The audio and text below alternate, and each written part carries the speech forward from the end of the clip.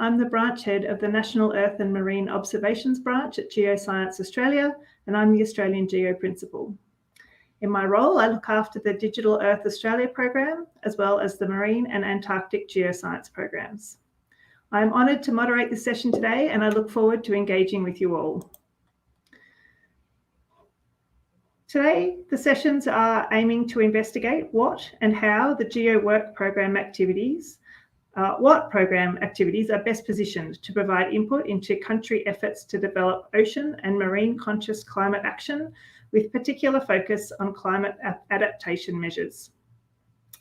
The outcomes and recommendations for the session are important, and we call to the GEO principals to engage governments and to examine the feasibility of the GEO work program activities to develop practical guidance for national adaptation plans on the ocean and marine element. As we all know, COP26 has further highlighted the ocean and climate nexus that strengthens the role of mitigation and adaptation action in this context. The GEO community is ready to contribute to this important action item with practical knowledge products. Today, we'll have 4 presentations by our panel members, followed by a Q&A session. If you have questions during the presentations, please pop them in the chat panel in AirMeet, and we will address as many as we can after completion of all presentations at the Q&A session. I also encourage you to put forward any other questions for the panel members at any time. Our first speaker today is Ambassador Peter Thompson. Ambassador Thompson is the UN Secretary General's Special Envoy for the Ocean, in which role he drives global support for UN Sustainable Development Goal 14 to conserve and sustainably use the ocean's resources. He served as President of the UN General Assembly from 2016 to 2017. Unfortunately, Ambassador Thompson has not been able to join us yet, but we do have a video that he has pre-recorded. So over to Ambassador Thompson.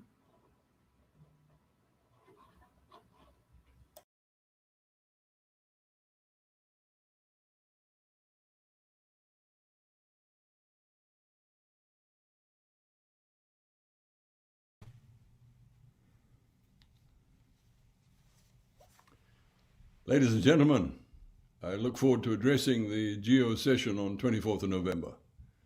For many years now, I have noted with appreciation how GEO has focused on the use of Earth observations for environmental and societal impact. This is, of course, particularly pertinent in 2021, the year of the UNFCCC's COP26 in Glasgow. When we meet in GEO Week on the 24th of November, we will have a clear view of the outcomes of the Glasgow conference and what these mean for humanity's future. I put it in those terms as you will no doubt have heard that the UN Secretary General Antonio Guterres has described the recent findings of the IPCC as a red alert for humanity. Response to this red alert will continue into the first half of next year with the Convention on Biological Diversity, COP15, being held in Kunming, China in April, and the UN Ocean Conference, being held at the end of June in Lisbon, Portugal. Contributing positively to these great gatherings brings a new set of challenges and opportunities to the international Earth observation community. As we approach them, I ask you to consider why ocean science claims a place at the heart of global considerations.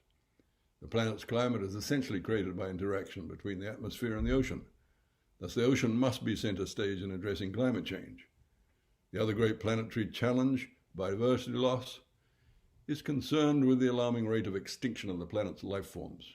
Since the great majority of these life forms are hosted in the ocean, once again, reliable ocean science is critical to correct conclusions. I look forward to hearing the results of your findings on these existential matters during the GEO Week 2021. Thank you for your attention.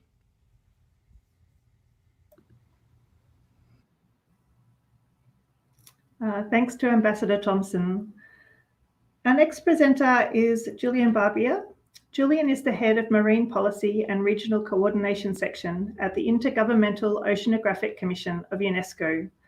Since 2017, he's been spearheading the development and coordination of the UN Decade of Ocean Science for Sustainable Development. Over to you, Julian.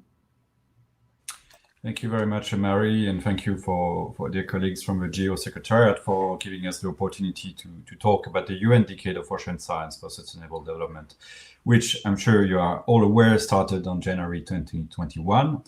And the decade is really about, building a step change in the way we are generating knowledge and the way we are using knowledge for ocean sustainability. It's about creating partnership. It's about bridging knowledge systems, whether social, physical, indigenous knowledge, and it's really about building the science policy interface so that we can really help the countries of the world to achieve the Sustainable Development Goals, in particular SDG 14 that Ambassador Thompson refers to, but also the overall 2030 agenda. So you should really consider the decade, and maybe we can actually go to the next slide. You should really consider the decade as an action framework. And in this action framework, we have identified the 10 most pressing challenges that we need to address, and that really require transformative and solution-based ocean science to achieve the ocean we want. And the ocean we want is summarized in those 7 societal outcomes. And this is a clean ocean, and healthy and resilient ocean, and so on. The decade, in a sense, will provide a common framework to achieve these outcomes through decade actions, which are either programs, projects, contributions, and activities that are put forward by a community of stakeholders to address these global challenges. And of course, climate change is a central element to all of these challenges. The challenges and the outcomes most relevant to the Ocean Climate Nexus are highlighted in red on this slide. But we know that climate change touches on many aspects of life on Earth, which requires, of course, transformative and transdisciplinary solutions. We have a specific challenge number 5, which addresses the need to unlock ocean-based solutions to climate change. So this is a kind of a focus of our work. The Ocean Decade is positioned to play a unique role within the science policy interface to address climate change by providing the sound science to inform decision-making at both local, national, and global scales through the development of co-design and co-delivered science with all stakeholders. We also work across UN entities. This is a UN-wide initiative. We work with member states, with scientists, with communities, with the private sector and industry, with policymakers, but also, as I mentioned earlier, local and indigenous knowledge holders to deliver this science, which we hope we can get by the end of this decade, and before that, hopefully as well. Let's move to the next slide. So when we talk about Ocean and Climate Nexus in the context of a decade, of course, Joanna Post will give us some fresh news on what happened in COP26. But I think there were a number of important wins to acknowledge, particularly for the ocean. I think, first of all, there's a bold recognition that, of the urgency of sound science for climate action and decision making. This was very much prominent in many events at COP, in the Blue Agenda, in the Ocean Action Day. I think the agreement to update NDCs in 2022 provides also an opportunity for stakeholders from around the world to basically advocate for ocean-based solutions in their respective NDCs and climate action plans processes. The special call for annual reporting on the ocean and annual ocean climate dialogue will also be an important opportunity for the Ocean Decade and for keeping track on the knowledge and the science we need to deliver on those important agendas. So the Ocean Decade action framework has also been structured to address a number of important knowledge gaps that we have in the Ocean Climate Nexus. And in my next slide, I just want maybe to touch upon some of those. And maybe the first one to start with is really the need for enhanced ocean observations. We know that observations are fundamental to adequately incorporating the ocean as a regulator of climate for the inclusion of these essential ocean variables in climate models. And these variables include observations that are critical for monitoring ocean acidification, for example, deoxygenation and ocean warming, amongst a few. So we need to establish best practices also to ensure that we have those observations and they are coordinated globally, so we can get the big picture, but we can also have a more in-depth and higher resolution at more local and regional scales. And of course, all of this requires streamlined data management platforms and improved technology transfer. So that's number one. That's number two, I think, is, of course, we need to understand the physics and the physical drivers of climate and the geochemical responses. We are also severely lacking in our understanding to understand the cumulative impacts of these climate-induced stresses and how they are having an impact on the biology of the ecosystem. And so we need also to build our knowledge on multiple stresses of ecosystems, because we know that those are impacting the capacity of those ecosystems to deliver a very important society services to society. The third, I think, priority area is certainly the deep ocean. We know that an overwhelming portion of the deep sea has not yet been explored. We need to better understand the climate services that the deep ocean provides through large-scale processes, which are impacting ocean circulation, but also the biology of the deep sea and mesopelagic areas that are also providing a much greater service than is currently understood. Then the next, I think, priority area is really the ocean climate nexus. And we know that this is very much a transdisciplinary topic, and we need to work with social scientists and communities directly to develop equitable adaptation strategies to those communities most vulnerable to climate change, and specifically the ones who are living in the low-lying coastal areas. So there are many facets that we need to better understand to ensure that this is done in the right way. And finally, I would say that we know that there is a vast potential in ocean and coastal blue carbon assets that will be far more efficient at carbon sequestration than some of the other efforts that are being considered. So we need greater focus on how to tap into these resources, and particularly how to implement the restoration and conservation of these assets so that they are most beneficial to the blue economy and climate mitigation. So let's move to the next slide. And here the message is really that the decade is already working and it's on its way. We have launched a first call for decade actions at the end of last year, and as a result, we have been able to endorse 31 international programs, 84 projects, and 10 UN decade actions that are basically supporting the transformative ocean science solution for climate change. The programs that you can see here on the screens have been designed by a number of stakeholders, and they are very much about exchanging ideas, identifying knowledge. They're about building and filling the resource gaps and fostering transdisciplinary research, as well as facilitating the formation of networks on some of those topics.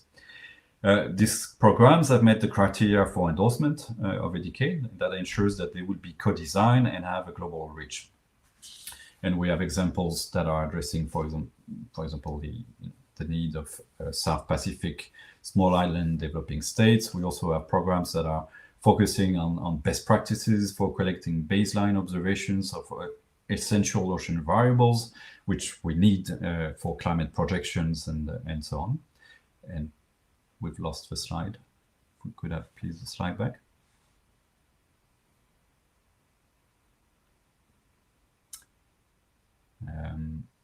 Don't know. Yeah, okay, it's going back. Very good, thank you very much. And we also have programs that are seeking to mobilize resources for innovative ocean solutions to climate change, for example, through competitive grant programs. So let's then move to the next slide and maybe focus on what are the next priority areas for engagement. So whilst I've, of course, highlighted a number of programs that are working towards generating ocean science for climate actions, we also recognize that there are still many gaps that needs to be addressed, in particular with regards to this decade challenge. So our second call for decade actions, which is currently open now and which will end at the end of January, is actually also seeking submissions that will specifically focus on this ocean and climate nexus challenge, as well as on the challenge related to marine pollution and ecosystem resilience. The key message is also that the decade is really designed to leave no one behind, and we are striving to include small island developing states and these developing countries which are specifically encouraged to take part and submit decade actions in this call. And we will also be providing some technical support at the level of regions and in particular those beneficiaries to ensure that they can also come up with their solutions, with their ideas, and in a self-driven way.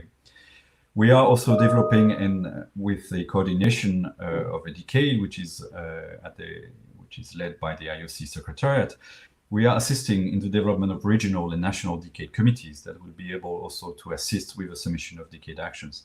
And these mechanisms are potentially very important to discussing knowledge needs and the integration of ocean issues into NDCs. We also have launched a global stakeholder, which provides a working environment for all the decade stakeholders working on the thematic areas, but also really about creating collaborations and cooperations between different themes and different type of stakeholders, whether they are science, whether they are decision makers, or the private sector, for example. The issue of finance and partnership is also very important. Clearly, the decade wants and is about creating an enabling environment for the development of those solutions and the new knowledge, and that requires investments. So in this context, we're very pleased that in the second call for decade actions, we've been able to also pin down some of the funding from the private sector and from governmental organizations, and we have in this example, the AXA research, AXA being a global insurance company, and Mirvissen, an initiative led by the German Ministry of Cooperation, which are actually putting some resources to the table and basically soliciting proposals on coastal resilience and nature-based solutions in the context of this decade action call. The role of philanthropy is also very important, and it will be also critical to supplement the traditional funding cycles and requirements for research throughout the decade.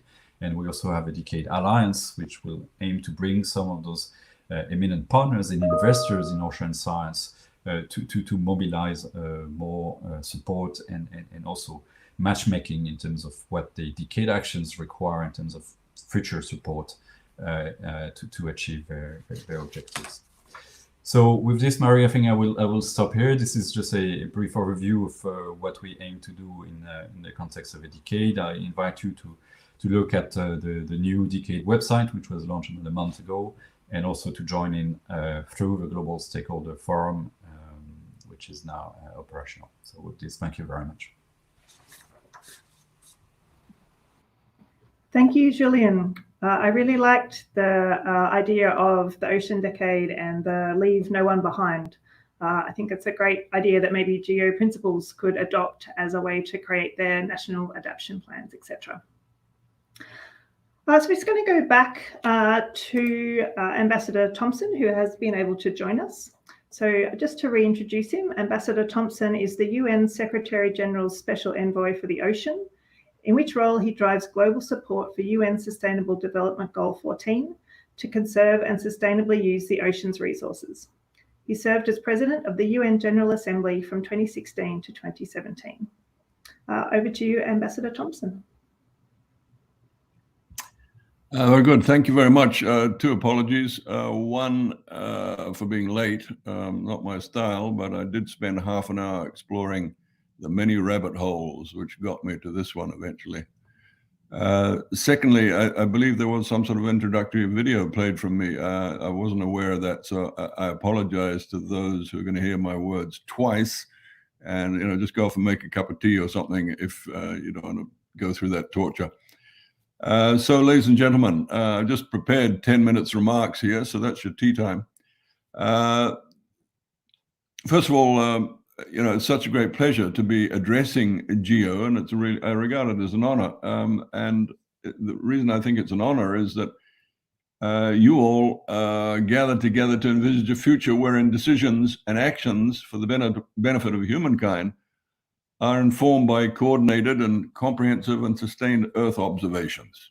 Because I have no doubt that through accurate accumulations of observations, we'll be able to fulfill the noble aspirations of the UN Decade of Ocean Science, which Julien Barbier has just so clearly presented to you. So, ladies and gentlemen, as you all know, we recently completed UNFCCC COP26, and I was present in Glasgow for the full 2 weeks of the COP, and I came away from it with mixed feelings.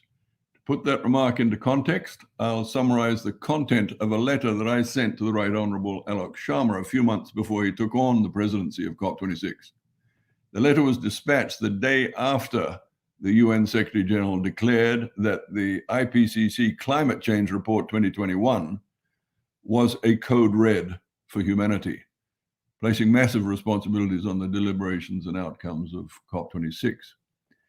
In the letter, I affirmed that there can be no healthy planet without a healthy ocean, and that the global ocean community had long considered COP26 to be a critical opportunity to stop the accelerating decline of the ocean's health. To the letter, I attached summaries of the scientific advice I had received, illustrating the perils of ocean acidification, advice received as a result of a broad outreach to relevant global authorities. I reported to Minister Sharma that it had been abundantly clear for some time now that the UNFCCC process needed a decision text that firmly recognized the intrinsic linking of the ocean and climate change, with a call for stronger action by parties. On behalf of the ocean community, I urged him, as COP26 President-designate, to exercise strong leadership on such text and provided him a summary of core issues. I'm happy to say that on this score, I was very satisfied with the outcomes of COP26 and believe that on the ocean climate nexus front, Minister Sharma and the government of the United Kingdom can claim a lasting legacy from COP26. Quote, "The integrity of all ecosystems, including the ocean," unquote, found its way into the decision text of the COP. And then in the body of the document, we find a welcome for the COP25 mandated ocean and climate dialogue to consider how to strengthen adaptation and mitigation action, and an invitation to the SBSTA chair to hold an annual dialogue to strengthen ocean-based action and to prepare an informal summary report thereon, making it available thereafter to COP. We also find an invitation to relevant UNFCCC work programs and constituted bodies to consider how to integrate and strengthen ocean-based action in their existing mandates and work plans, and to report on these activities within the existing reporting processes. What all this means is that the climate-ocean nexus is finally inside the tent, whereas we have long been peering through the flaps at UNFCCC COPs, we are now an integral part of the UNFCCC processes. This is plainly as it should be in a world in which climate is the result of the interaction between the atmosphere and the ocean. But COP26 did not take us out of the code red for humanity territory. The last-minute watering down of language on the phase-out of coal was very disappointing for most of us, but especially for small island developing states like my own, that as a result must now continue to suffer the consequences of rising sea levels, escalating tropical storms, and the death of their coral reefs. In this regard, the UN Secretary General Antonio Guterres said the Glasgow Climate Pact was an important step, but plainly not enough. To keep alive the goal of limiting global temperature rise to 1.5 degrees, the Secretary General said it is time to go into emergency mode, to quote him, emergency mode, ending fossil fuel subsidies, phasing out coal, putting a price on carbon, protecting vulnerable communities, and delivering the $100 billion climate finance commitment. To quote him, he said, "We did not achieve these goals at this conference, but we have some building blocks for progress." So that progress now takes us in the direction of COP27 in Egypt, where countries are expected next year to report progress towards much greater climate ambition. In the meantime, the atmosphere and the ocean get hotter and hotter. Ladies and gentlemen, as we emerge from the COVID-19 pandemic, it is crucial that we dedicate efforts on a global scale in defense of a healthy ocean. The ocean's health has been measurably in decline for some time now, and we, and I mean all of us, have been party to driving that decline. I ask you to pause in your deliberations today and thinking in terms of intergenerational justice and love for our children and grandchildren, consider how we're going to stop the decline. I believe the basic answer to that question is that we will henceforth have to govern our activities with a logical and ethical dedication to sustainability, along with the restoration of respect for and balance within the embrace of Mother Nature. To achieve that, we need to accept that linear exploitation of finite planetary resources is a dead-end street, and that we have reached a point on humanity's path whereupon global transformation to circular recycling systems of production and consumption has become a straightforward matter of survival or not. What more must we do? We will have to muster the necessary courage and grasp the nettle of international consensus that is so sorely required at international gatherings these days. Lest there remains doubt in anyone's mind, I repeat the fact that SDG 14's nemesis is humankind's continuing burning of fossil fuels. The massive scale at which we burn fossil fuels, creating the greenhouse gases, blanketing our atmosphere, are commensurately changing the composition of the ocean. The ocean has absorbed 90% of the heat from global temperature rises, so it should not be a surprise that immense changes are underway and that we now witness such phenomena as escalating marine heat waves and rising sea levels and the death of those coral reefs. So, ladies and gentlemen, there are, of course, many other reasons for the decline of the ocean's well-being, particularly harmful fishing practices and habitat destruction and rampant pollution. And these three travesties are being proactively addressed by widespread global community action from governments, science, academia, NGOs, philanthropies, and the agencies of the UN system. Insofar as they are included in their competencies, these three areas of detrimental human practice are a large part of preparations for the CBD COP in Kunming, the UN Food System Summit in New York, the outcomes thereof, the United Nations Environment Assembly, UNEA 5 in Nairobi in February, and of course the UN Ocean Conference in Lisbon next year. It goes without saying that we should also be dedicated to the successful implementation of the UN Decade of Ocean Science for Sustainable Development and the UN Decade of Ecosystem Restoration. And so, having established this interconnected web of international endeavor to do the right thing by people and planet, we must get to it, for we've got much work to accomplish. In that regard, under universal mandate from 193 member states of the United Nations, the second UN Ocean Conference will be co-hosted by the governments of Portugal and Kenya in Lisbon, 27 June to 1st July next year. When we arrive in Lisbon next year, we must be ready to put in place the science-based solutions necessary to stop the decline in the ocean's health.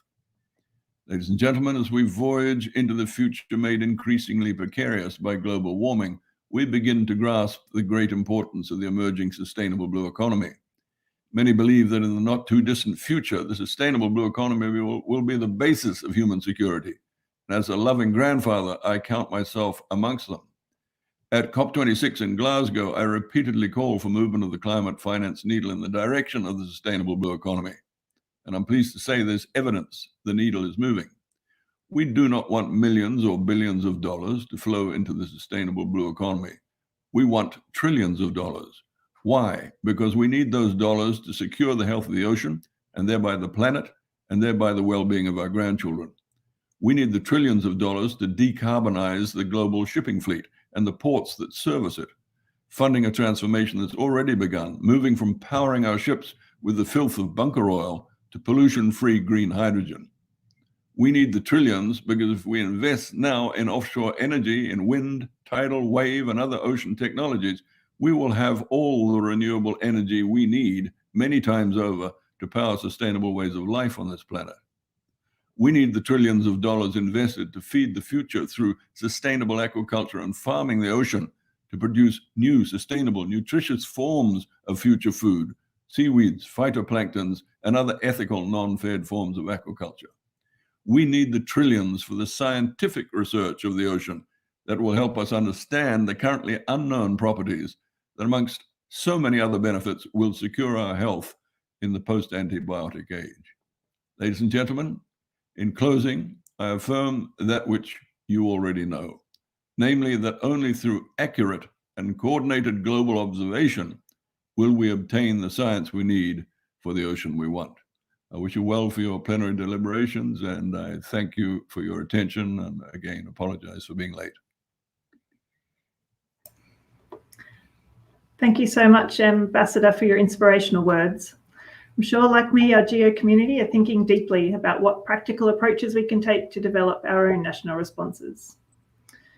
The Canberra GEO Ministerial Declaration acknowledged the need for GEO community to support SIDS with their Earth observation needs in recognition of their heightened vulnerability to climate and disaster risks. We're very pleased the Pacific is actively engaged in the GEO community through initiatives such as Digital Earth Pacific. Just before we move to our next speaker, I'd just like to remind the audience that you can pop questions in the chat at any time for our speakers and in the Q&A portal for the session following the presentations. Our next speaker is Dr. Joanna Post. Joanna is a Program Management Officer for Research and Systematic Observation and leads the negotiations on this SBSTA agenda item and liaison with the science community. She also leads Secretariat support for strengthening ocean-related action and engagement. Over to you, Joanna.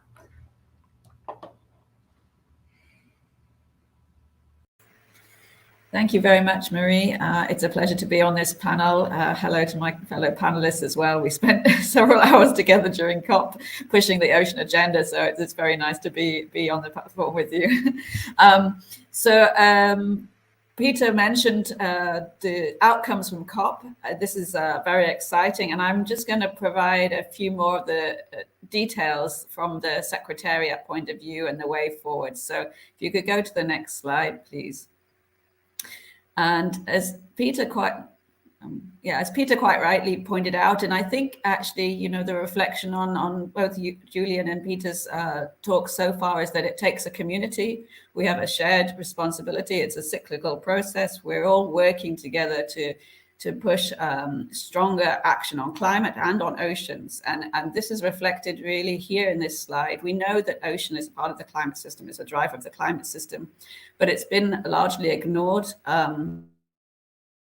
under the policy process of the UNFCCC until very recently, and several colleagues have been working very strongly together since really Paris to push this agenda. From the science point of view, which is one of my other hats, there is a value chain approach to how science comes into the UNFCCC process through, of course, the very important work of the observation community, GEO being a part of that, the work of research, and then the IPCC plays a role in assessing peer-reviewed science and has a key role in providing that information at the minute through its AR6 report. And all of this information comes into this sort of black box, if you like, of the policy. And it works in two levels under the UNFCCC. There's the process part. That's how it all works, constituted bodies, negotiations, pushing the agenda. We are sort of a secretariat to catalyze information. And then, of course, the work of parties themselves, of governments within that context, and the work that they are doing on adaptation, on mitigation, on providing support for all of that. And as Peter quite rightly said, there's an urgent need for greater support for action by parties. And that are relevant for oceans and relevant for science. The ocean comes in the broad definition of the climate system, which is in the original Article 1.3. There are commitments under Article 4, and there is an Article 5, which is specifically on research and observation and supporting countries, and particularly developing country parties, strengthen their research and observation. The Paris Agreement, as many of you I'm sure know, has its overriding temperature goal, but there is also goals for mitigation, adaptation, loss and damage, and importantly, the Global Stocktake, and I'll speak to more of those in a moment. But it is a cyclical process, as I said, because this information comes to parties, but then parties, through their decisions taken most recently, of course, at COP, provide the next steps and the ways forward for the community to act, both in the scientific context as well as the broader policy context. Next slide, please. So the Paris Agreement is the next slide. I won't go into too much detail, but again, talking of cyclical processes, it has started in 2020 officially. Its overriding goal is obviously to limit global temperatures to 1.5, to keep 1.5 alive, as came out of COP26, to foster resilience and low greenhouse gas development through adaptation, and to promote finance flows consistent with these low GHG emission development paths. Now, countries identify what they intend to do. They communicate what they intend to do through their nationally determined contributions. That work is then carried out through action. Parties report what they're doing through back to the Secretariat, and that information actually is changing now. It's I won't go into the details, but under the Paris Agreement, it'll be through an enhanced transparency framework and reports under that. The Global Stocktake, which just also started at COP26, is an important role here, a ratchet mechanism of the Paris Agreement, which will ultimately lead to higher ambition in NDCs when they're revised in 2025. Next slide, please.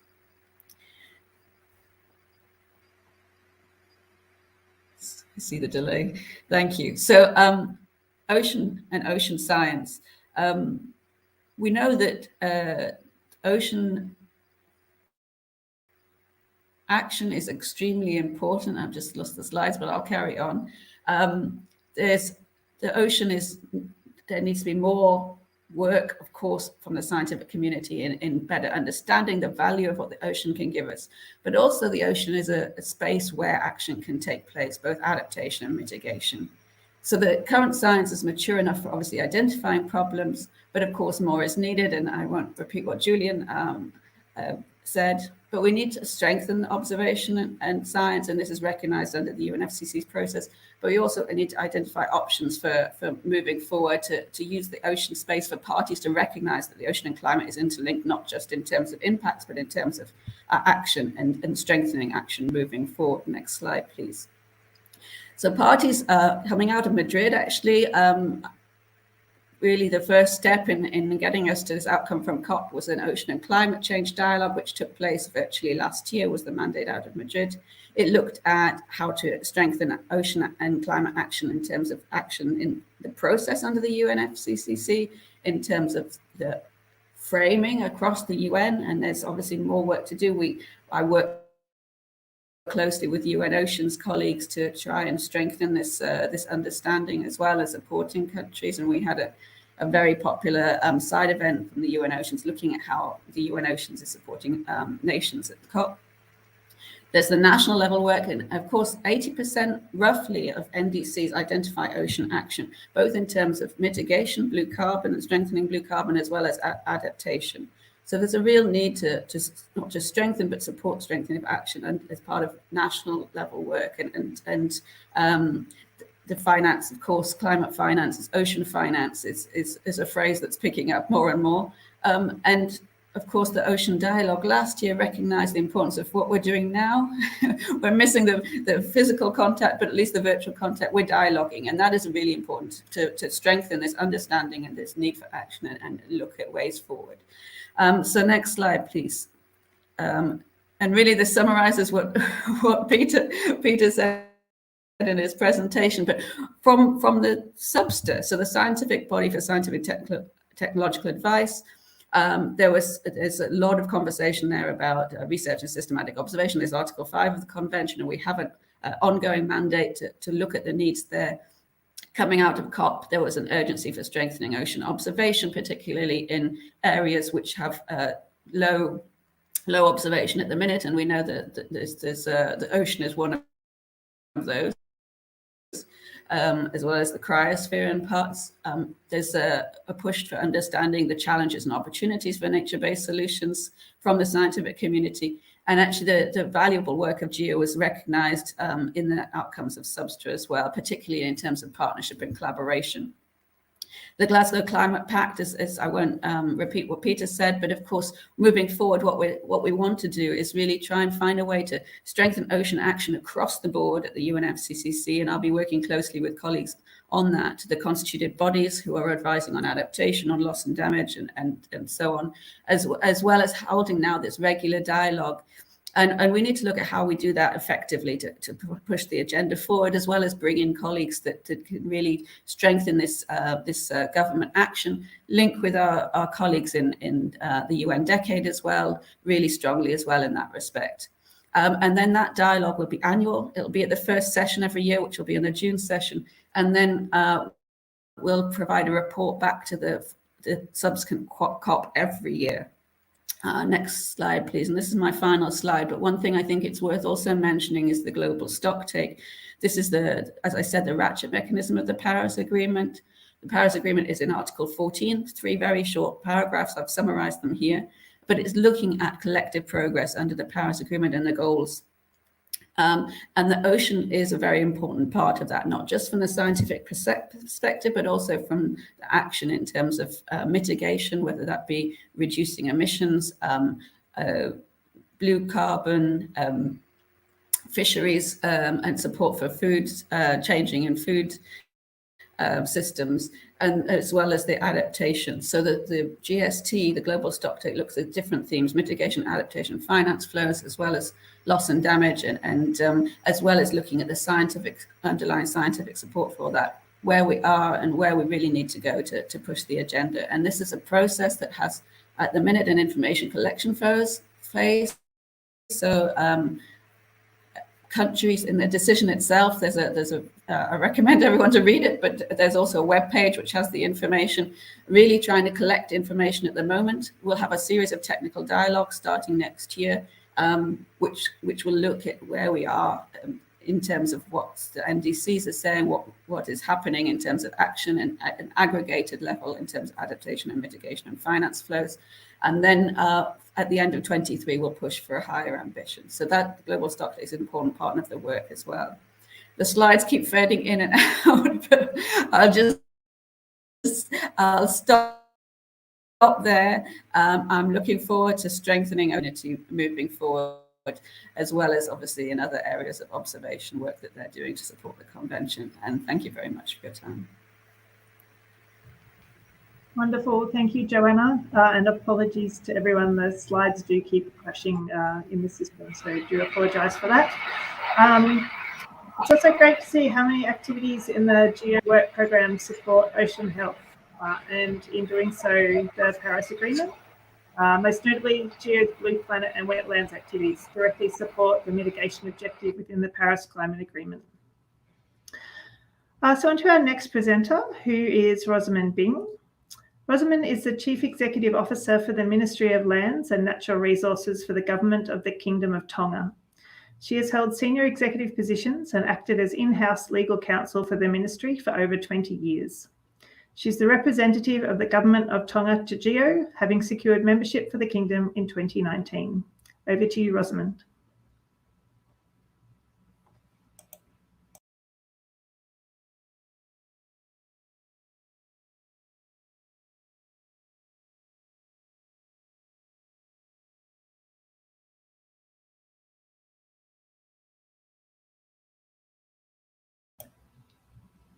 No, Rosamond, we can't hear you.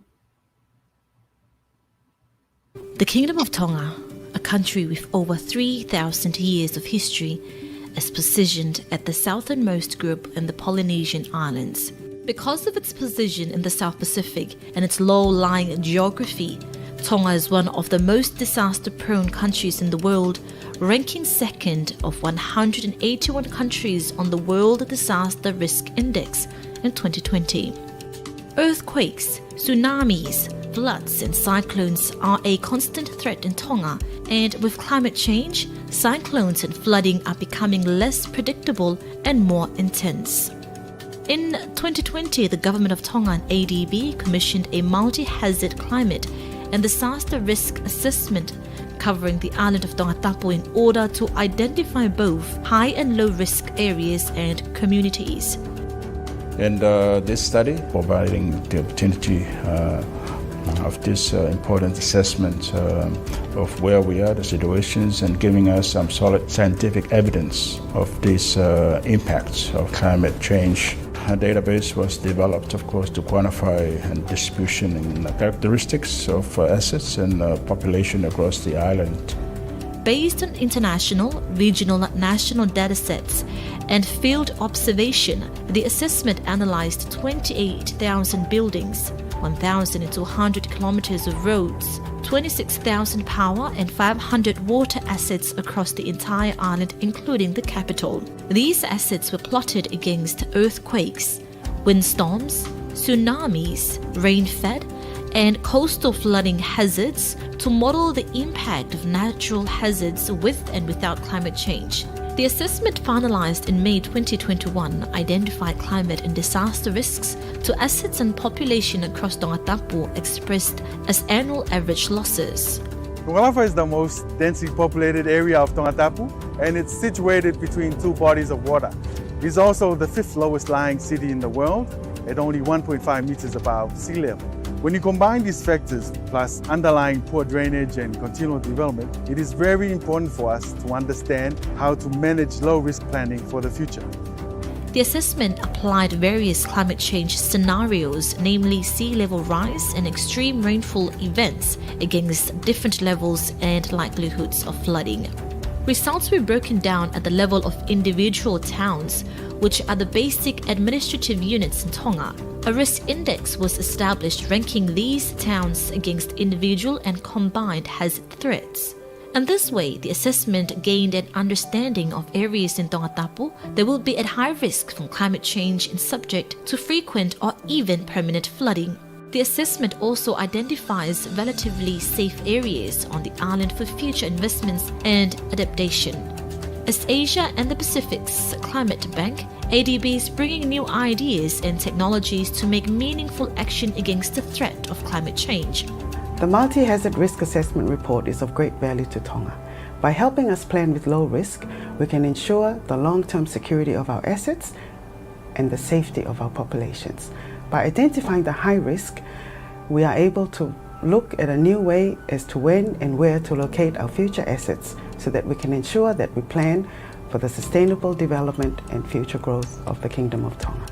The information allows to design the gradual development of safer areas and steering investments away from the highest risk areas while ensuring that all investments are designed and operated to withstand multiple hazards. And this includes using post-disaster situations and recovery to not only build back better in a manner resilient to natural hazards, but to promote rebuilding away from high-risk locations for a safer and resilient Tonga in the 21st century.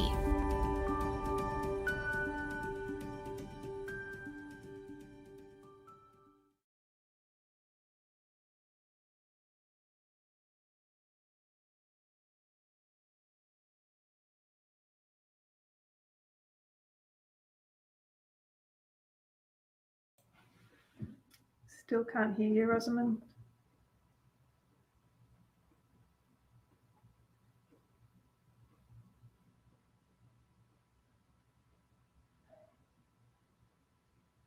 No, still nothing. Is she? Yeah, okay.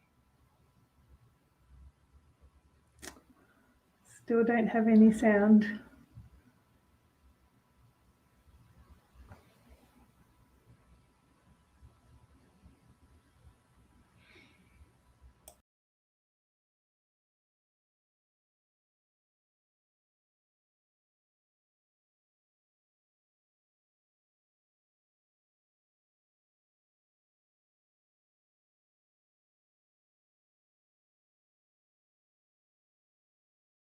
Come back.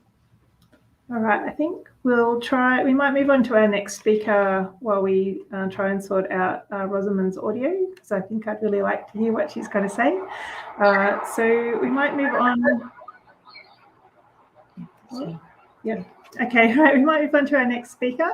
So our next speaker is Laura David. So Dr. David is a professor of oceanography.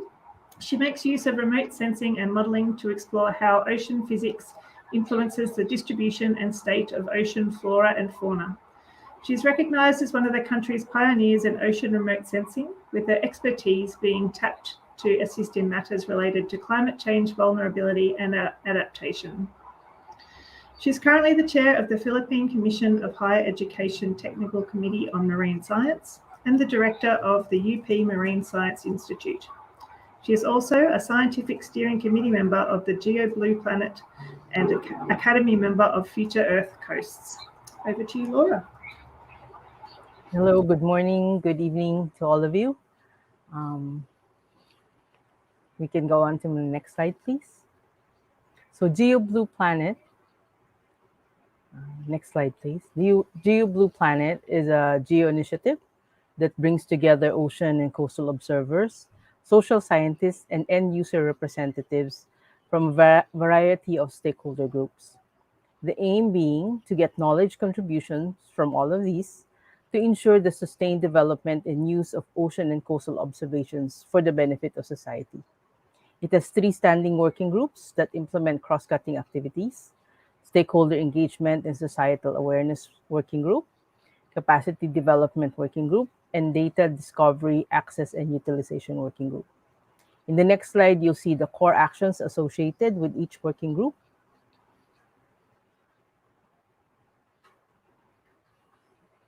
GEO Blue Planet's mission is to advance and exploit synergies among the many observational programs devoted to ocean and coastal waters.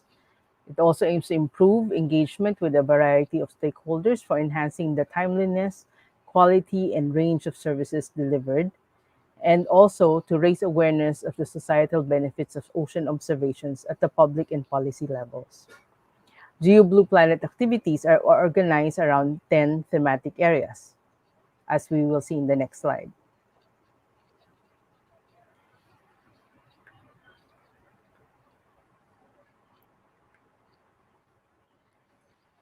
These themes could potentially support national plans related to climate adaptation. So the 10 themes are climate, disaster warning and mitigation, sustainable coast, sustainable fisheries and aquaculture, marine biodiversity and ecosystems, ocean and human health, maritime safety, water quality, transportation, and ocean resources. The UNFCCC Synthesis Report on Intended Nationally Determined Contributions identified 13 key climate hazards that should be addressed for adaptation. Several of these hazards require ocean and coastal observations for adaptation planning, including sea level rise, ocean acidification, coastal erosion, and saltwater intrusion. Given that the National Adaptation Plan should be regularly updated, there is room to engage at national level to explore, propose, co-create a package of Earth observation data and information that will help these countries. Coastal inundation, for example, is an area where Earth observations is prime for this, as we will see in the next slide.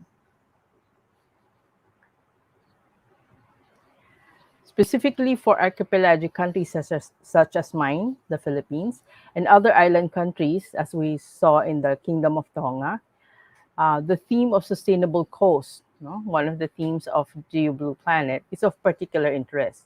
Data on rates of sea level rise, possible intensity of coastal storms, trajectory of tsunamis, and signs and rate of coastal erosion can help coastal communities make more informed decisions, and can also make urban development in coastal areas more sustainable. This is one of the national adaptation plans that can be addressed by GEO Blue Planet, but there are more, as seen in the next slide.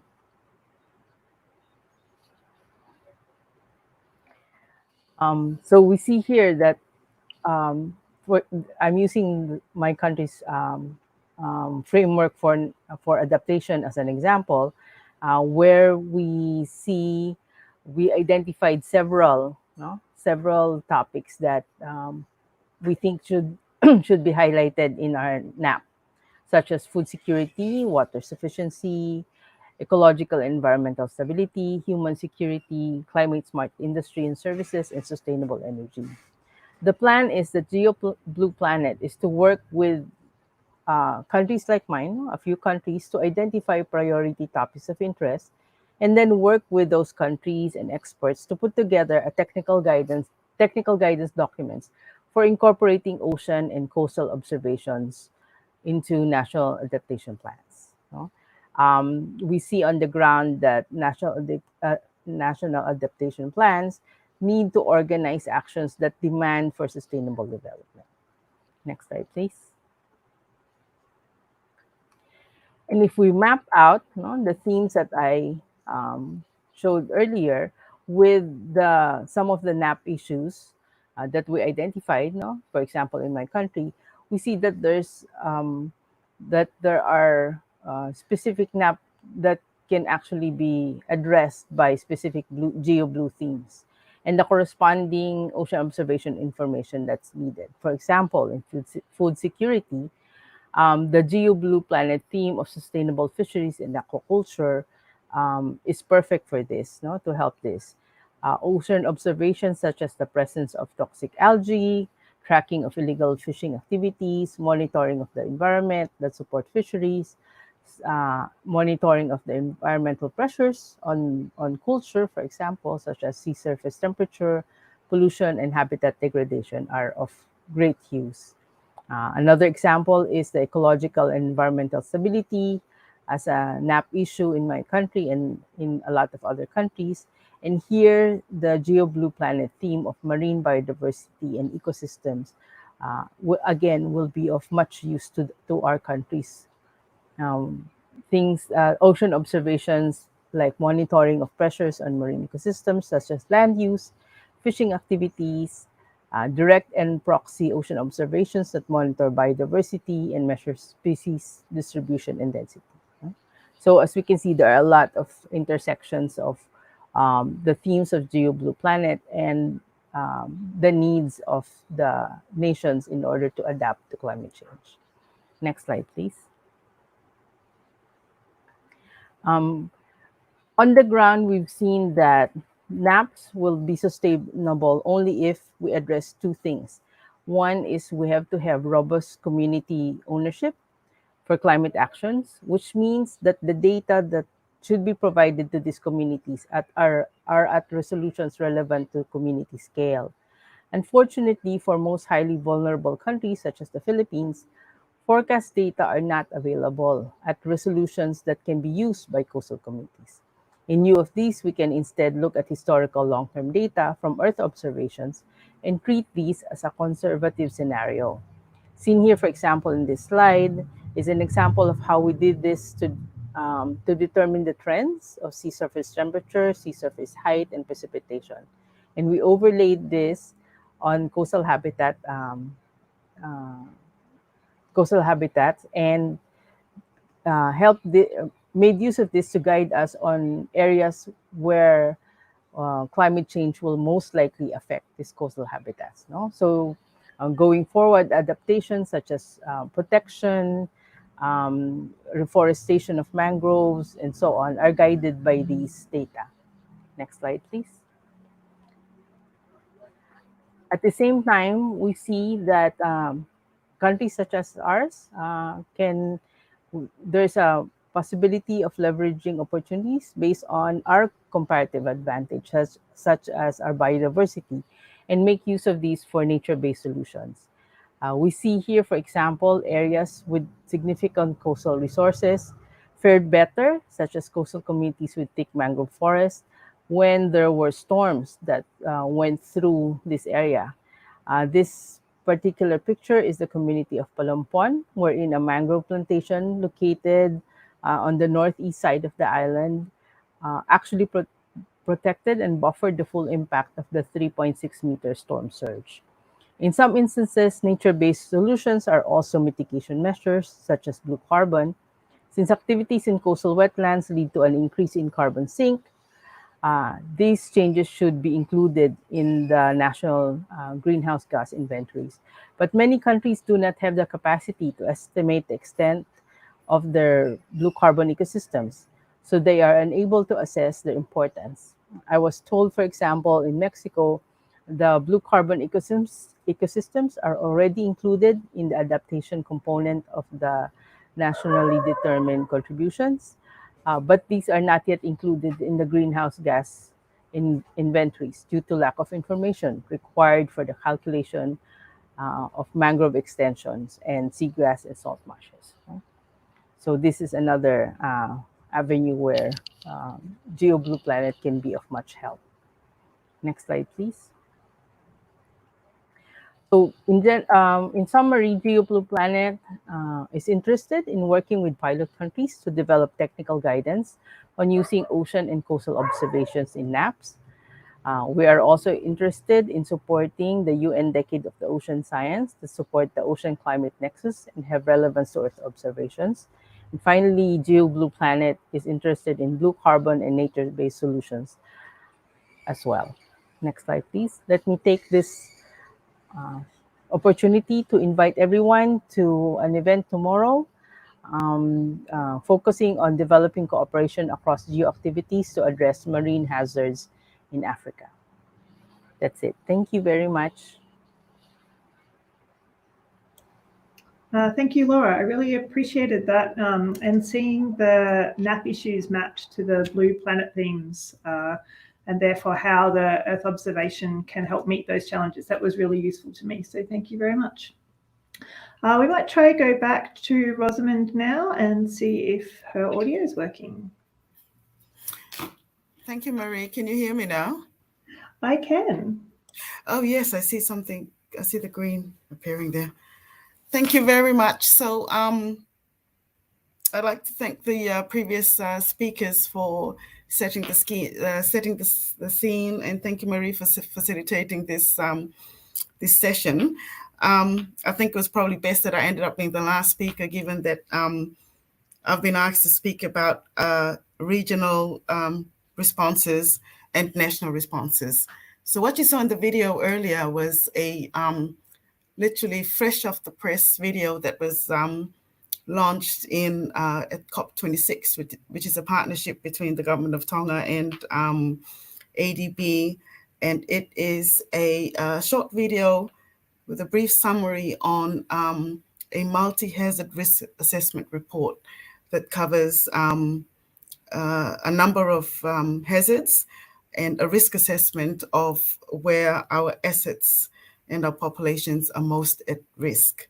And I think many of the speakers spoke earlier about where we, in the climate and ocean space, where I think some key issues are partnerships, capacity building, and very much science and evidence-based information and decision-making.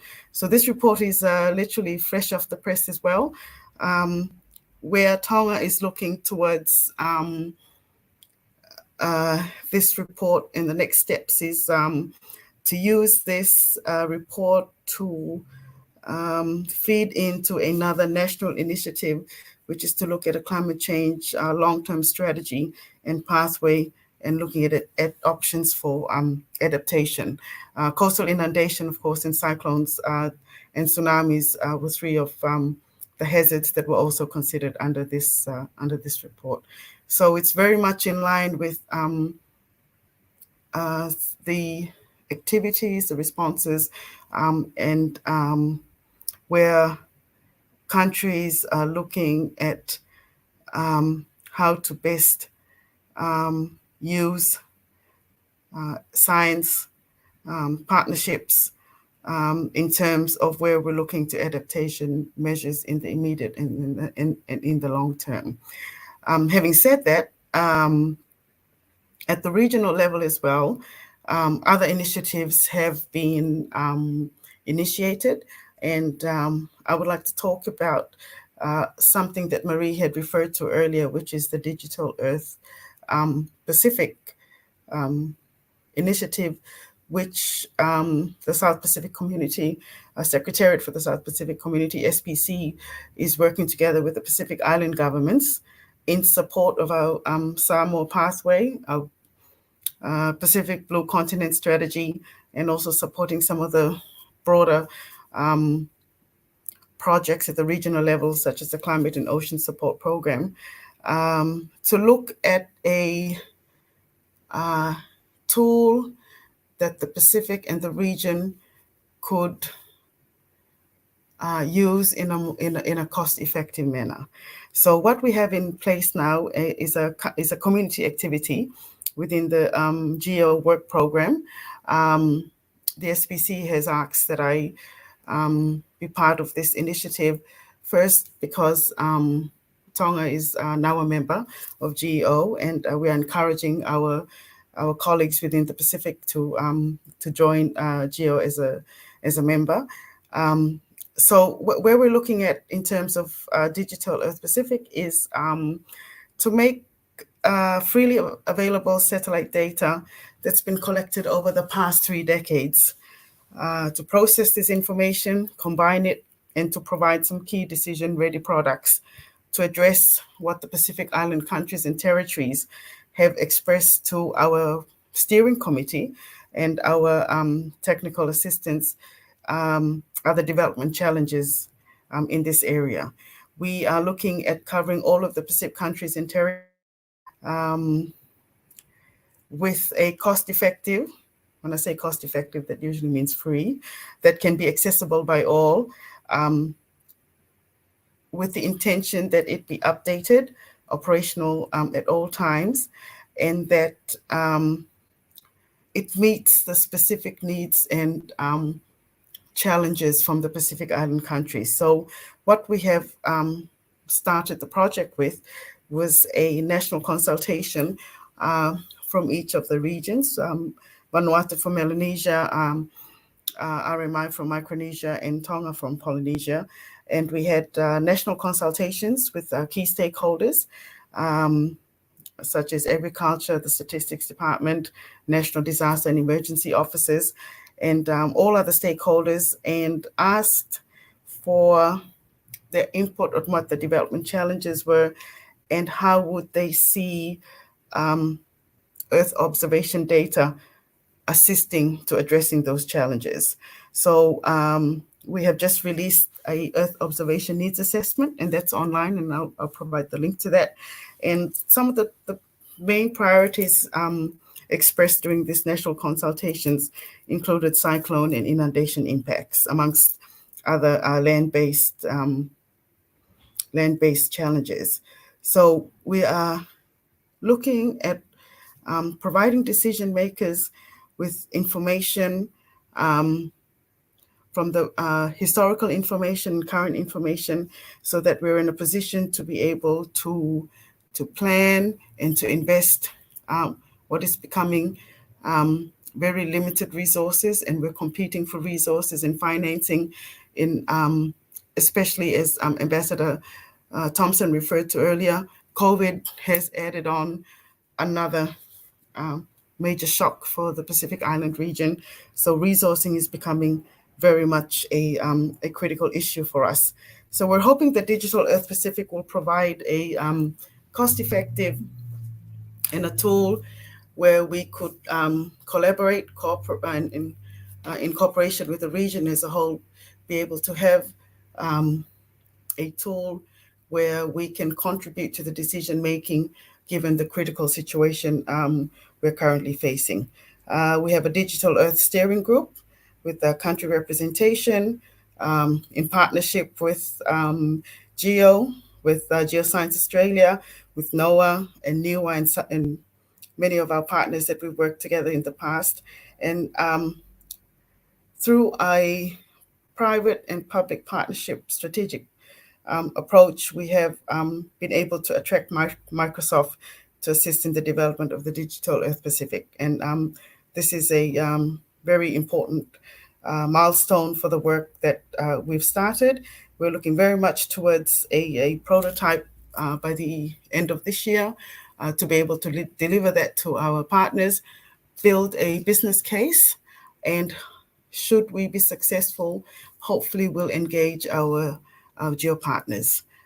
This is just an example from my side of what Tonga is doing at the national level, and an initiative at the regional level that we look very much forward to our GEO partners joining us in this collaborative effort. Thank you very much. Thank you, Rosamond. I really enjoyed your video, and the video and your remarks really highlight the urgent need of the Pacific and other SIDS for high quality Earth observation data that we can immediately use to mitigate and manage the threats associated with climate change. So thank you very much for your presentation. So we'll now move on to the question and answer session. We've had one question popped into the chat, so we'll start with that one. So Julian, over to you. The CEOS Space Agencies has initiated a coastal initiative contributing to Ocean Decade. Given that the space agencies have limited resources, which ocean climate thematic areas should CEOS focus on? GST, NAP, or even plastic?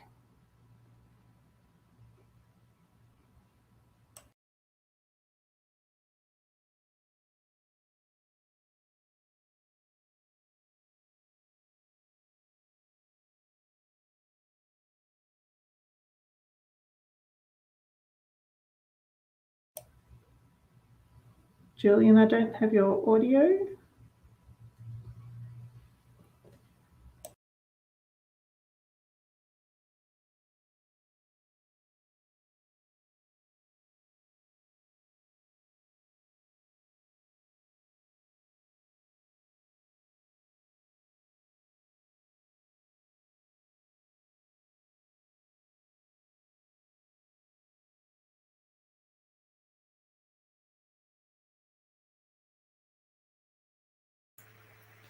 I can speak to some of that if Julian's not available.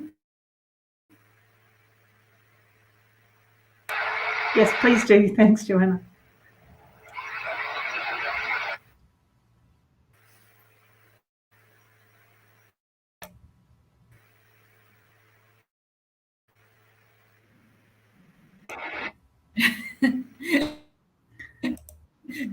In terms of in CEOS,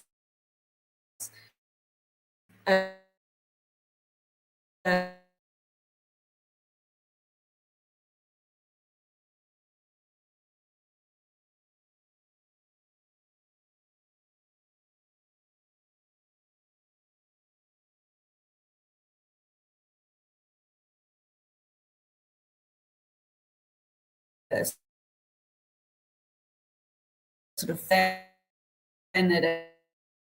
a more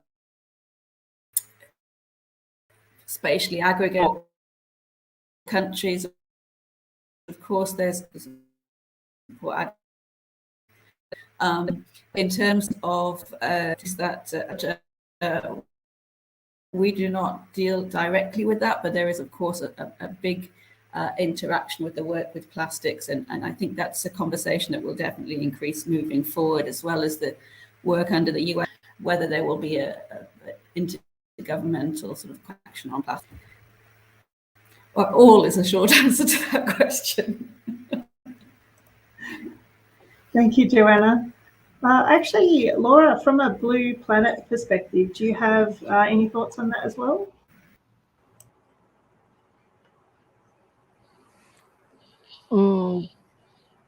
In terms of prioritization of which one? Yes. Is that the question? I would, I guess all of them are important, but from the GEO Blue Planet perspective, the ones that will most benefit, I guess, the highly vulnerable areas would be a priority. So that being said, well, I guess that basically that's the answer. Great, thank you, Laura. I have a question actually for Joanna. As Ambassador Thompson noted, the ocean climate issues are tightly linked. So going forward, what value do you see in the ocean and climate communities collaborating closely? And if you see value in that, how can we best achieve it? That is a very good question. There's lots of levels in which that question can be answered, to be honest with you. Of course, we work closely across the UN system at the UN Oceans level, but that in itself could be strengthened through a stronger framework of action around ocean and climate across the UN. But of course, we have a mandate within the UN Oceans to work closely together. And as I mentioned, dialogue is really important at that context. At a more national level, now that we have this recognition from the outcomes from COP26 of this of ocean and climate as a consideration that needs to be considered together, then of course countries, governments must pick up this idea that the different ministries need to speak to each other. Colleagues perhaps in SIDS are much more aware of these issues that are so tied together than in other countries. So there's an urgency there, and this is something that the UN Oceans have aired also during COP of the support at the national level, so that the work that's done, I mean, it's not considered as ocean and climate, but it's, that's not how governments approach their work. So, but at the same time, governments are looking at, what can be done to respond to the Paris Agreement, what can be done to respond to the biodiversity.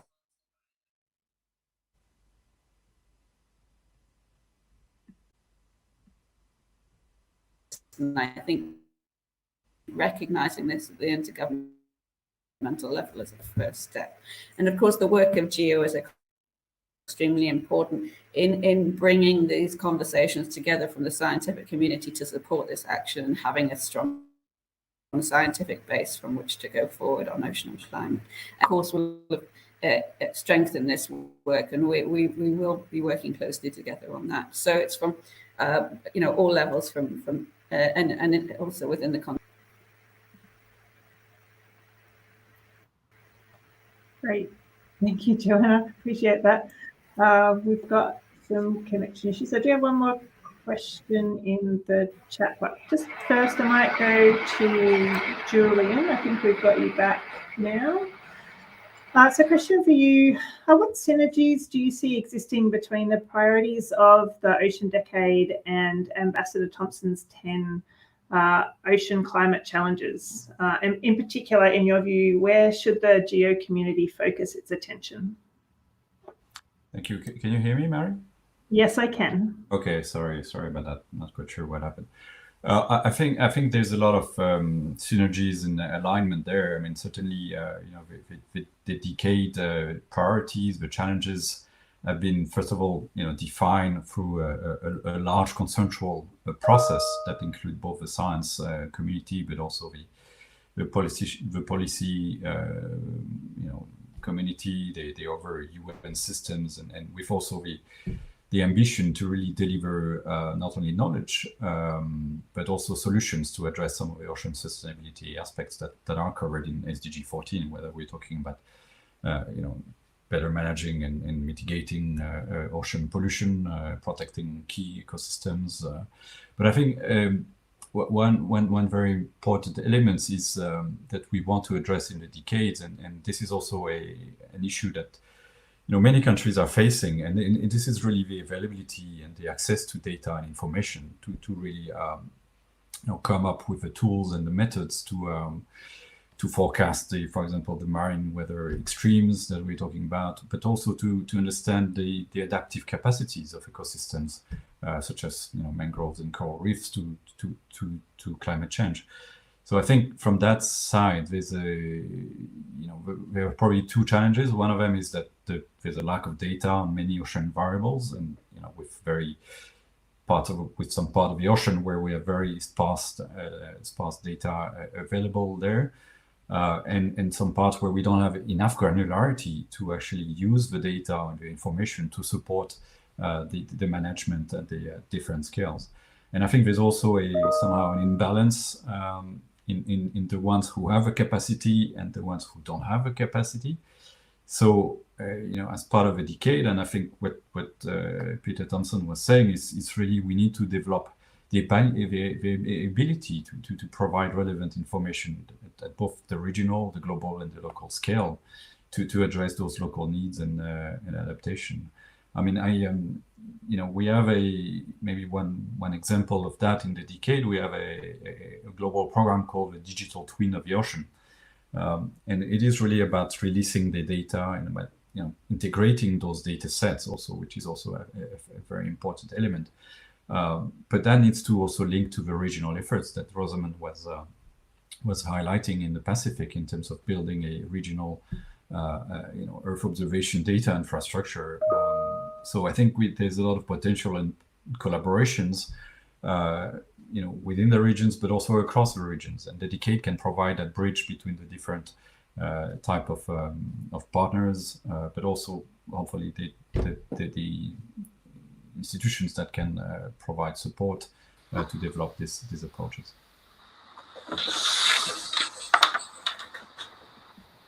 Great, thank you, Gillian. That's a really fantastic answer. Thank you very much. So we'll go to the question that's come through the chat.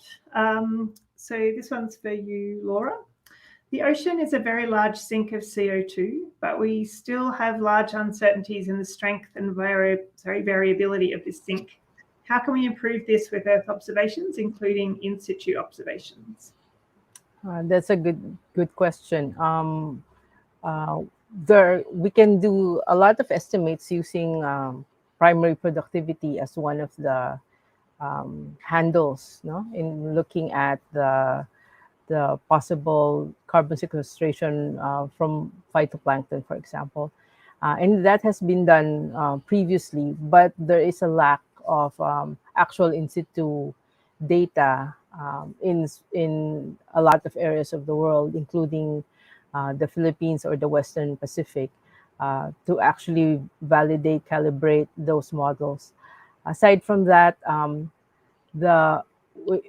if you go near the coastal habitats, right now, mangrove data, the expanse of mangrove, the location, and so on, those are available. But wetlands and in my case, seagrass meadows are also not as highly documented, both because of interest. As a society, usually we look for our food from the coral reefs and the mangrove area and not much on the seagrass, but also because of lack in terms of technology. It's very hard still to do remote observation of seagrass extent. Seaweed meadows as well.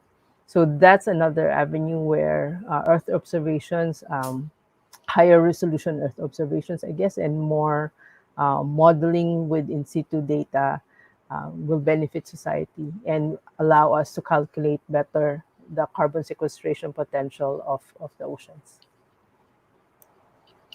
Great, thanks, Laura. Sounds like there's still a fair bit of work to be done, and I guess that means we can look at with the GEO work program as well. Tosta, are you happy that we've answered your question sufficiently? No, thank you very much for giving me the floor here. Yeah, so my name is Tosta Tanner. I'm the co-chair of the Global Ocean Observing System, and we're working together then with Laura and the GEO Planet on these issues.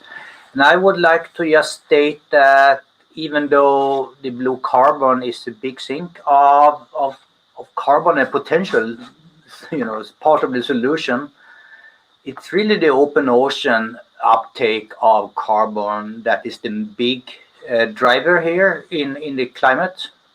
The ocean is taking up right now about a quarter of all the fossil fuel emissions, and that is really the open ocean part of that. So it's a sink that is so large that we cannot ignore that in the climate negotiations and in our ability to assess the effectiveness of mitigation efforts. So right now we have an uncertainty of that carbon sink that is in order of 20 to 30% on the annual scale. And we are talking now on the sink on 10 billion tons of carbon dioxide on annual scale in the open ocean. So I think we should try to think about how we can address that big question of the open ocean sink, not to put the blue carbon, the coastal carbon aside at all. Is very important, but the numbers are really not adding up to that large sink. So putting that back as a question, how can we work together in a more efficient way to address that open ocean sink of carbon? Thank you. Thank you, Tosta. Really great to hear from you. And certainly working together is something that we're really keen to do. And as we look at our work program for GEO in the coming years, those items that you mentioned are certainly something that we need to consider how we might tackle that from an Earth observations perspective. So thank you very much for your input. There are a couple of questions in the Q&A. So the first one's for you, Rosamond. It was great to hear you outline what's happening with Digital Earth Pacific. How much were you able to learn and repurpose from other Digital Earth programs such as Digital Earth Australia and Digital Earth Africa from the GEO Work program? Thank you very much for that question. It's quite obvious that we're looking at the principles and the platforms upon which Digital Earth Australia and Digital Earth Africa is based on. But we are customizing those programs to be suitable and fit for purpose for the Pacific region. And that's why we took the approach of having national consultations with selected countries to be able to gauge what the challenges were, what they thought would be the best options to address those challenges, and then try to meet their needs through the tools that we're currently developing. So very much, I think, based on same principles, same platforms, but customizing very much to what the Pacific region needs are. So work in progress, and we're looking forward very much to the outcome of the work that we're putting together. Thank you, Rosamond. Yes, and obviously being involved in Digital Earth Australia, we can certainly see that there are some significant differences between the challenges that we are facing as a very dry continent compared to the Pacific Islands, which obviously have a vastly different problem set and scale. So, really looking forward to continuing to work with Digital Earth Pacific on their way forward as well. Very good. All right, one more question from the question and answer pages. So how do we make initiatives more accessible at a citizen level? How do we address people who are not necessarily trained or aware of climate ocean induced risks? So I might go to you, Julian, first with this one. Thank you, Mary. Yeah, that's a critical question. I mean, science is not just for scientists; it's for decision making, but it's also about changing our whole behavior and interrelationship with the ocean. So for that, we need to socialize science. We need to build capacities. We need, I think, education. We need to build this concept of ocean and climate literacy, so that we don't only have citizens that are understand the role of the ocean in the climate system. They understand their role vis-a-vis those two important bodies. But we need to work also with decision makers and the private sector in also creating the level of awareness and education. We do have an ocean literacy program in the decade, which is trying to tap on or approach each of those aspects. But that requires a lot of work, because for each of those topics, you really need to develop different strategies and modalities of engaging the public, engaging citizens. We talk a lot about citizen science, but at the end of the day, there are other ways to do that. There's a program also in the decade called the Decade of Ocean Empathy, and that's really trying to trigger the emotional side of people when it comes to their relationship to the marine environment and so on. So I think education, ocean literacy is essential. In all the work that we are doing, and I would encourage all of our programs to invest in those areas and have a minimum of at least 10 to 20% that is used for scientific outreach, for ocean literacy and communication. Thank you, Julian. Rosamond, I might ask you the same question. In your experiences, how can you engage citizens in what is quite a complex science problem? Oh, that's a very, very good question. I think one of the comments that I should have made earlier when I was talking about the multi-hazard risk assessment report is tailoring that report that consists of while science and evidence-based information is very useful, it has to be tailored and it has to be presented to communities in a manner that they're able to absorb and that they're able to respond to. So that's our next biggest challenge, is to develop a communication strategy for this particular report. So the video was the first attempt at presenting it in a visual manner. But it is very much critical that we're able to provide information and data to different stakeholders, because we're going to expect different engagement, different commentaries, different interests coming. So from each of these stakeholders. So that's actually quite critical. And I was just thinking earlier about with our Climate and Ocean Support Program, which a regional project, one of the initiatives and activities that we've completed there is the traditional knowledge. And it was a part of the traditional knowledge activity was a proposal from the stakeholders that we do need to be able to be in a position to listen to what the traditional knowledge is and to share the information that we have and the advice and technical assistance in a manner that aligns with traditional knowledge to some extent, but also that we're able to use the traditional knowledge in the way in which we provide services and deliver products to our communities. Because at the end of the day, this is about the safety and the security of the people on a day-to-day basis. So, yeah. Great, thanks, Rosamond.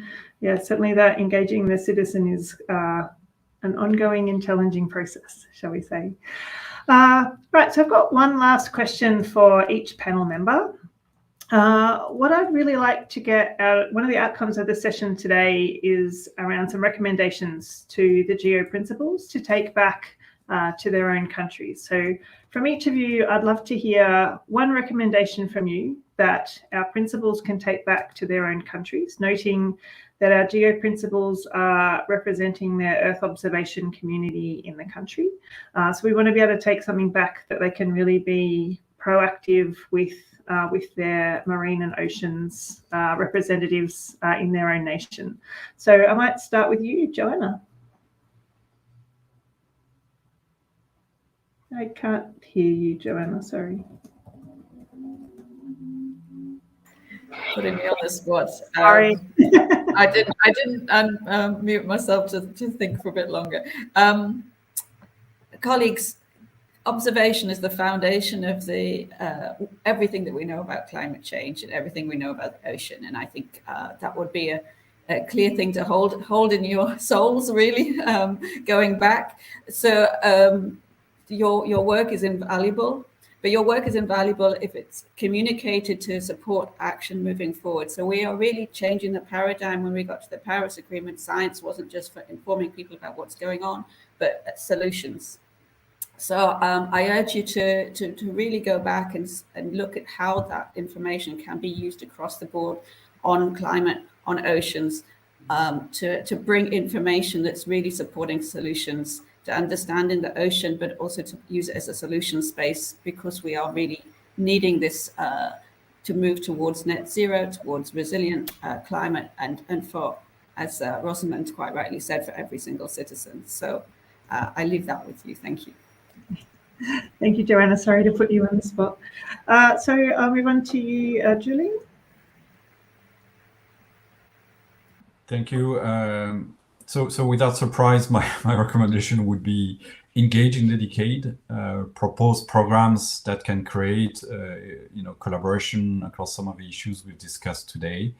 I think there's a great need to break down, particularly the spatial observations into information that really works at the scale of ocean management. Whether you are working in a local context in trying to understand where you should locate your marine protected areas, whether you are in charge of developing a marine spatial plan that will require a whole suite of data and information to inform the development and the adaptation of the plans in the future, or whether you're working at the regional level in terms of supporting regional governance for ocean management, that will also require a whole set of products and information products that should be really tailored to the need of these end users. So to get to those end users, you can certainly use the decade because we're trying to bring all these people to the table to develop those actions in a very in a really co-designed and co-delivered way. Thank you, Julian. As someone who looks after both Earth observation and marine, they are still quite separate functions, even within my own team. So it's certainly a challenge that we have, I imagine, across many countries in trying to bring those two communities together, understanding how we can work. So thank you very much. Laura. Yes.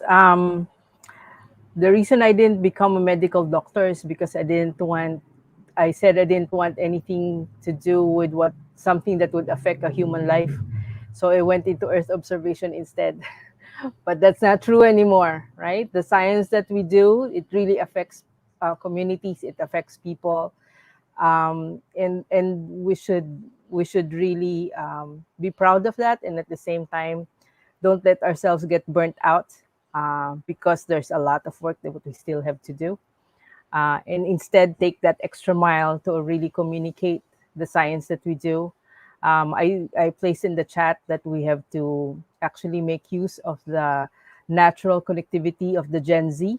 This generation is naturally connected, not just because of the pandemic right now, but because of all the social media resources. So we should take the effort to actually populate that so that they get the correct information and make use of that in their everyday decisions. Absolutely. Thank you, Laura, and I thoroughly agree. Thanks very much. And finally, over to you, Rosamond. Thank you, Marie. I think I have no choice but to commit the Digital Earth Pacific initiative, not only at the country level, but also because of some of the commitments we've made with the Pacific Geospatial and Survey Council, which is a collaboration amongst Pacific countries and territories, and also the work within the region. So if this could be a tool that will advance informed decision and helping our communities, and that this has to be a positive initiative. So that's where I would recommend further collaboration within the region, and also with the partnerships that we have with our GEO networks. So if I do reach out, then I hope I will get a positive response from all. Thank you very much. Thank you, Rosamond. And I know certainly from our perspective here at Geoscience Australia, we are keen to continue to work with you and the rest of the Pacific in these initiatives. All right, so I think we have run out of questions in the chat and the Q&A session. So I'm going to wrap up the session there. I'd like to firstly thank all of our panel members, Ambassador Thompson, Julian Barbera, Rosamond Bing, Laura David, and Joanna Post. Thank you all so very much for your presentations today. There's a lot in them, and certainly, we've learned that between COP26 and the United Nations Decade on Ocean Science, it's really clear that now's the time for action on climate and ocean issues. We've got a real opportunity through our GEO community to mitigate and adapt to the challenges faced by climate change. And certainly we must all keep climate and ocean issues at the front of our minds as a GEO community, particularly as we undertake our next round of activity planning. In doing that, that will help protect us all, and most importantly, our most vulnerable ocean-based states. So thank you everyone for joining us today. We've had a great participation. Thank you for your questions and comments in the chat. We've really appreciated engaging with you, and we hope to see you at the next session. Thank you very much. Thank you. Bye.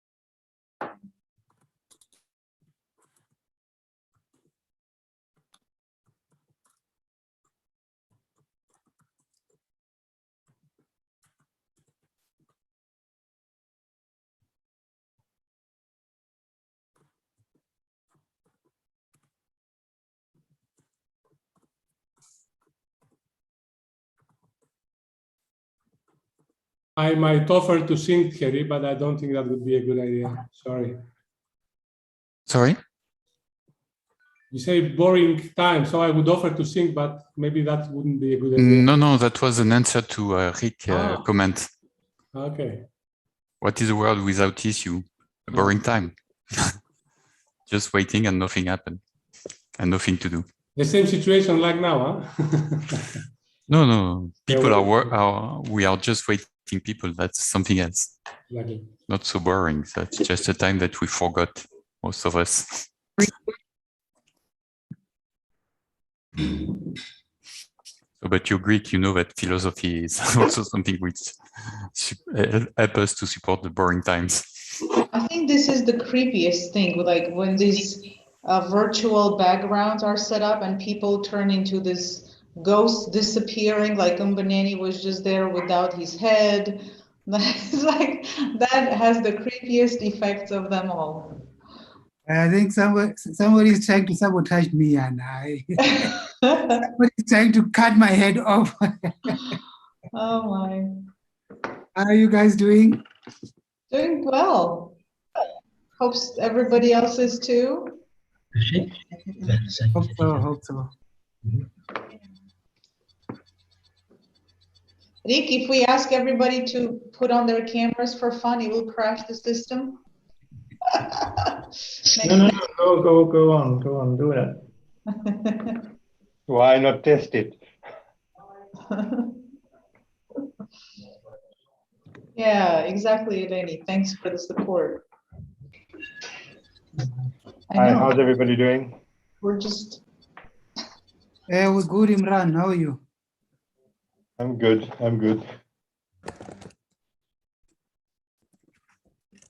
Wonderful. See, it's so nice to see faces and not just tiles. One thing that you miss from all of this is the faces and the interaction, eh? Yep. There we go.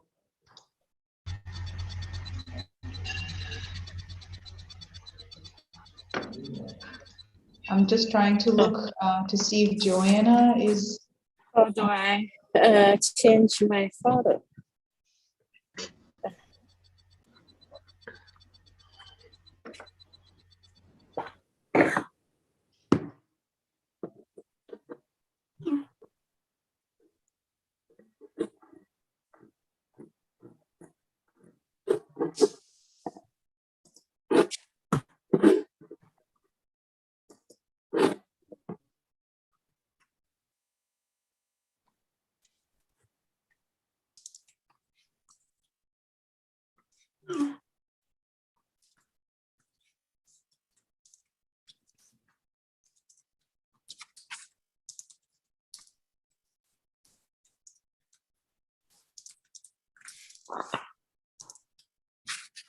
Hi, Joanna. I now see you.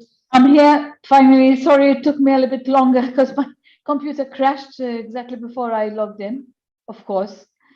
Okay. Better than now. So, hello everyone, and welcome back. I see that I see your messages now as well, Jana. But first of all, I would like to welcome back all participants at this session. And of course, we look forward to engaging the whole of the GEO community today. Today, we're on session 3. And I think the idea is here to showcase the GEO efforts to promote science policy interface by engaging various stakeholders, including policymakers and users in the GEO community. But before I go into how the session is actually split up, I think Jana wanted the floor so that you can share some of the news that you have from your end about the daily coverage via a reporting service that you have developed. Yes, thank you, Joanna, and good morning, good afternoon, good evening to everyone. This is just a quick note to let you know that this year we are bringing you daily coverage of the GEO Week, well, some of the GEO Week events, the GEO Plenary, the anchor sessions, the youth track, and the industry track, which concluded yesterday. This reporting service is by IISD Environmental Negotiations Bulletin, ENB.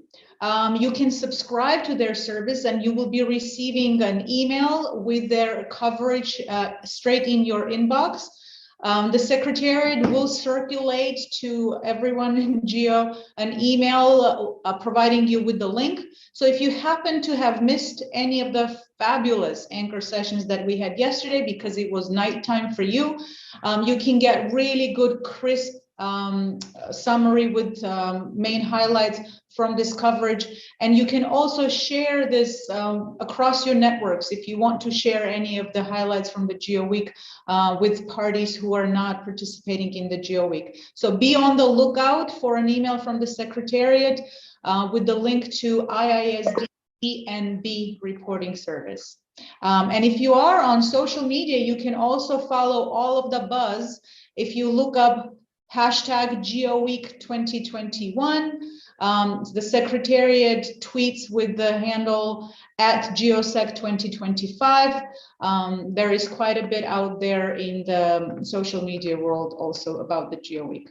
That's all for the announcement. Back to you, Joanna. Thank you, Jana. And let's now kick off the session 3, which, as I said, will be split up into 3 parts. So we will first start off with a panel discussion by the regional GEOs, which will provide us with some regional and national perspectives. Then we'll go on to the second part of the session with a series of presentations on the ongoing efforts by GEO's 3 thematic working groups. And these groups are climate change, disaster risk reductions and capacity building. And finally, and the last part for today's time has come to discuss the introduction of a new engagement priority in GEO on resilient cities and human settlements. Well, this has been a topic that certainly has been even on my personal agenda, featuring much more prominently, and I can tell you in the Commission's agenda, and I would say in the global agenda, and I'm really happy that it is actually being also discussed in this context. There has been a lot more attention paid to urban topics within GEO, and which this therefore necessitates that we have to increase our efforts, not only on the subject matter itself, but also in the way that we coordinate the results that we get among the urban related activities. Resilience again is now, further up in everybody's dictionary, everybody's daily dictionary, I would say. But in our context of GEO, it provides a really strong link between the Sendai framework, the Paris agreements, and the new urban agenda, but also links closely to several of the Sustainable Development Goals, the SDGs. So what has this resulted in? Well, it has resulted in a proposal to adopt resilient cities and human settlements as a 4th GEO engagement priority. So it's a serious proposition, but it has also been, I would say, propped up by an engagement plan framing the objectives of GEO's engagement on urban resilience. Well, maybe a reminder here would not be amiss, and that would be that the expected outcome is that of stimulating you as the regional GEOs to contact additional agencies and also to adopt the 4th engagement priority, as I said. Okay, so let's see if we're going to live up to that challenge. And having said this, I'll now hand over to Dr. Evangelos Gerasopoulos for the panel discussion. Dr. Evangelos Gerasopoulos is a research director at the National Observatory of Athens, and the GEO Program Board co-chair, who will moderate the session. Evangelos, the floor is yours. Thank you very much, Madam Chair, John. So a very warm welcome to anybody, and thank you for being with us in the third plenary session of the GEO week. Next slide, please. The theme of the session has been well described by Joanna, so I will not go through this. Before we start, some very quick logistics. So I would kindly ask the panelists and presenters to maintain their camera on while we are having the discussion and the Q&A sessions, while keeping their microphones off while not speaking. We had some issues during the last day, so please, everybody in the audience, keep the microphones off. And I would kindly encourage the people attending to pose questions and interact through the chat throughout the whole session. So next slide, please. This is the structure of today's session, 3 parts, as described also by Joanna, so I will not go through further details on this. Next, please. And we are starting straight away with the first discussion, the first session, the panel discussion, where the regional GEOs will be given the floor to provide us with their recent insights through concrete practices and examples on how they pursue engagement with policy and user communities. And this will actually enable us to collect good practices and lessons learned through these processes and see how we can further up collaboration between the working program activities. Next, please.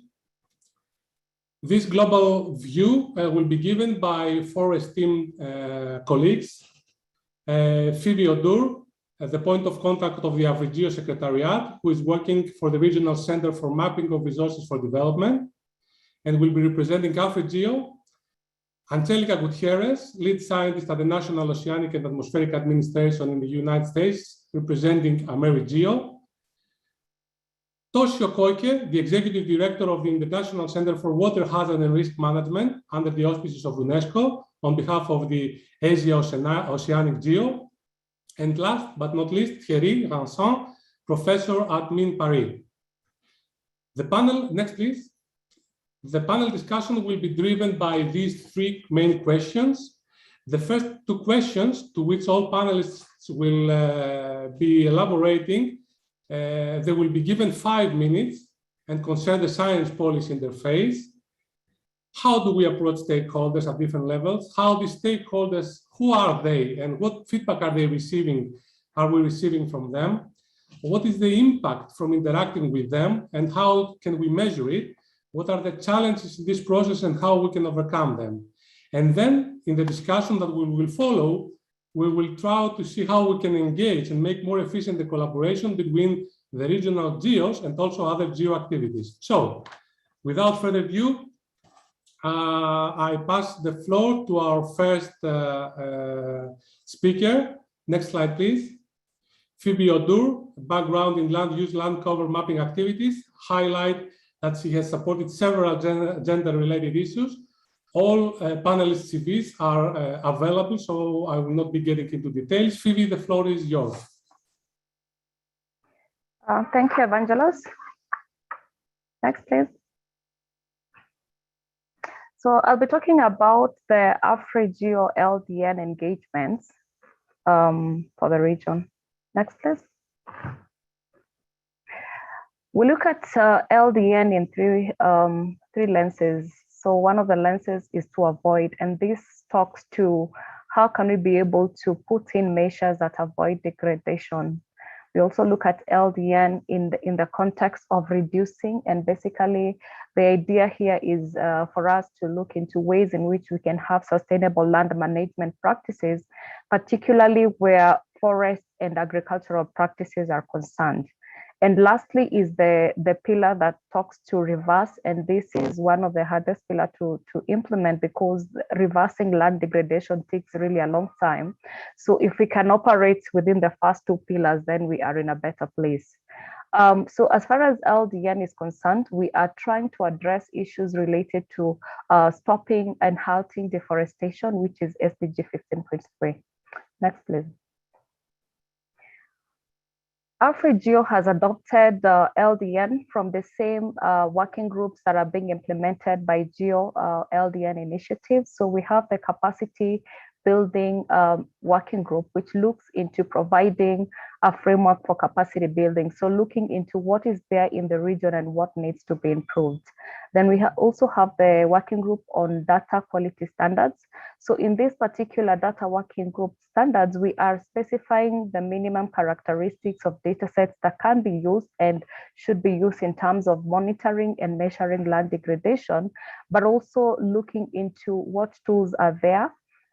Sorry, that is analytics, looking at what tools are there in terms of making data accessible and also in terms of processing. Next, please. Again, also, we take an insight view of what is it that is available in Africa. So we are not operating in a vacuum, and we take note of that. Within Africa, we have ground receiving stations all over that are receiving data, whether it is weather-related data or it's providing information related to vegetation. So how can we take advantage of what we already have? There's also the fact that we already have within institutions, within governments, an archive of data, some of which is at national level and others at very small scale levels. There is also the issues related to connectivity and infrastructure. And here we're trying to take advantage of research education networks, which enable us to be able to basically connect to the backbone of fiber. And we have different regions being supported through UbuntuNet, through WACREN, and also ASREN.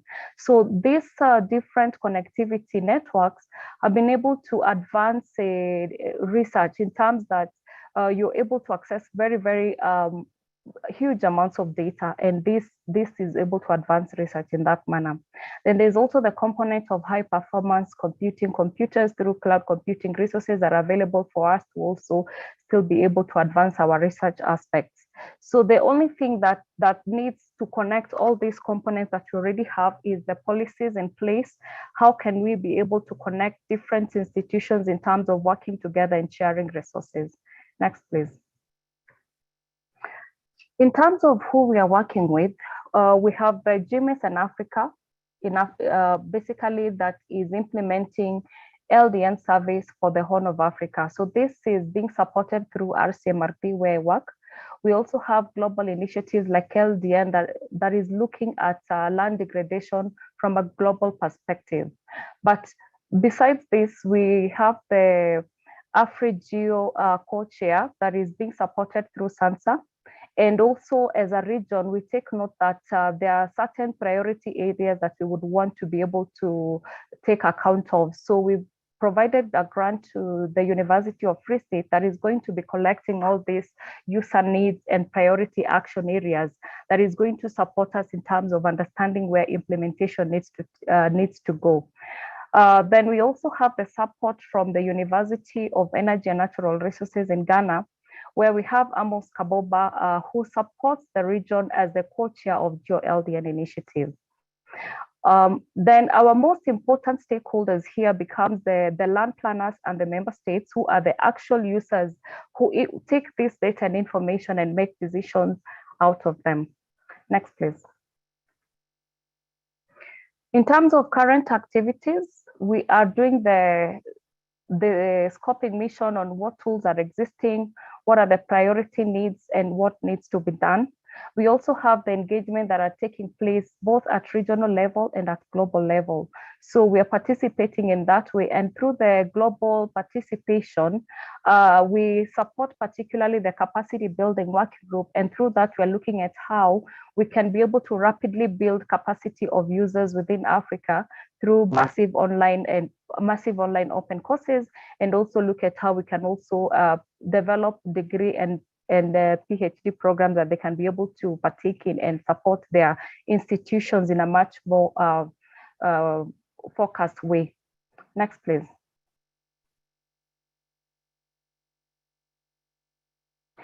In terms of challenges, part of this include linkages at program level. As I've already mentioned, there are things going on at national level as far as LDN is concerned. There are also things going on at regional and global levels. So getting linkages in such a way that all these stakeholders have a harmonized direction in terms of implementation, in terms of priorities, is something that is still challenging.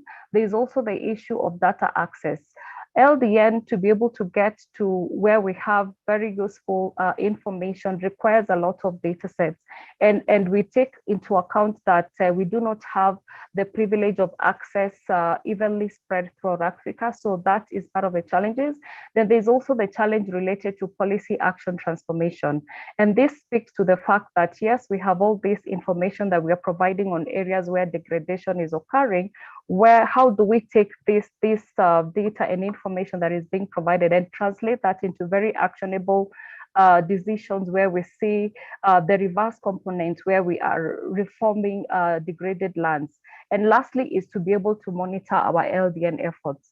The monitoring aspects requires resources, and part of this requires that we are able to account for these resources that are being put in place to make sure that we can be able to put in actions and put in basically things that the policymakers can be able to see that these resources have been utilized, and we can be able to see transformed actions out of it.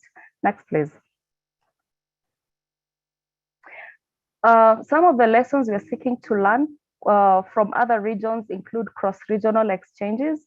We take into account that LDN it's not a regional problem, it's a global problem. So getting to learn from other regions how they are using the LDN information to transform degraded lands is something we're looking keen to be able to learn from them. We're also looking for those impactful innovation and tools and approaches that they're using that we can be able to borrow from. Lastly is we take into account that this is a multi-stakeholder issue, and we are willing to collaborate to be able to address the LDN challenges we have. Thank you. Thank you very much, Phoebe. A very rich portfolio of diverse activities, impressive connectivity network, well-identified challenges. This is the right way to go. So thank you very much. I will kindly ask the next speakers to please try to stay within the 5 minutes of the intervention. So we move on with Americ GEO and Angelica Gutierrez, working on hydrology, water quality, and environmental policy. And among many others, is co-chairing the GEO Glows initiative at GEO. So Angelica, the floor is yours. Thank you and good morning, everyone. I'm going to start this morning provide information from 4 of our countries. So next, please. The first one is Costa Rica, and Costa Rica has been working with the GEO AWS Cloud Credits Program with a project for modeling ecosystem services, also in collaboration with Stanford University, the Central Bank of Costa Rica, the PRIOS Laboratory of the National Center for High Technology. Also, Costa Rica has been part of the GEO Google Earth Engine License Program from GEO. Is also collaborating with EO Toolkit for Sustainable Development, Cities and Human Settlements. And finally, they have a project, UNDP, called Nature Mapping. Taking all this param into account, they have been doing a very good job connecting government organizations to address the impacts and challenges that they have in the environmental level. Costa Rica has managed to access payments for results for up to $140 million in the last 2 years, thanks to its performance in the forestry sector that has allowed it to reverse deforestation trends and emissions related to this sector. There are more than 40 government and academic institutions, NGOs, private groups, and international agencies that have been part of this process. The role of the National Center for Geoenvironmental Information of MINAI as coordinators of the development of Simocute and the Red Secretariat of MINAI has been working with FAO, UNDP, AmeriGeo, World Bank, Silva Carbon, Jeff, IDB, and many other organizations. All these activities are led by the Ministry of Environment and Energy, the Ministry of Agriculture and Livestock, and the National Geographic Institute. Next.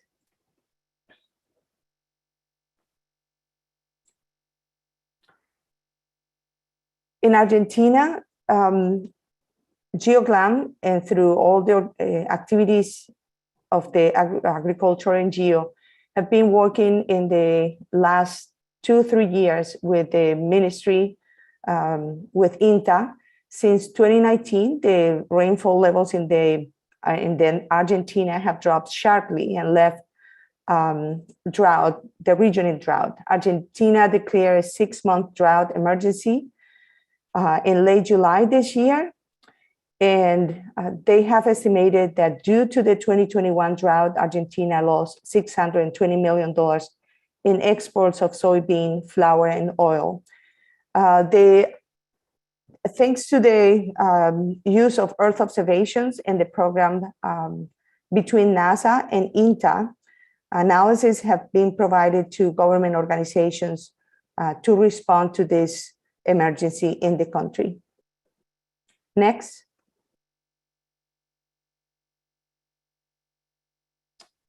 In Puerto Rico and Guatemala, AmeriGeo, in collaboration with other organizations in the region, and specifically in these 2 areas, have been implemented the program Salvaterra.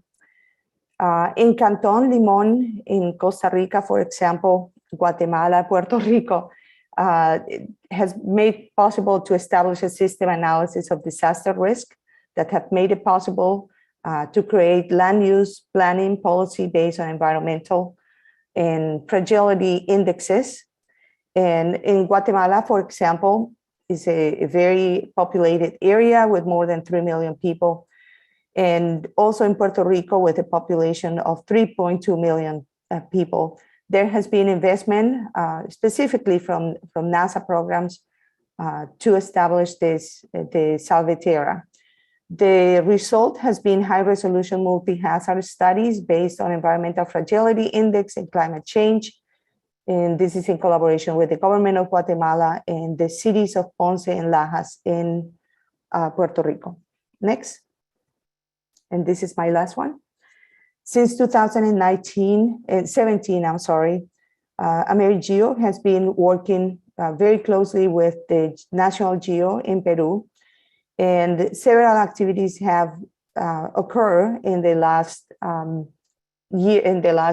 3 years, since 2019. I'm sorry. The impact for Peru is that it's a population of 33 million. The economy in Peru is an emerging country, and we have been, based on these activities that we have done, more than $200,000, for example, was received in awards during the Mapathon in Peru in 2021. And the last is very important. There was an MOA signed between USGS and CONIDA, and the objective, this memorandum of agreement between the 2 countries have been formalized to facilitate cooperative research in Earth observations and technology development, which has numerous applications for national priority research areas. So the summary of these four countries that we selected for this presentation shows that the work that AmeriGeo has been doing in bringing in the different organizations in the countries and strengthening the national GEOs has definitely provided an impact to the region, not only in capacity development, but also in investment from the various countries in Earth observation. Thank you. We thank you very much, Angelica. So very nice, different social economic sectors. It seems to be that it has been built up on well understood problems, which is important. You presented very concrete examples and tangible outcomes with a variety of stakeholders. It's things very nice. National engagement is some of the key points that I'm keeping, and the involvement of national GEOs. I think those elements we should be discussing later on. So we move on to the next presentation, which has been prepared by Kokie Toshio. He's leading the ASEAN Water Cycle Initiative and the African Water Cycle Coordination Initiative, and he's Professor Emeritus at the University of Tokyo. So we will now see a pre-recorded video on his presentation. Rick, please. Hello, everyone. It is my great pleasure to introduce our activity on Asia Water Cycle Initiative, AWCI in short, in AOGEO and GEO growth as an example of science and policy interface.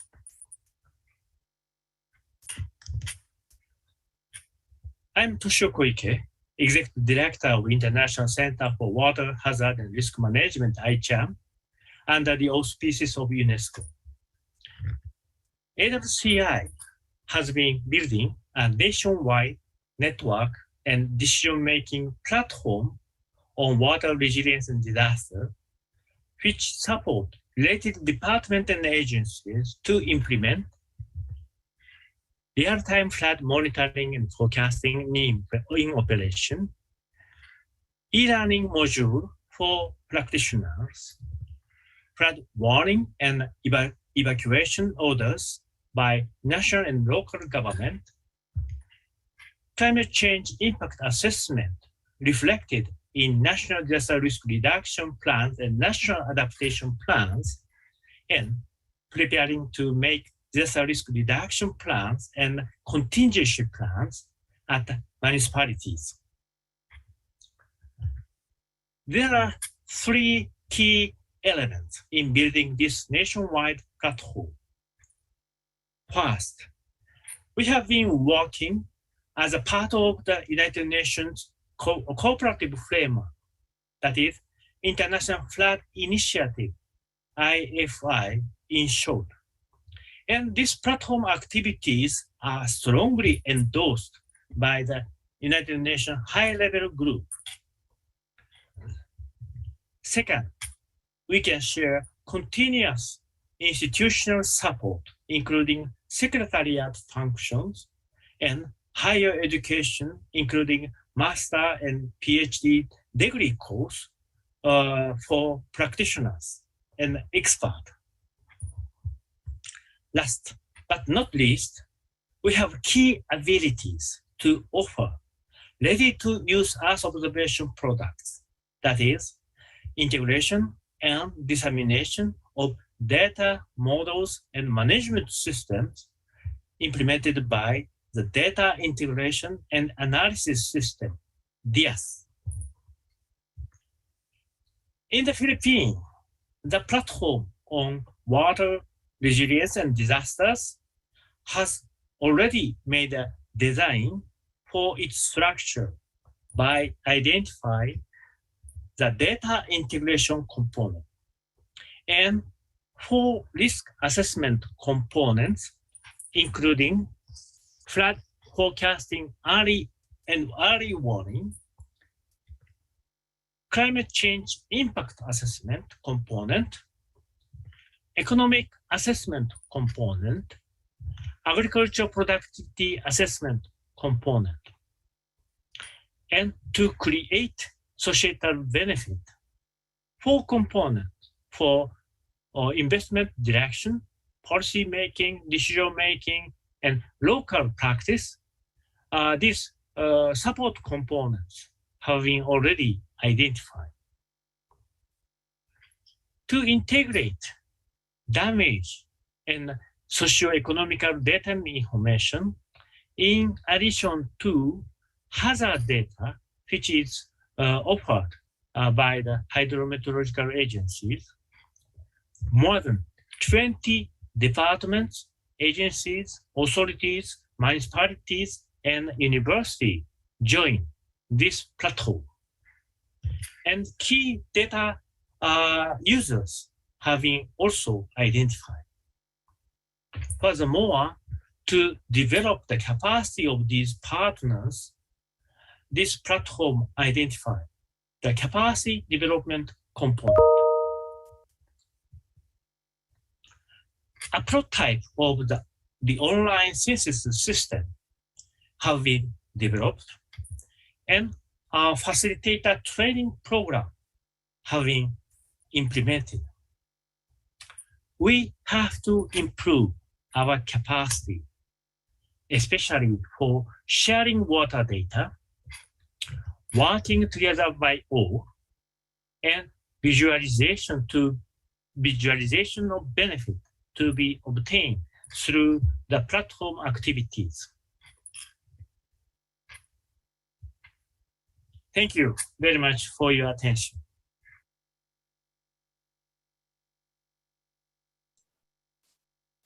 Thank you, Toshio.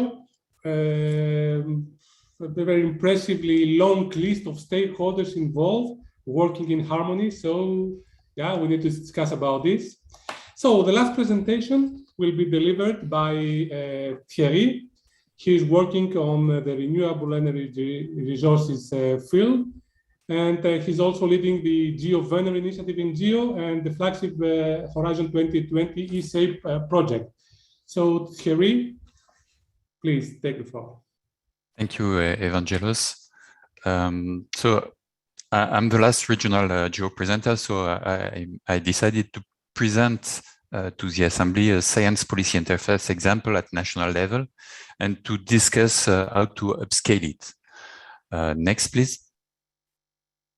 So the idea that I will present are reflection and work that had been done at the national level in France in order to set up carbon neutrality in the energy part. Next, please. So just to give you a short reminder about EuroGeo, you should remind that EuroGeo is an initiative that starts from data-driven and want to shift to user-driven approach.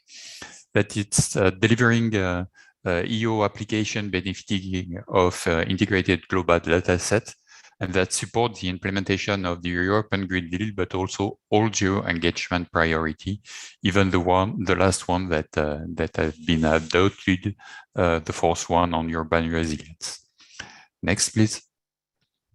So the example I'm going to discuss, the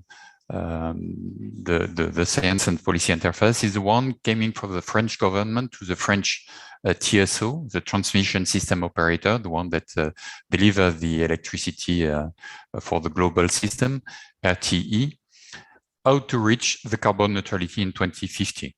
That's the question as it was asked to RTE. So behind this political question, in link with all the element, all the engagement of GEO and peculiarly the one on the Paris Agreement, there are scientific questions. What kind of climatic data we should use? What are the scenarios for future energy consumption? What are the production scenario?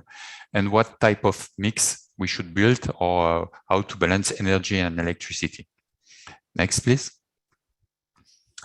So this question has several aspects. One on technical aspects about description of the network in the coming years till 2050. Climatic scenario, of course, and the resilient analysis in case of extreme event. We had experienced that in France many times. It has an aspect on economy, what the cost for society. Can we have reindustrialization for each of the scenario? What is the sensitive analysis that we can have? It has an environmental part, which is linked with the carbon footprint, and not only the carbon, but all environmental impact that we can have due to these new scenarios, the material balance, the land use for network, for the electrical network and for the production, and also the volume of waste and pollutant. And for sure, there is an aspect linked with the impact on lifestyle and also the validity condition of different scenarios on electric mobility, on telework, on the flexibility of the users, etc. Next, please. So to support this work, Earth observation data is mandatory. And we had several type of data coming from our national Met Office, Météo France, climatic scenarios that were extracted in link with what we can find in the different IPCC elements, but also a lot of additional information in terms of hydro, land use, solar radiation, wind information for the computation of the energy mix scenario, and also the inclusion of production, consumption, and the evolution of the network. In situ data is here also for the current consumption of electricity and energy, but also on models for the future, statistical information in terms of demography of the current situation, and the description of all the elements that are input to the different models. Next, please. So in this, we have a series of challenges that are here announced in terms of how to pave the way for the use of the result of the scenario. How can the political government can take some decision from this? How to use open data and open software, and that's clearly linked with the open knowledge decision that we are discussing this on this plenary, and also something that happened at the national level with an opening of the data and the software. For sure, there is this clear need to adapt all the results and all the scenarios to the needs that have been expressed, not to the view that the RT have, but on the need in determining the future of the energy in France. And for sure, the communication with end user, which is key. At the end of the day, we have an answer to the original question through a series of recommendations for the future of the French energy mix toward the carbon neutrality in 2050. And this was presented in October. And you can follow all the recommendation and the report. They are online and available. Next, please. And now the idea is how we can build on this experience and learn about what happened in order to upscale this example at least the regional level, but also worldwide. So first of all, we need an actor which is able to handle the result and to discuss it with the political institution. And this exists at the regional level. It's called ENSTOI, the European Network of Transmission Support Operator, and they are able to handle this. And we are taking some contact with them in order to go further, and they will be probably the main user of the result of this upscaling activity. We need the support of Met Office, and the one which is key on that is ECMWF, which operates the Copernicus services on climate and on atmospheric, and deliver data that is useful for such a type of study. Even on the CDS, on the Copernicus data store, you have tools that allow to generalize and to present the data sets for solar energy, for wind energy, and for hydro energy on the framework of 2050 and more. And this is available worldwide. And all the data sets coming from the climatic point of view are here and available on the Copernicus Climate Change Service. Take a look to that. That's really amazing what is available there. Of course, we need, and we have the need of the GEO data set for the generalization at the regional and the global level.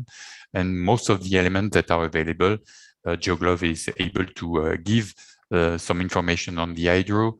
We have the land use coming from GeoGlam, etc., etc. And finally, we have in EuroGeo a lot of output that can be used with methodology that are set up in different projects.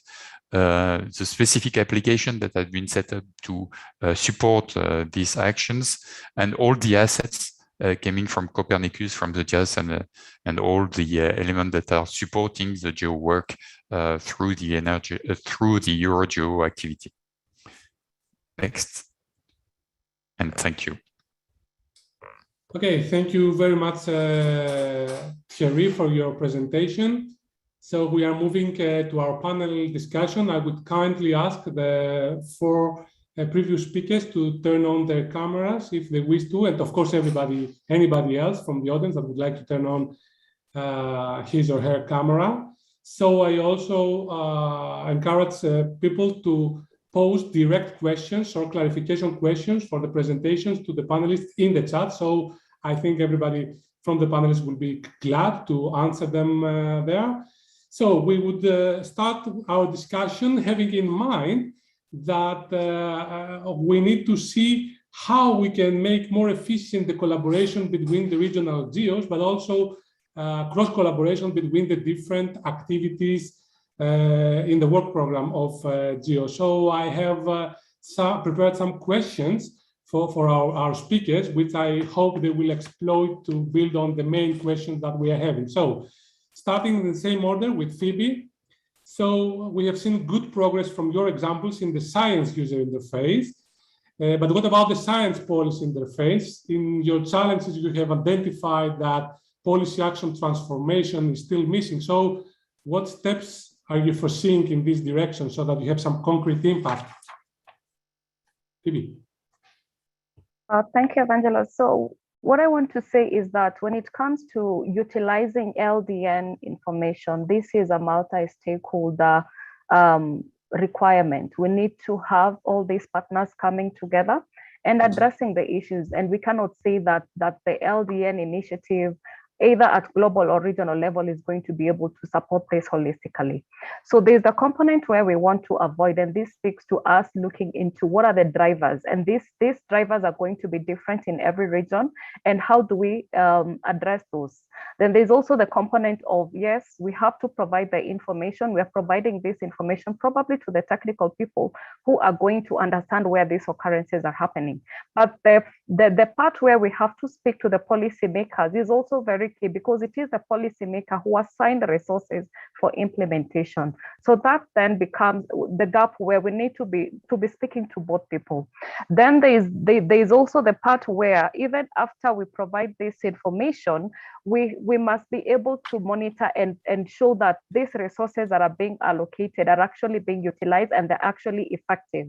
Because we're speaking on how do we then reverse degradation? So we have to assign, and where actions have been put in place to reverse degradation, we must be able to monitor and say, in this period, this was the degradation at this level, 10 years later, this is where we are. So that way it becomes easy to, even when we seek resources, we get them assigned. Excellent, yeah, good. The next question is for Angela, but please, the panelists, feel free to comment or come over my question to someone who has already spoken, so don't feel hesitant about this. So to Angelica, you showed examples, nice examples in different countries. So is AmeriGeo taking any action to advocate of the values of these applications as examples in other countries in your region? Because if this is happening, maybe this is a good example or a good way to see how we can also increase collaboration between the regional GEOs and find all those mechanisms and the interconnection between the mechanisms to make things work. So what's the case? So the priority, so first, let me clarify that this is only one example of the 20 countries. So because of the 4 minutes, this was a very small sample. I had information from Colombia, Mexico, many other countries there. Our priority has been to strengthening the national GEOs from the beginning. We know that it's the national programs who need to engage and we need to engage with the national programs, because it's a value added to the activities that the governments are already designating for they know, the stakeholders know what the gaps, what the needs are. And so our role is complementing the work that they are doing. So it's that would be my only recommendation. We do it regardless of the region. I think that strengthening the national governments and the national GEOs is so important, because sometimes when you have the principle, for them it's very hard to bring other organizations, because there is a lateral hierarchy, if you may. The regional, our contribution is to actually help them to work together, and how that collaboration can take place in such a way that each organization at the national level keep their own importance and focus on their particular activities. I fully agree, and I would also come back to this issue of national GEOs, because it seems we are doing well within global mandates in GEO, but when it comes to the countries and to the local problems, we need to find a mechanism to interface with the countries and the different agencies and ministries behind to make this communication more effective. So I will come back to this.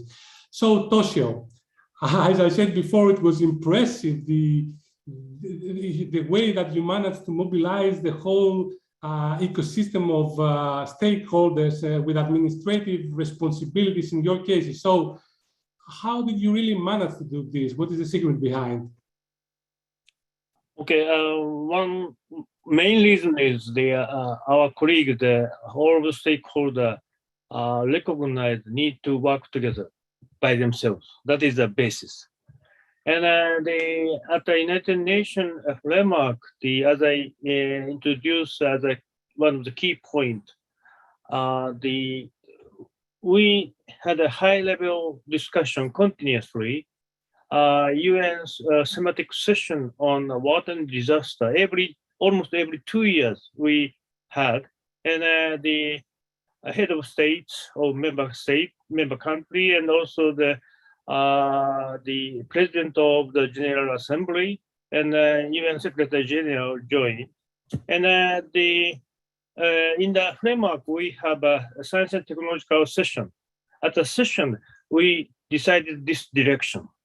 This kind of the high-level agreement is very important to engage the department and the ministry of each country. I introduced just one example in Philippines, but in Myanmar, the 4 departments, Sri Lanka, 5 departments, and the Indonesia, 5 ministries, they join.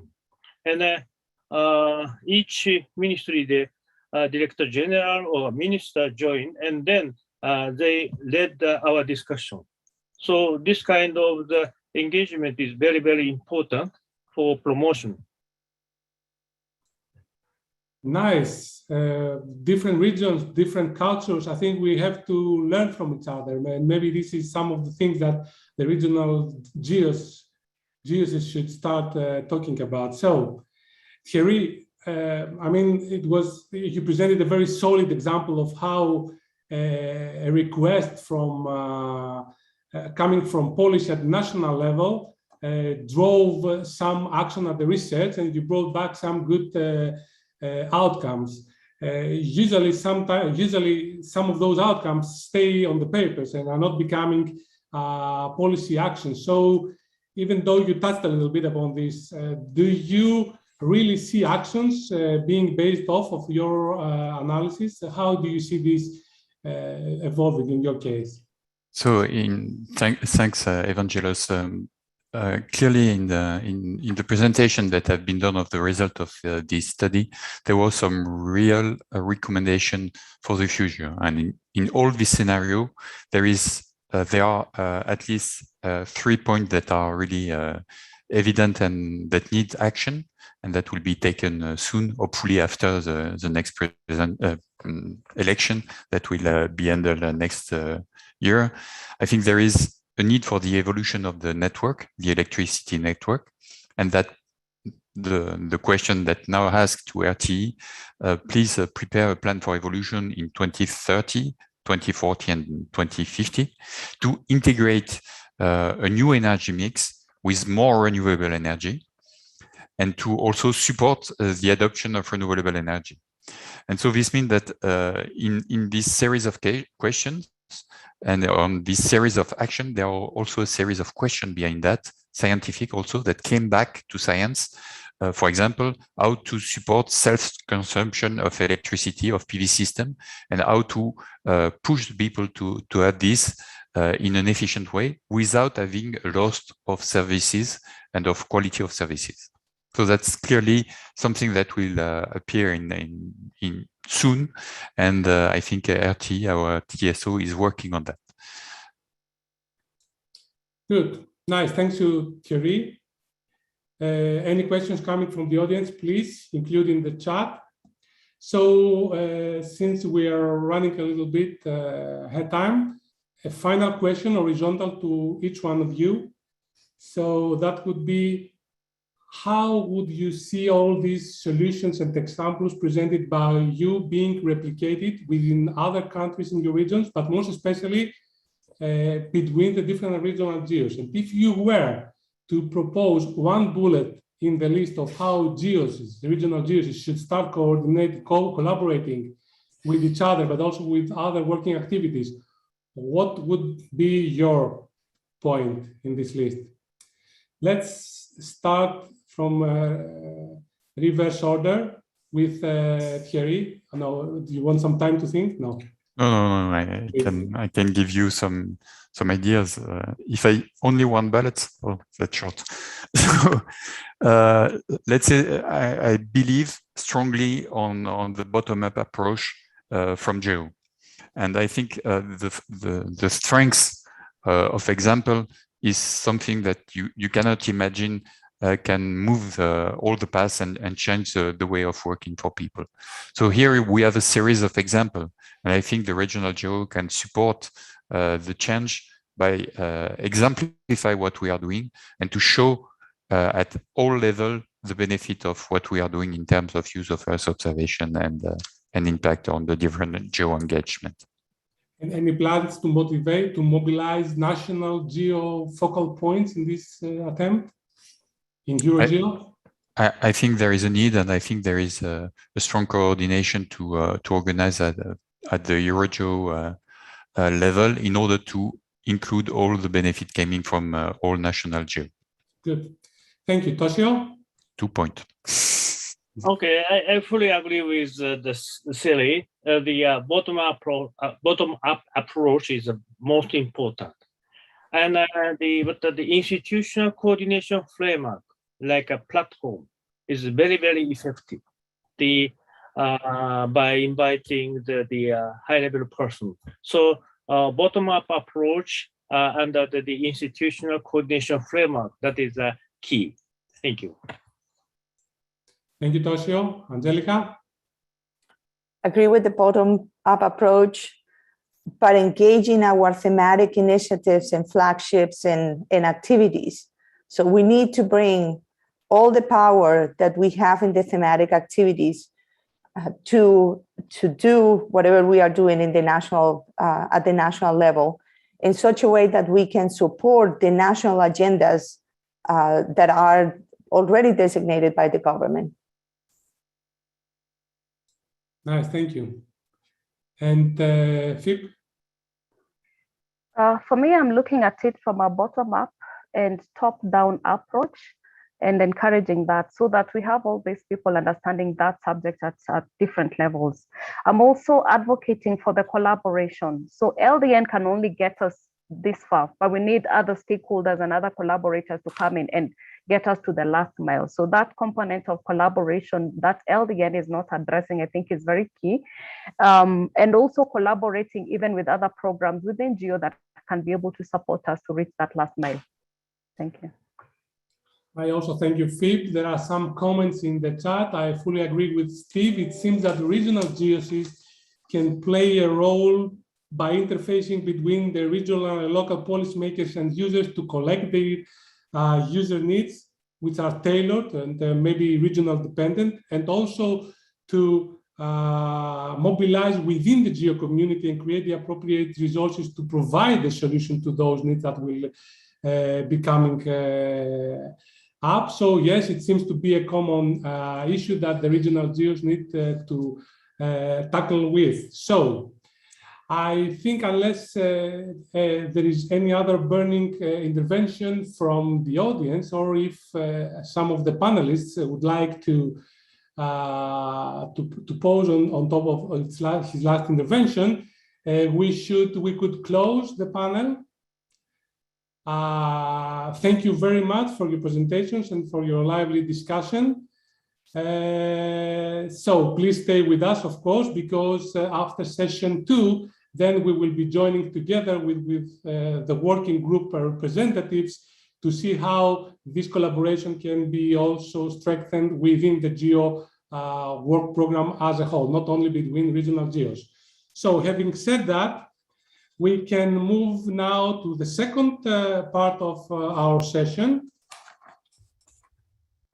Thank you, Rick, which will be acquiring efforts within GEO's work program to promote the science policy interface through notable outcomes and key plans from 3 working groups: capacity development, climate change, and disaster risk reduction.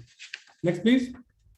So the first presentation has been prepared by Alison. This will be a pre-recorded video. So Rick, if you may launch it, please. Alison is the co-chair of the GEO Capacity Development Working Group and will drive us through the first results of the relevant mapping exercise that took place within the work in the work program. So, Rick, please. Hello.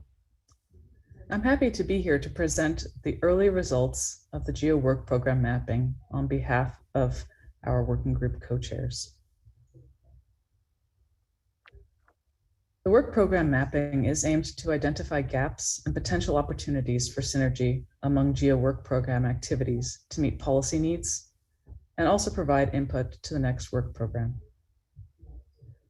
This has been undertaken as a cross-working group effort among climate change, disaster risk reduction, capacity development since the end of 2020. Working group members designed the content, which was then turned into an agile mapping interface thanks to the technical support by Esri and AmeriGeo. The mapping interface contains 6 sections with questions on GEO work program activity identification, the scope and area of impact, and how the activity addresses climate action, disaster risk reduction, capacity development, as well as any additional feedback. The mapping was officially launched on the 31st of August through invitations to GEO work program leads. This is an example of what the mapping interface looks like. As you can see, we also have a dashboard that is facilitating the analysis of these results. The first question we asked in the mapping was to identify the geographic scope and the impact of the work of the activities. From this early analysis, we can say that there is a great potential for increased collaborations between regional GEOs and other thematic GEO work program activities. We foresee using this information to inform strategic engagement of regional GEO networks and GEO work program activities. The second observation is that about half of the current GEO work program activities are already working on all 3 GEO engagement priorities: the Paris Agreement, Sendai Framework, and the Sustainable Development Goals. Because of this, we see a great potential for more targeted cross-working group collaborations. Here are some initial results on the individual policy areas, starting with climate action. From the responses, it appears that while most activities are focused on climate action generally, the link between the GEO work program and the policy process can be improved.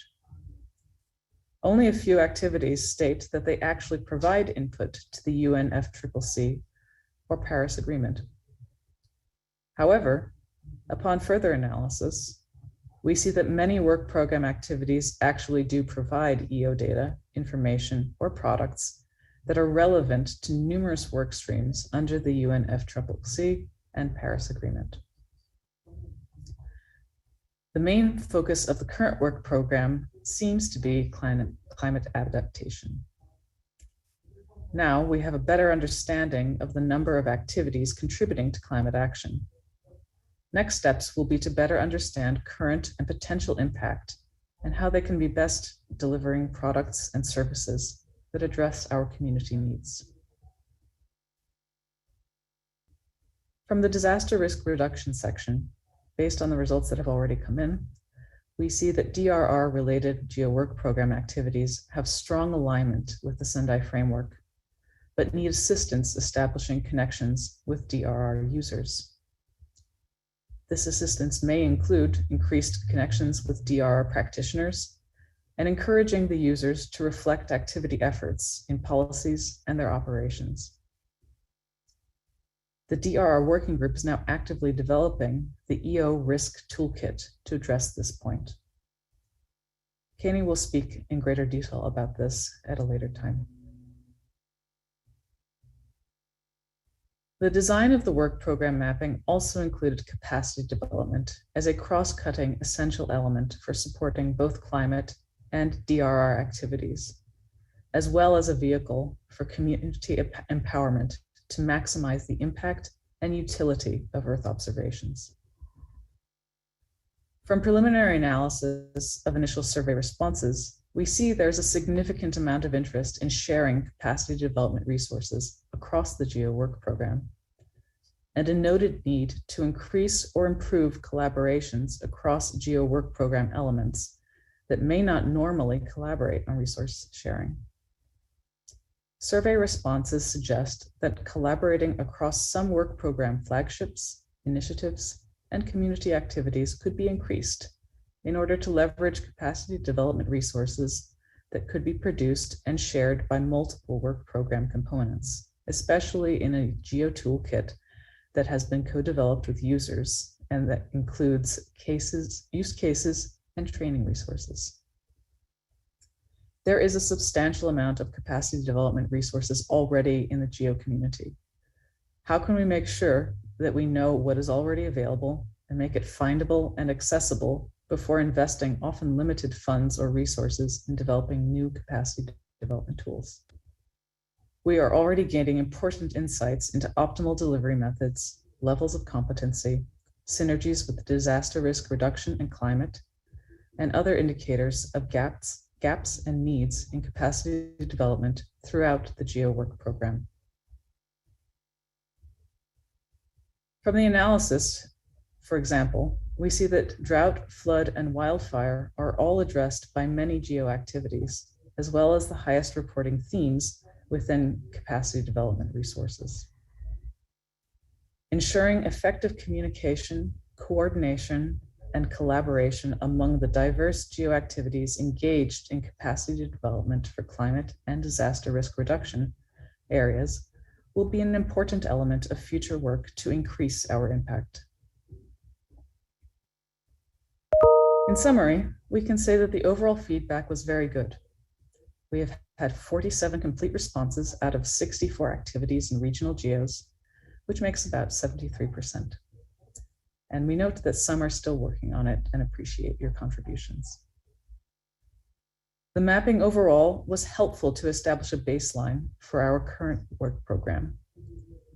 It is clear that the link to policy needs improvement and that GEO work program activities could improve collaboration with regional GEOs and among themselves. At the same time, the results will help drive the future activities of working groups, which should establish more cross-working group collaborations. Our next steps may include the mapping as intended, that the mapping is intended as an open-ended exercise. So we will encourage work program leads to respond or update their responses in the next few months. Then the working groups will need to continue the analysis of the mapping outcomes, and with that, deliver a report to the program board in early 2022, including possible ideas for calls for proposals, as well as concrete actions for work program activities. We will align with the program board timeline to make sure that this report makes an impact in the development of the next GEO work program.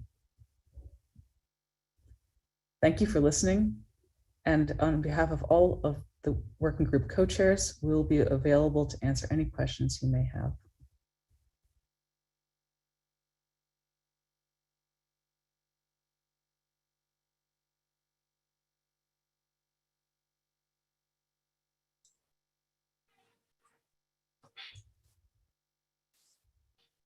Okay. Digital thanks to Alison for preparing this presentation, and we can move forward with the next one, which will be presented by Lucia Perugini, the co-chair of the GEO Climate Change Working Group, and she will explain to us how GEO supports national and international climate policy. So Lucia, the floor is yours. Thank you very much, Evangelos, for the introduction. I will be happy to present an overview of the ongoing work of the GEO Climate Change Working Group. Next, please. Thank you.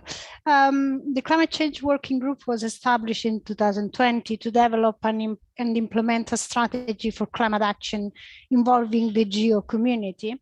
Overall, we have 100 members and 4 subgroups that are working on different aspects, including improving coordination and uptake of the GEO work program activities relevant to climate change, support countries' action within the UNFCCC and IPCC, and strengthening the collaboration with other key partners, and supporting mitigation and adaptation action with Earth observation information and applications.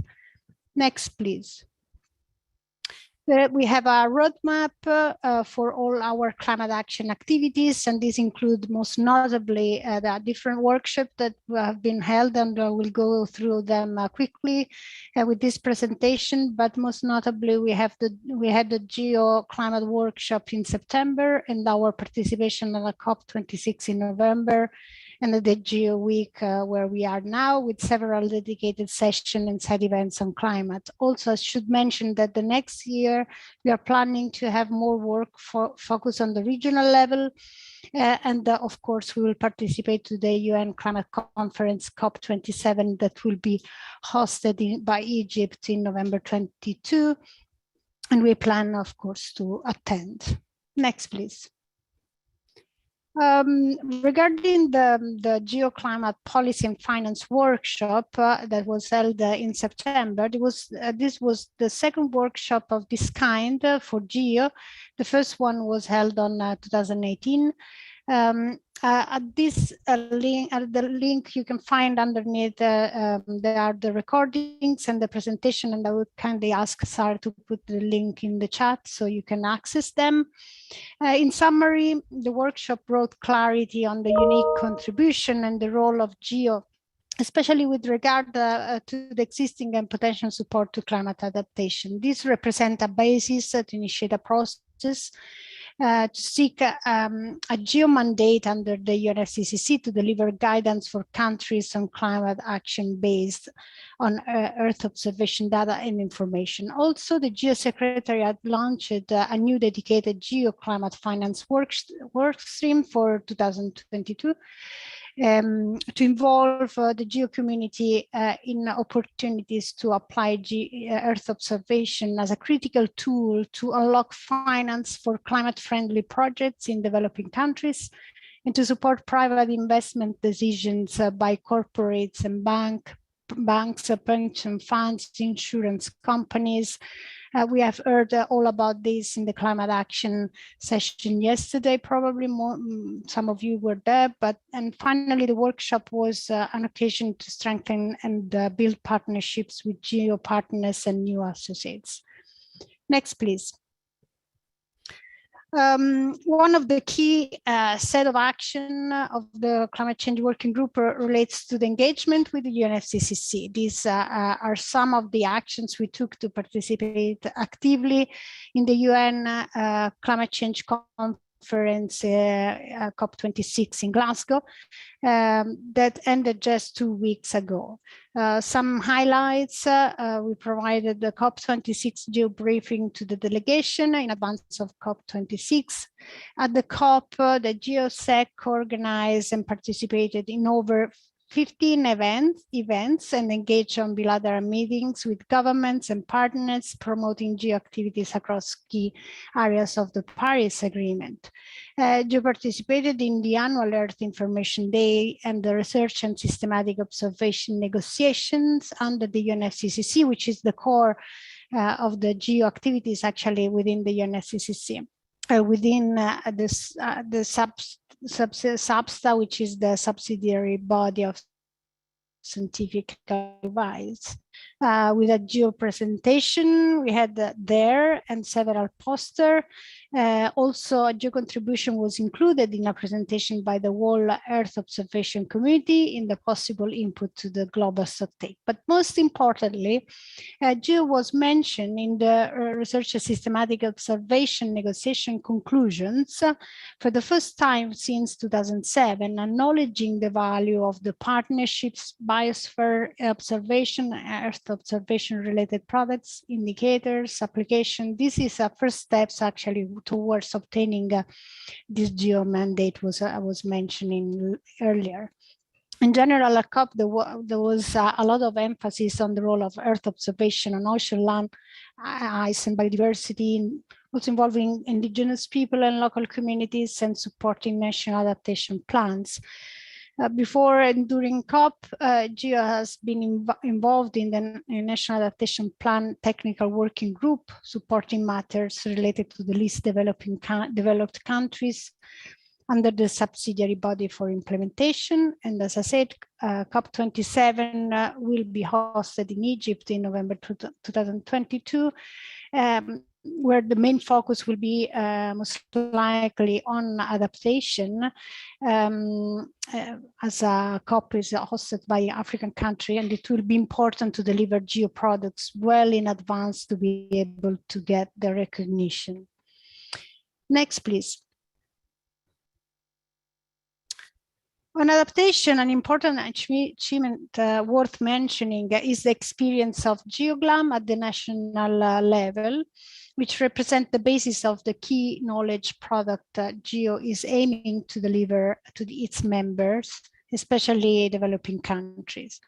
Within this experience, GeoGLAM have worked with the government of Uganda to provide this early information system on drought and crop failure. So early warning triggered a disaster risk financing facility and a public work program to offset agricultural losses, which saved millions of funds and thousands of households from food insecurity in 2017. Based on this success, Earth observation based crop monitoring is now an operational part of Uganda National Early Warning Bulletin. So the GeoGLAM is now building on their co-development experience to develop supplementary technical guidelines for the National Adaptation Plan, so-called NAPs, to be submitted to the UNFCCC. Funding about $170,000 of US is planned to be granted to GeoGLAM from the UK government to continue developing the NAP guidance and implementation via in-country workshop in 2022 targeting African LDCs. Then I think we can indeed rising enough public and private funding to develop and implement NAPs is the real challenge in this case. Regarding Earth observation for mitigation, which is the next slide, please. Thank you. We had two, on the mitigation side, we had two workshops. The one held in June was a GFY virtual workshop that kicked off an important collaboration between GEO and the IPCC Task Force on National Greenhouse Gas Inventory and Land Representation for the inventories, with the aim to identify tools that would comply with the IPCC guidelines and that can be further developed and made available to support UNFCCC parties. And they will be then freely available online through the CEPAL platform hosted by FAO. As a follow-up, the IPCC support units for the inventories identified one of the software developers from the workshop to support the IPCC inventory software. So it's a very important follow-up from this first workshop. The second workshop took place in November in virtual form. It was organized by the JRC and of the European Commission in collaboration of the GEO, and looked at the contribution of Earth observation communities to the AFOLU sector within the UNFCCC, addressing the needs for the AFOLU inventories. AFOLU is agriculture, forest, or other land use for those who are not in the sector, and the Global Stocktake of the Paris Agreement, involving the Copernicus program as well as GEOs and GEO communities. And in these 3 days workshop, it was an opportunity to this community to exchange their experience, tools and plans, and discuss and explore how they can respond to needs and requirements, and in the longer term understand how to enhance also the use of the Earth observation data sets in the modeling and data integration system that need to be developed in the scientific as well as political context. And there were experts from NASA, ESA, and the other research community involved in European funded research projects, but also Copernicus program was present. It was a very interesting exchange held. And then besides, and concluding, we are working also on an information note on the greenhouse gas inventories under the Paris Agreement and the role of Earth observation, summarizing the data requirements that are useful for the greenhouse gas inventories and how the Earth observation, in particular remote sensing data, can contribute to build a complete and consistent time series for the national inventory, considering the guidelines that the inventory agency need to follow. And also outlining the opportunities and challenges that needs to be addressed to make the Earth observation data effectively used in the inventories. Next one. And with that, I would like to thank you for the attention, but also my co-chair, Virginia Burkett, and Mark Dowell, and Angel Valdivieso, and the GEO Secretariat, in particular Sara Venturini, for the work done, and all working group members that contributed to all the steps accomplished by the working group so far. You can find the full report of the group in the link you can find here, and again, I will kindly ask Sarah to put in the chat if possible, so you can download it. Okay. Thank you very much.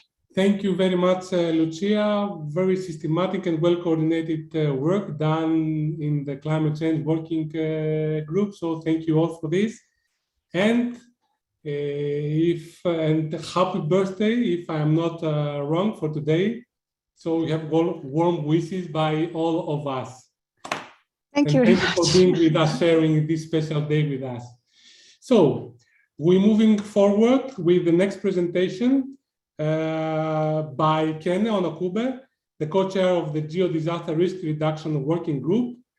So we had the EO toolkit for sustainable cities and human settlements up now. So I'm very glad to see that there's another toolkit being developed, and Ken will drive us through this new development. Ken, the floor is yours. Thank you very much.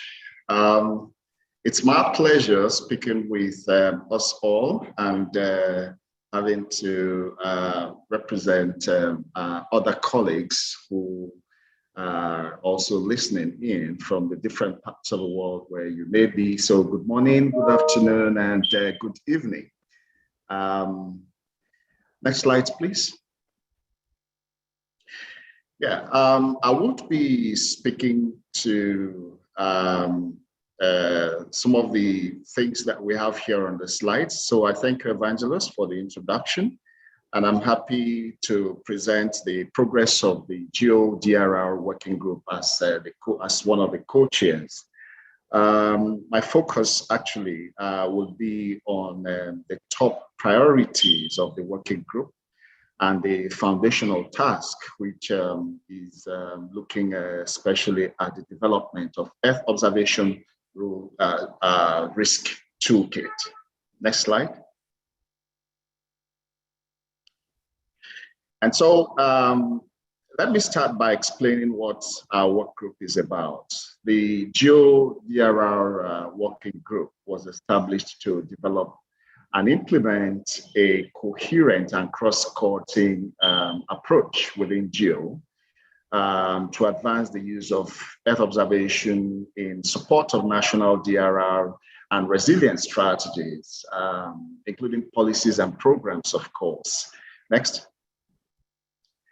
And as Alison had briefly explained in her presentation from the early results of the joint mapping exercise that was done, we have learned that DRR-related GEO work program activities are hinged on two things. One, it's strongly aligned with the Sendai framework, but it still needs assistance in establishing connections with DRL users. Next, please. So on the second part, you see that we do experience some challenges, but this sort of weakness, as shown in the pie charts you see here, when we asked GEO work program activities colleagues whether they work with DRR practitioners and Sendai focal points, or whether they are aware if countries leverage their activity efforts, or whether their activities are mentioned on national DRR strategies of the country they work with, the answers were largely no. Next, please.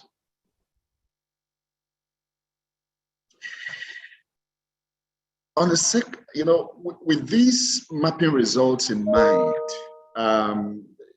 the GEO DRR, the GEO DRR working group is developing the EO risk toolkit in collaboration with UNDRR and ESRI and other strategic partners.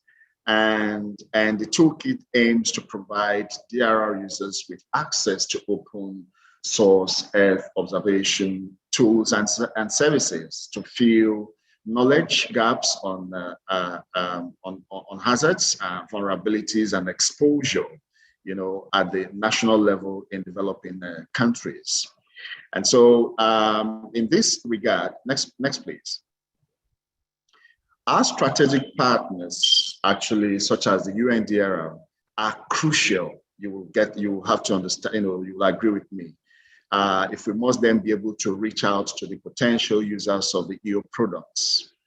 And so the development of the EO risk toolkit is grounded by a close collaboration and alignment with the UNDRR flagship initiative called the GRAPH, and that's the Global Risk Assessment Framework. Next, please. Somehow, this is a rough image of the EO risk toolkit hub site. For those of you who might have had a contact with it, or those who might be seeing it later, because it is the DRR version of the EO toolkit for sustainable cities and human settlements, and it's hosted in the by the UN Habitat and run by the EO4 SDG team. The appearance on the two websites would likely be similar, if you look at them. Next. So within it, you will see this expected content. You will see use cases which highlight concrete examples of usage of products offered by the GEO communities, in particularly the GEO work program activities. Again, you would also see policy briefs for policymakers and users, funders and operational agencies to let them know about the EO tools and services, especially in terms of policy relevance. The third part is that you will also see the technical guidance and methodologies that will assist for operational users of the tools and services. So altogether, we intend to make a package that these three types of contents per the EO tools or services will be able to be applicable to. And so we are starting with use cases on tools coming out of GEO GLOWIS and the GWIS as well. Next slide, please.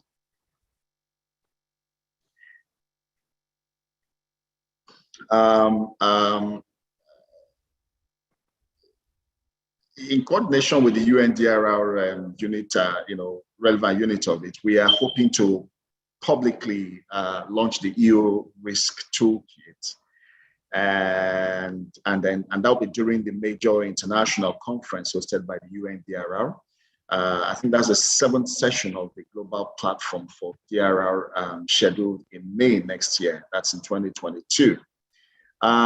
Today actually marks an important first step to share our plan on this toolkit with the GEO community, and would love to get your kind feedbacks. So in addition to the discussion time during this session, GEO DRR work group is scheduled to host 2 identical side events, and that's on Thursday and on Friday, in order to explain in greater details, about the plans to interact with many of you to start brainstorming on ideas for the content development. And like I did mention, the first side event actually would be happening tomorrow evening, and the second one is on Friday in an early time slot. Next, please. So through this event, we'd like to invite all of you to join us in either one of them, but through these 2 events, we explain our plans in details and get your feedback, like I explained earlier. And we are really hoping to identify, the tools and the services coming out of GEO work programs that are either available or in development. So if you are involved in GEO work program activities, please do join and tell us about your reactions and ideas for collaboration. Again, if you are interested, please take a look at the concept note of the toolkit, which includes all the information we will talk about during, in the side event. You can find it in the annex to the DRR Working Group report, which is document for this GEO Week Plenary Session 3. Next, please. And thank you for your attention. Have a great day, everyone. We thank you, Kenneth. It has been a very clear presentation, very promising work and the toolkit, and we are really looking forward to being able to share the toolkit with our national and city stakeholders. So thank you very much. Yes, so now we are moving to a discussion panel once more.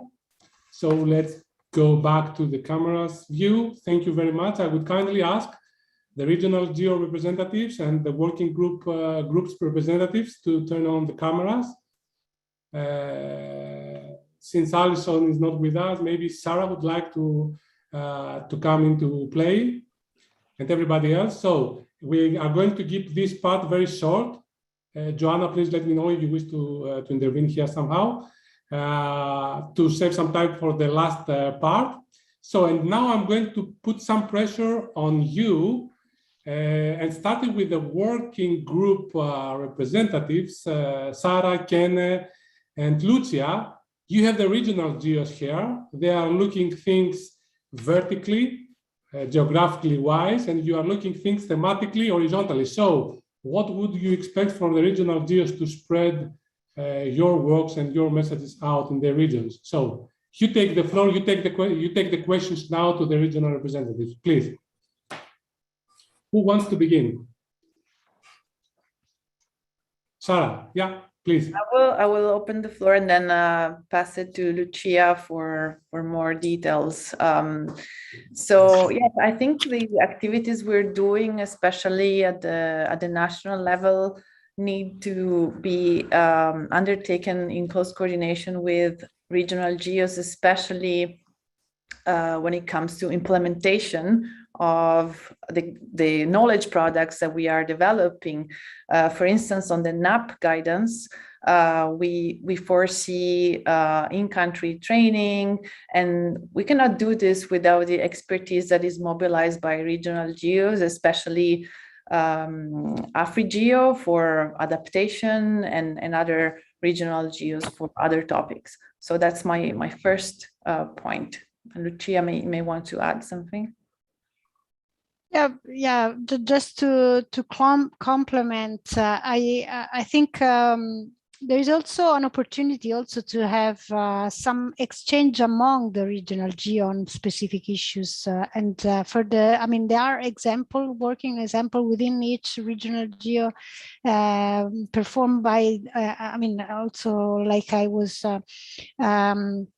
mentioning during my presentation of the GeoGlam NAP guidance that also brought Sarah into the table as an example, that this will be just the first product of a series of a GEO NAP guidance to support adaptation plans, documents, and therefore this can be actually other GEO work program could also develop this guidance document and follow up within in-country training and implementation.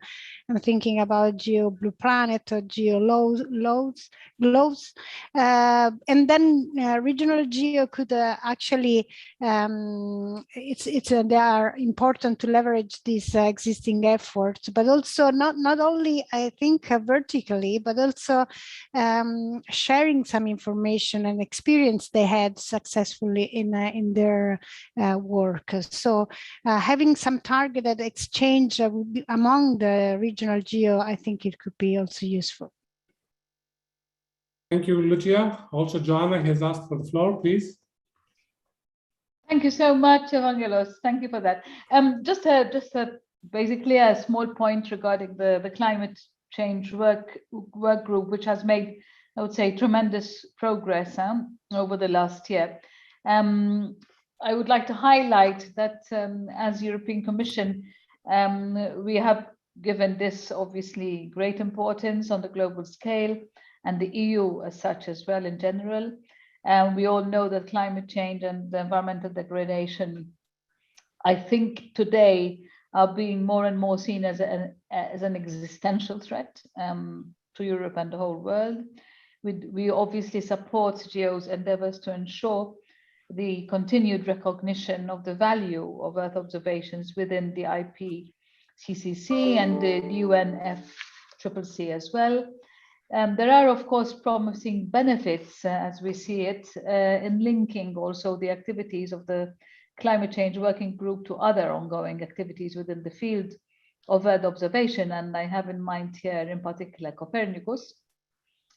And of course, the same is true for linking with the initiatives such as Horizon Europe, the mission on climate adaptation, for instance, which we see as serving very much the momentum, the attention, the visibility, apart from the funding as well of climate adaptation.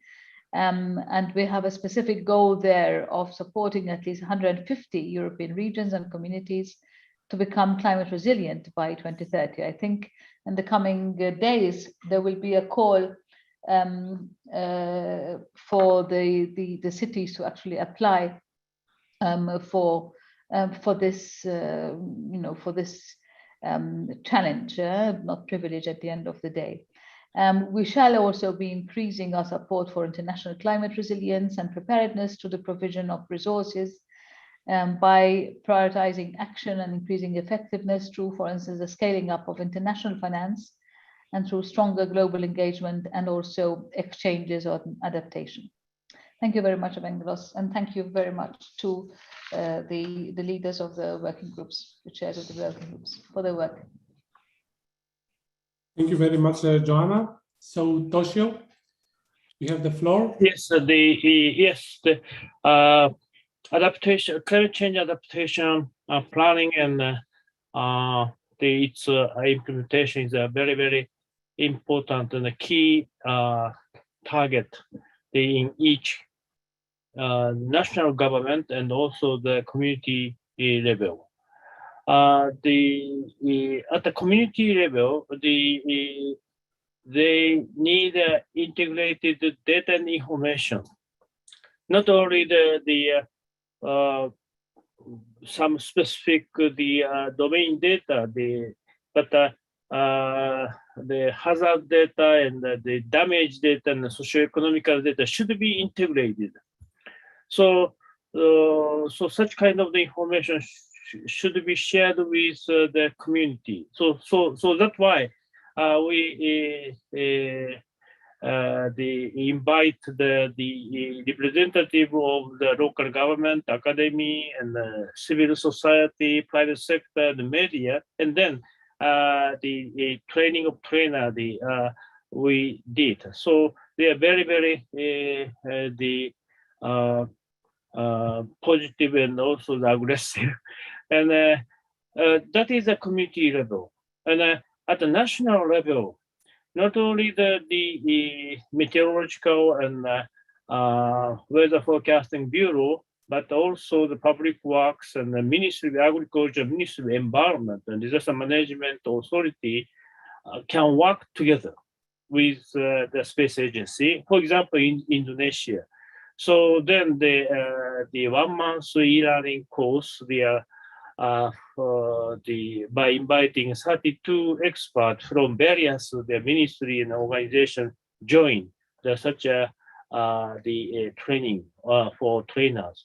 So from the national level to the community level, in each country, they need to develop the adaptation plan. With regard to the regional cooperation, in Asian Pacific region, we have a common issue, the monsoonal and the tropical cyclone. Such kind of the water-related disaster is really a key and a common issues. So we can share our experiences. And also the regional framework is very, very important for a kind of, how can I say, good competitive the relationship. Not only one country, but they want to develop their system, a better system than others. So this kind of the collaboration and competitive, the collaborative framework is very, very important. That is my input. Thank you very much, Toshio. Yeah, I think unless there is any intervention from the other regional GEOs, please just let me know. Thierry, yes, please. Yes. It's short that we need to go to the next session, please. Yeah. Okay, very short. Yeah. So just a first remark, the regional GEO are most often representative of a caucus of countries. So that's really a vehicle to go to the national level, to the regional level, and vice versa. So there is a strong need for collaboration between the different regional GEO with the working group. I think most of the representative of the different regional GEO are involved in the working group, but there is here a way to link really from national to regional and from regional to national. So please use this link and go on. And I forgot my second point, so don't worry. Okay, then Angelica, we have to fill in your second point. Yes. AmerGeo, in collaboration with actually GeoGlows, we have been looking at the national adaptation plans in some of the countries in the Americas. And one of the things that we have noticed is that the majority of adaptation plans are geared towards mitigation rather than preparation. So I think that not only the regional GEOs, but also some of the thematic activities are definitely fundamental to work with the regional in the revision of this information. You're muted, Evangelist. Yeah, thank you, Angelica, for your comment. And Lucia is also commenting. I got I got my second point. Oh, I think okay. the link. I think we have to stress. We discussed yesterday about the integrated implementation, and there is direct link between the EO toolkit on DRR and the activity on the climate change, due to the fact that we will have more extreme events due to climate change. And so I think there is also a path for collaboration between these two aspects. So that's it. Good. And Lucia also describes the next steps. In the following workshops by the Climate Change Working Group, the regional GEOs will be asked to be there. So please be prepared, because your role is being upgraded much and the expectations will be rising. So with this, I would like to thank you once more for taking part in this discussion panel. And we should move to the last part, to the last session today. Thank you, Rick. On resilient cities and human settlements, the fourth engagement priority. So next, please.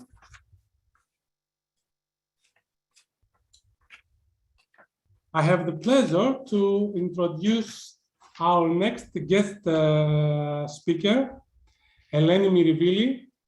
She is the Chief Heat Officer of the city of Athens, and she has been Deputy Mayor for Urban Nature and Climate Resilience in the past. And she's also the advisor to the Mayor of Athens on resilience and sustainability, and advisor of the Arts Lockferrer Resilience Center of the Atlantic Council in Washington. So we are very glad to have one of those stakeholders that we need to engage with us. And she will be introducing us to the theme of this subsession, which is nothing more than urban resilience. So Eleni, Lenio, the floor is yours. Thank you, Evangele. It's wonderful to be with you and to be listening to the previous discussions. Let me start immediately with my presentation. So as most of you already know, we are, for the first time in the history of the planet, we have more than 50% of the people living in urban settlements.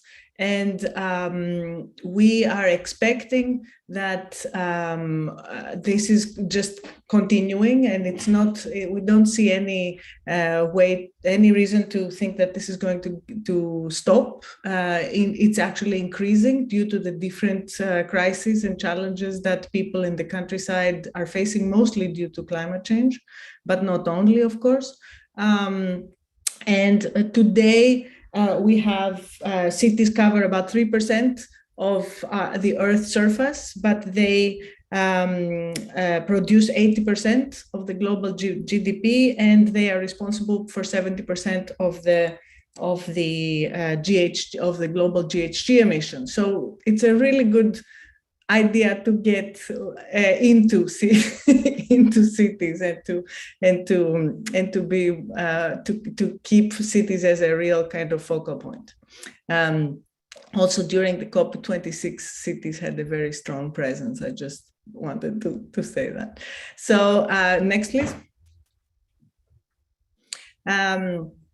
It's really important for cities, exactly because of partially the reasons that I said before, to be able to to build resilience and to be able to survive and to thrive no matter what kind of challenges they face. And when we think of urban resilience, we basically methodologically think of two types of challenges. We break them down into acute shocks and chronic stresses, and we think that these are important to be seen like that. So when we talk about resilience, we don't just talk about disaster response, but we actually thinking of the city in a systemic way and building the capacity to actually withstand all types of problems, because shocks usually hit the cities where the stresses have already created the trouble. Next, please. We define urban resilience as the capacity of individuals, communities, institutions, businesses, and systems in general, urban systems within a city to survive, adapt, and grow, no matter what kind of chronic stresses and acute shocks they experience. Next, please. We also know that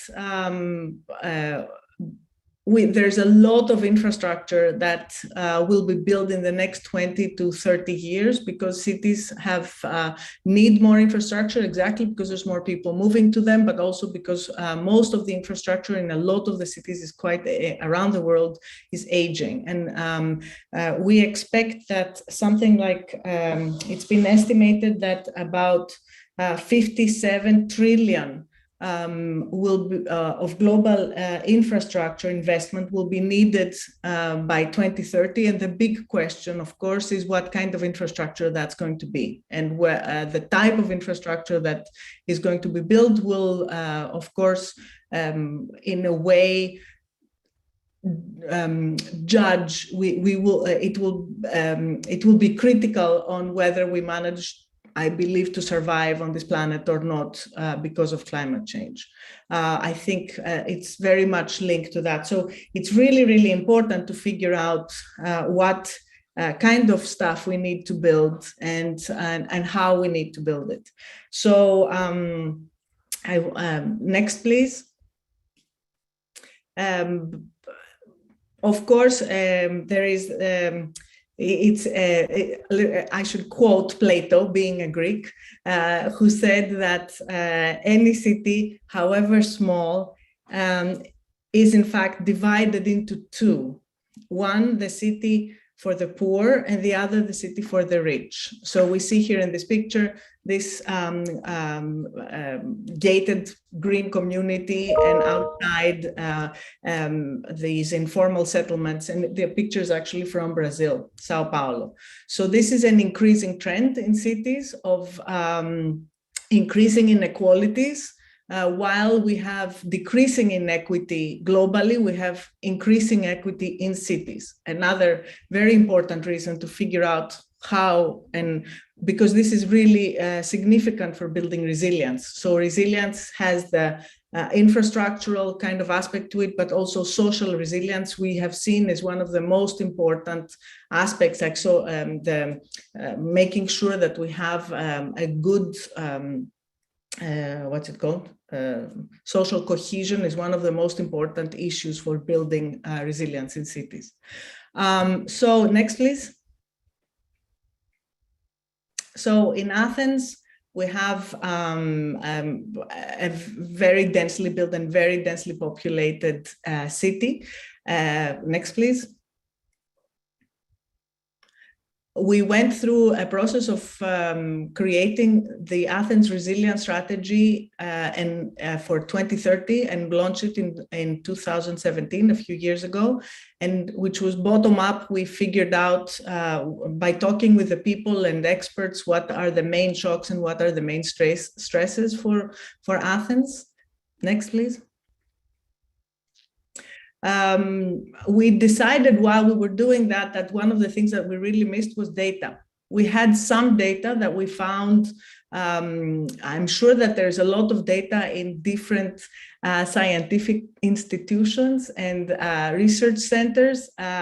Often there are data, but often cities don't have access to them, or anyway, it's not easy to get access to them, or it's kind of data that do not directly respond to the needs of the city.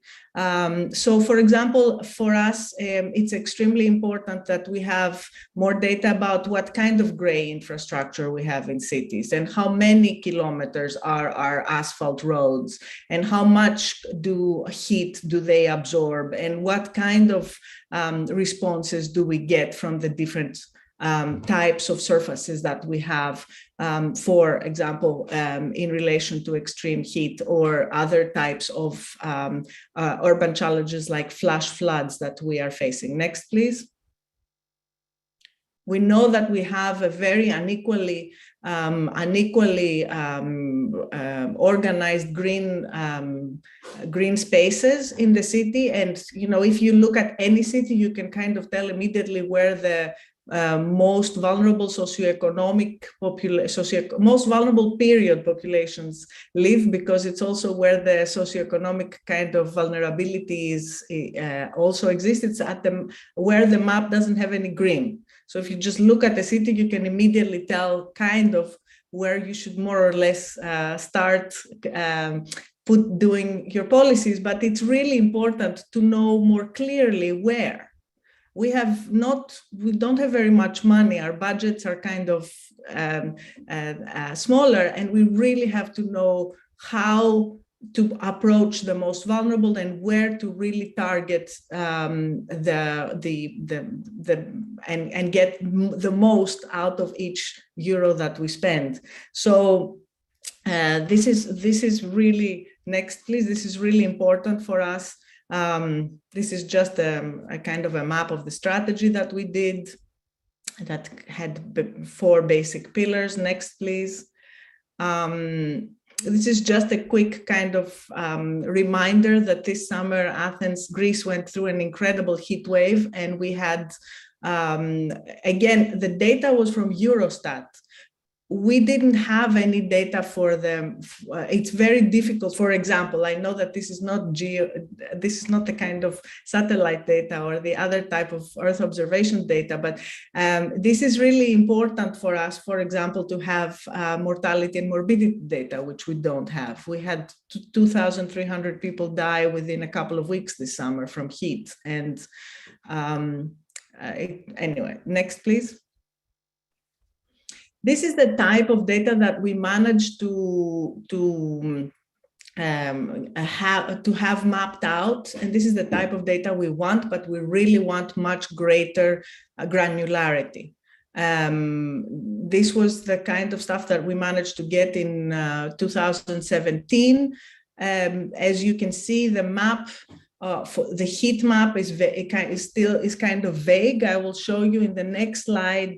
The right image shows low income households. Sorry for interrupting. We would need to wrap it up because we need to go to the voting process. And so let me show the next slide, which is the kind of map that we created that has a lot of granularity in relation to heat, which is from satellite, of course, data, but we need much more geospatial correlations. And we need those geospatial correlations because we need always, when we do policy, a reference base. We need to be able to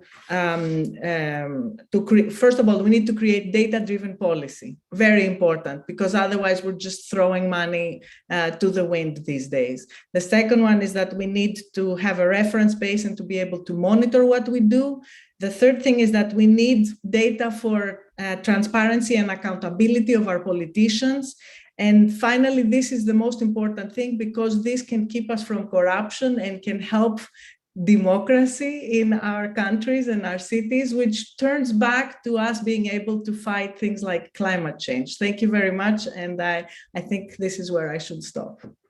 Exactly. Thank you very, very much, Lenio. I think you made through what we said before about the bottom-up approach. So you unfolded in front of us the needs of the city, where they are currently standing, and what we need to be doing. So in the chat, you will be asked by Joanna to start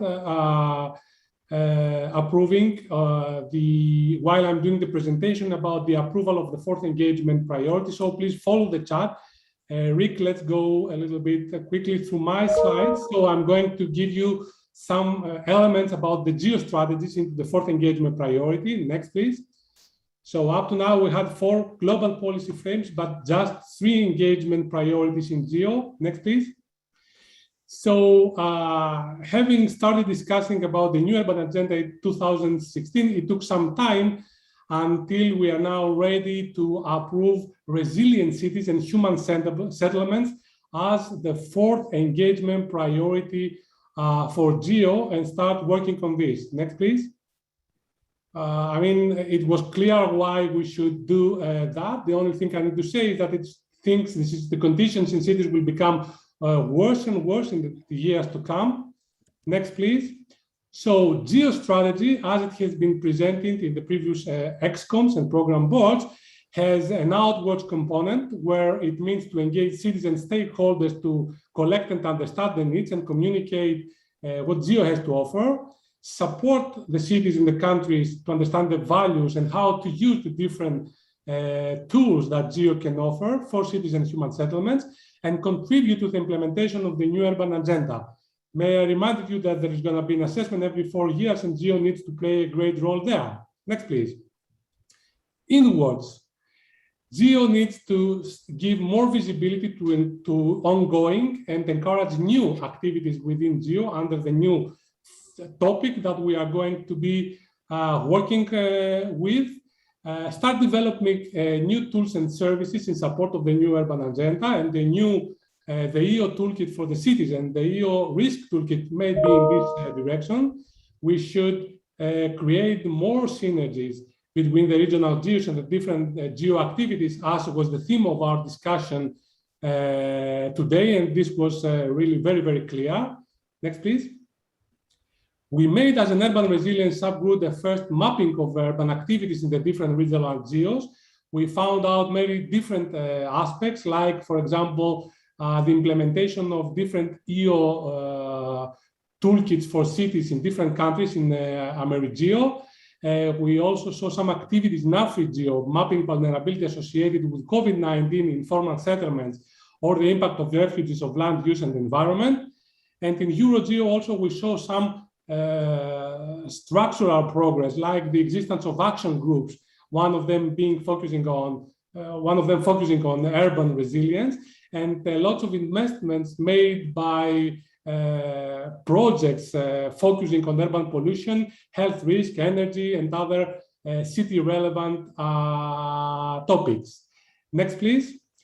Practically speaking, and with the approval of the fourth engagement priority that it is foreseen, the GEO will be driven by the engagement plan that Joanna also mentioned, a living document that will be being updated, and it will be driving our activities in this new engagement priority, supported by a working group and an urban resilience coordinator, similarly to what is happening with the other working groups, disasters, climate change, and we have already seen how much and how efficiently they have been working in this direction.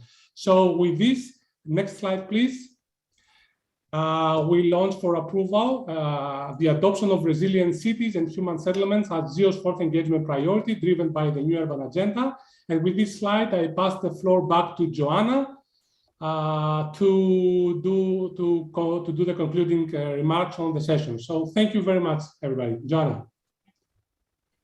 Thank you, everybody. I hope you can see me now because there's this presentation on the screen still. Okay, but I can take it off. So thank you for the support that we are receiving. Germany, France as well, and I wonder Sweden as well. Very good. So it seems that we're getting blanket support here. There's a long comment now coming in. I need to look at it. Mexico. Let's see. Yes, United States as well.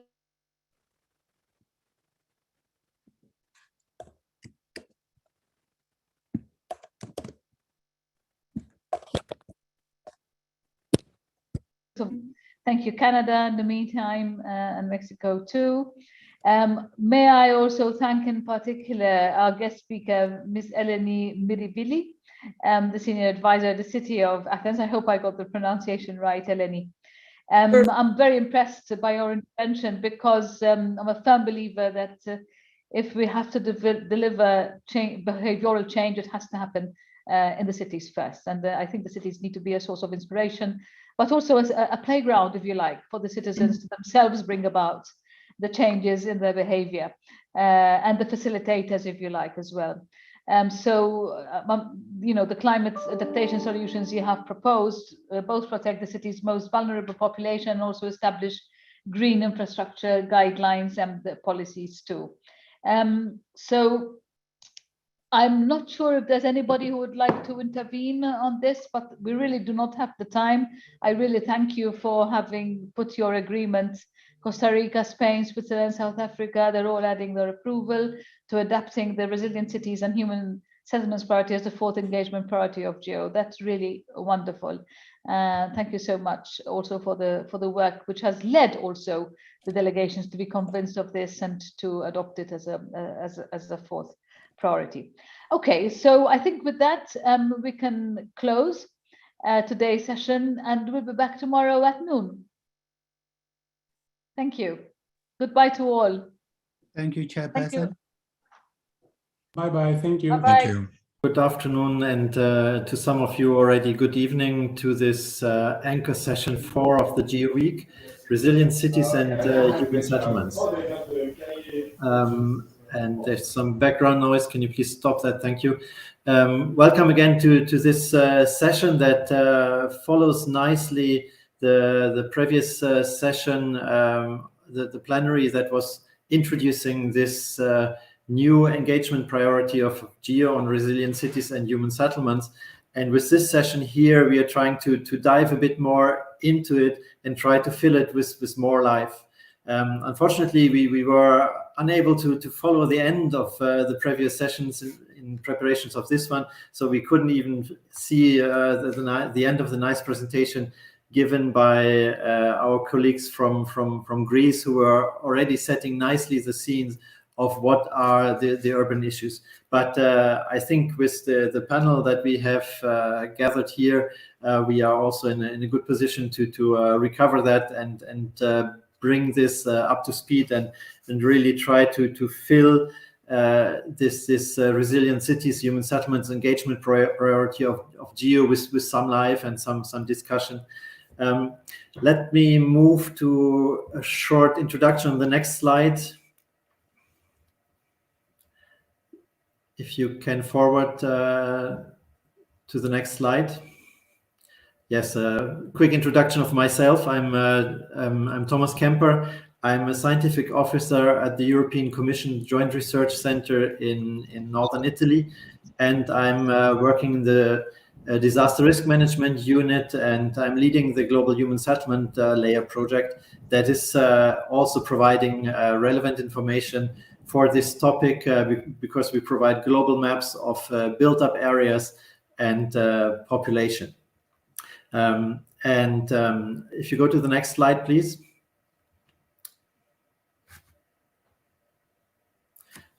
I would like to quickly present to you also the panelists that are joining us today. It's a very nice mix of people from different institutions, different angles that are growing to shed lights on what currently can be done in the context of resilient cities and human settlements. Let me start with introducing Her Excellency Thuraya Al-Hashimi from the United Arab Emirates. If you can go back to the panelists, please. Yes, thank you. Then we have Graham Alabaster from the Geneva office of United Nations Settlement Program. We have Shushanek Asmarayan from SENS in Armenia. We have Cascade Tucholsky from CIASIN at Columbia University, and Nazmul Hook from ICLEI World Secretariat in Bonn.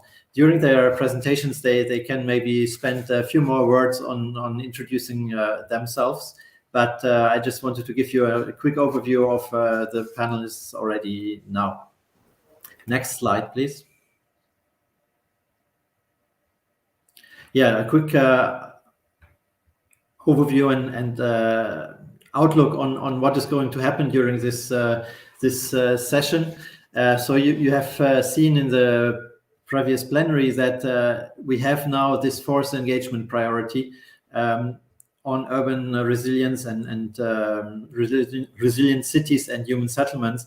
And this is, of course, very, very important. It's really showing the importance of urban areas that are coming up. There's already a lot of activities going on in the GEO work program now, but we felt that we need to have a stronger emphasis on the role of cities and settlements in GEO, hence this new activities. And what we really try to achieve here is to invite the stakeholders in GEO to support the Urban Resilience Engagement Plan and work with cities and human settlements as appropriate. Next slide. During this 1 hour 50, now already a bit less, we have structured in a way that we will have a short set of presentation from the panelists that will present their work in this domain, and we will have then a panel discussion and question and answers also from the audience. So please, if you have questions to the panelists or comments, feel free to use the chat functionality of the AirMeet platform so that we can pick it up and try to address it at a later stage. And without further ado, I think we can move to the presentations. And I would like to, the next slide, would like to invite Graham Alabaster to give us an overview of UN Habitat's view on urban resilience here, because they are the ones that were asking GEO at the end to have this force engagement priority. So Graham, the floor is yours. Thank you very much indeed, Thomas, and delighted to be with you all, Excellencies, ladies and gentlemen. I'm the head of Habitat's Geneva office, but I'm a long timer with Habitat. I've looked after many portfolios in that time, including slum upgrading, but I'm a public health engineer by profession, and I've worked in previously positions very closely with GEO, so I know of the immense capability you have. But today, if we could have the next slide, please, I'm just going to give a brief overview of Habitat's work on cities and what we're doing and where the synergies are with the GEO program. And of course, we want to build on already an existing program of work that we've been doing for some time. Could we have the next slide, please? So, I mean, I think it's probably clear to many of you, but as the world urbanizes at this fantastic rate, often below the radar and below people knowing what's happening, you know, urban areas are home to, well over half of the urban population, which of course is increasing. And we know by 2050, this is going to be up around 70%. But also, of course, they're responsible for the large proportion, 4/5 of the global GDP. So there's an immense need to understand cities better and to work ways to make them more resilient. Because if cities become dormant and they lose out, we're going to see an effect on the global economy very straightforwardly. And of course, quite naturally, cities are responsible for a large proportion, a very large proportion of the global energy consumption, for 75%. They produce a large proportion of the greenhouse gas emissions, but they're also responsible for large proportions of waste. So really, together, you know, this is the reason why urban centres need more of a focus and why we need to work with local authorities and city governments, as well as national governments, to understand exactly what's happening in cities. Because there are many leaders around the world who still don't completely understand the way urbanization is going ahead. And of course, this varies very much depending on where you go in the world and between the different continents. But really, a lot of the urbanization that we're seeing, for example, in Africa, is going ahead in the smaller urban centers. So while the megacities are still continuing to produce wealth and contribute to greenhouse gas emissions, there's an explosive urbanization in smaller urban centers around the world. And those are the ones that we can actually make a difference in. In fact, many of those urban areas that we're talking about are yet to be built. So we are in a unique position now to understand how we can influence the development of those cities and track how the urbanization process can go forward in an efficient and safe way. Could we have the next slide, please? So looking at the sorts of challenges we're facing in urban centres as we move forward, Of course, one of the biggest issues is the inequity and the informal settlements and slums that are currently very high levels in many parts of the world. And in fact, even in the more developed economies, there are still groups of the population in the cities who are not accessing services or have access to employment in the same way that the more wealthy parts of the city. And this is a huge example. For example, in sub-Saharan Africa, 60% of the urban population live in low income settings. So this is having a huge impact, not only on issues like access to services, health, but also how we deliver basic services, how we improve and make sure that the livelihoods of these people are looked after.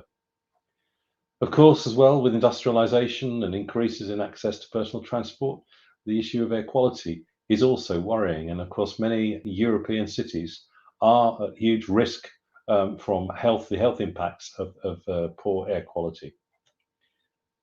We've also seen, of course, due to conflict and some natural causes, that the issue of disasters and their effects really disproportionately impact on both people and infrastructure in urban areas. This, of course, has a knock-on effect to food security, and now coupled with climate change, this is meaning that cities and urban areas are expanding into productive land in rural areas. So understanding how this works is really, really important. Could I have the next slide, please? So, of course, Habitat, the way we deal with this, of course, Habitat was involved as the custodian agency, if you like, of human settlements and sustainable urbanization. And back in 2016, the New Urban Agenda was developed, which is really a blueprint of how cities should move forward and towns should move forward in sustainable urbanization. And in response to that, Habitat's strategic plan addresses, through its variety of programs, both normative work and operational projects, 4 key areas. The first being the critical issue of prosperity and ensuring that cities and regions, that we reduce the impact of inequities in social areas, and we ensure that the prosperity of cities is produced. The second area is in the area of crisis prevention.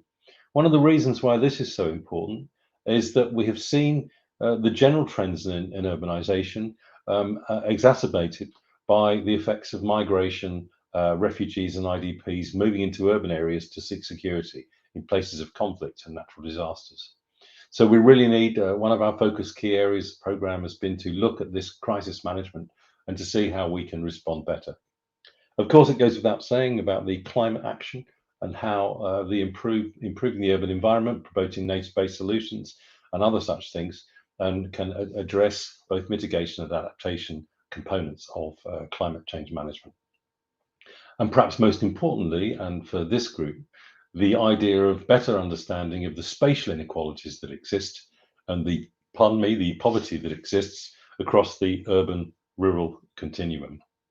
So our strategic plan addresses all these areas. For more details, please feel free to contact us or to check on our website, which will give you a better idea of what's going on. I'd like to turn my attention now a little bit, if I could have the next slide, please, to the SDGs and the synergy, if you like, between the Sustainable Development Goal for cities, Goal 11, and the New Urban Agenda, which I mentioned is the blueprint for cities. There are several key elements of the SDGs which really we are working on very closely to address. And in fact, in many cases, because we're responsible for monitoring of SDG 11, we've had to develop new and interesting methodologies to support the tracking of these changing indicators in the urban space. Of course, the spatial arrangements of urban space is very important.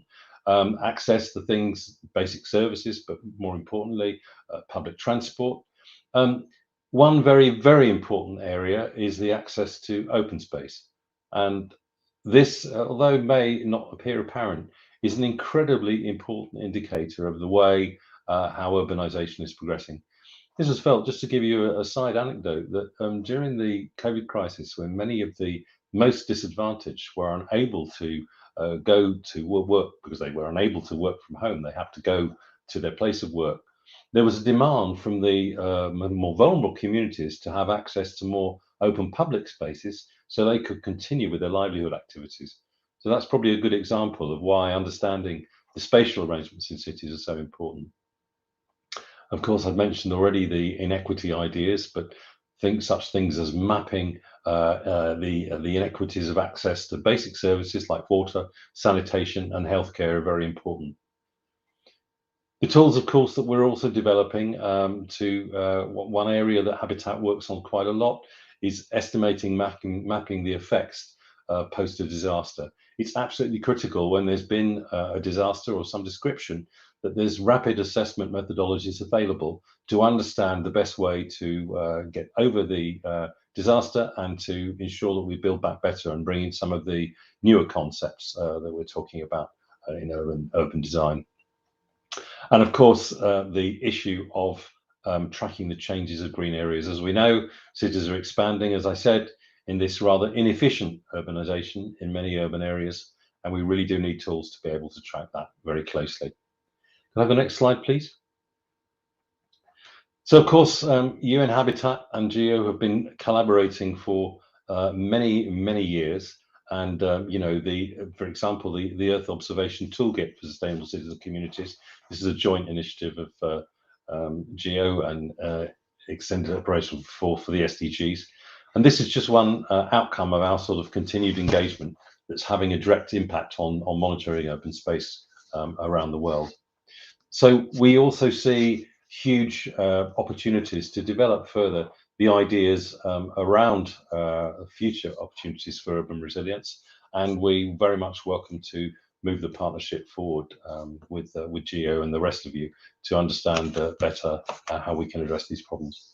Can I have the next slide, please?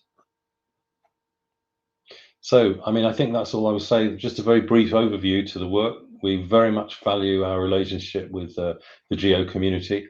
And I think together we have a strong opportunity to develop new tools and approaches, particularly in this resilient space.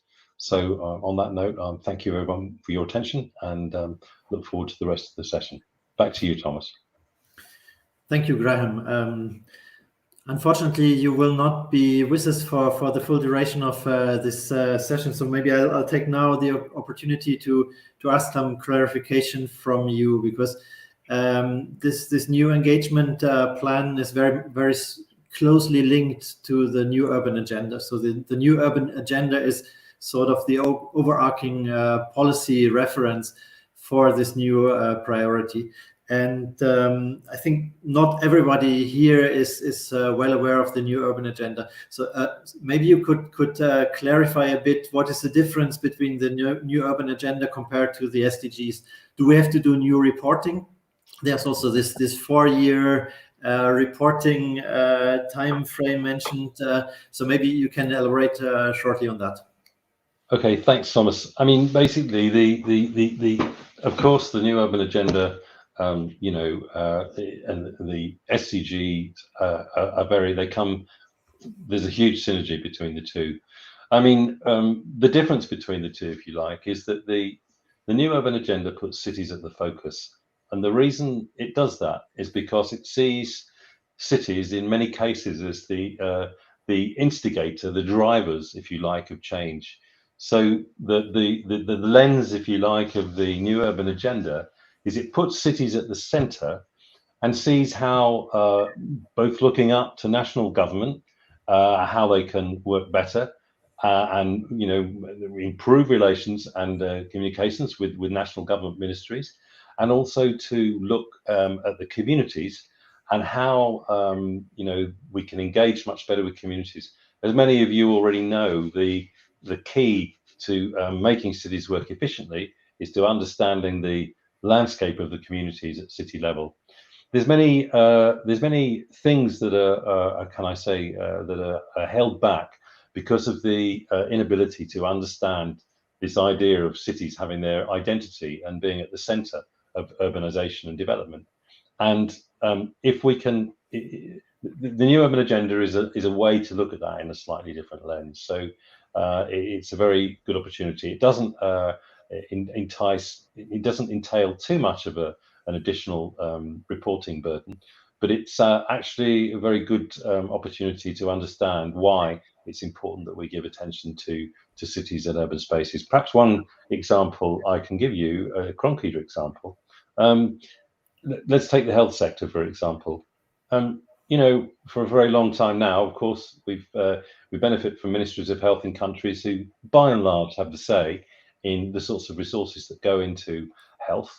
But we're seeing, and it's come out very clearly in the pandemic, that cities and city governments can play a key role in managing and responding. The cities are more nimble. They have structures which enable multi-sectoral process to work more easily. So in many respects, much of the work that traditionally would be done by a line ministry, the Ministry of Health, is delegated to other areas. So if you like the new urban agenda, if you go into the new urban agenda, you'll find there's a part in there about health, which will explain how these ideas can be brought forward. The new urban agenda is a framework. It's obviously not a guideline, it's a framework. And the idea is that, you know, local authorities will take and adapt that idea in the principles of the new urban agenda to fit into their existing legislation system. So it's actually, you know, it's a good way to help to understand how urban areas at the center can play a key role and how sustainable urbanization can be achieved. Okay, thank you, Graham. One follow-up question also, maybe again from the perspective of GEO. Is there any explicit reference to Earth observation or more general geospatial information as means to monitor progress? Absolutely, and I mean, as you know, Habitat's the custodian agency for SDG 11, so we're responsible for providing advice to the member states and governments about how to monitor, you know, the SDG 11, and in fact other SDGs. So there are many references to the use of GEO and Earth observation tools to aid that. And I mean, you know, because of the huge importance of understanding the spatial arrangements in cities, we can't do it without the support and ideas of GEO. So yes, it's very much embedded into the ideas and the approaches of the new urban agenda. Okay. Thank you. Maybe if the other panelists have a quick question to Graham, otherwise we move ahead to the next presentation. Okay, Graham, of course, you're welcome to stay as long as you can. Would be a pleasure to continue discussing with you also later. But let's move now from the global UN perspective to the country perspective from the point of view of the United Arab Emirates, where we have the pleasure of Her Excellence Turaya to be with us. She's with the Federal Competitiveness and Statistics Center of the UAE. And I leave the floor to you now. Thank you, Thomas. Good morning and good afternoon for the people around the world. It's my pleasure to be here and to take you through an overview of what we do in geospatial in the United Arab Emirates. If we can move to the next slide, please. Okay. So the success of SDG implementation depends on various aspects, but partnership becomes at the core. The UAE has established multiple avenues of partnership to accelerate the implementation of SDG, both at a national and international level. At a national level, our governance structure includes national committees of SDG, an advisory board of youth, and we have a bridge of communication between the different sectors. Furthermore, we work with academia and we engage the civil society through innovative projects. However, international relations are as important to us as other nations. The UAE work with multiple international organizations to implement the SDG successfully. For the purpose of time, I can elaborate on three of them for now.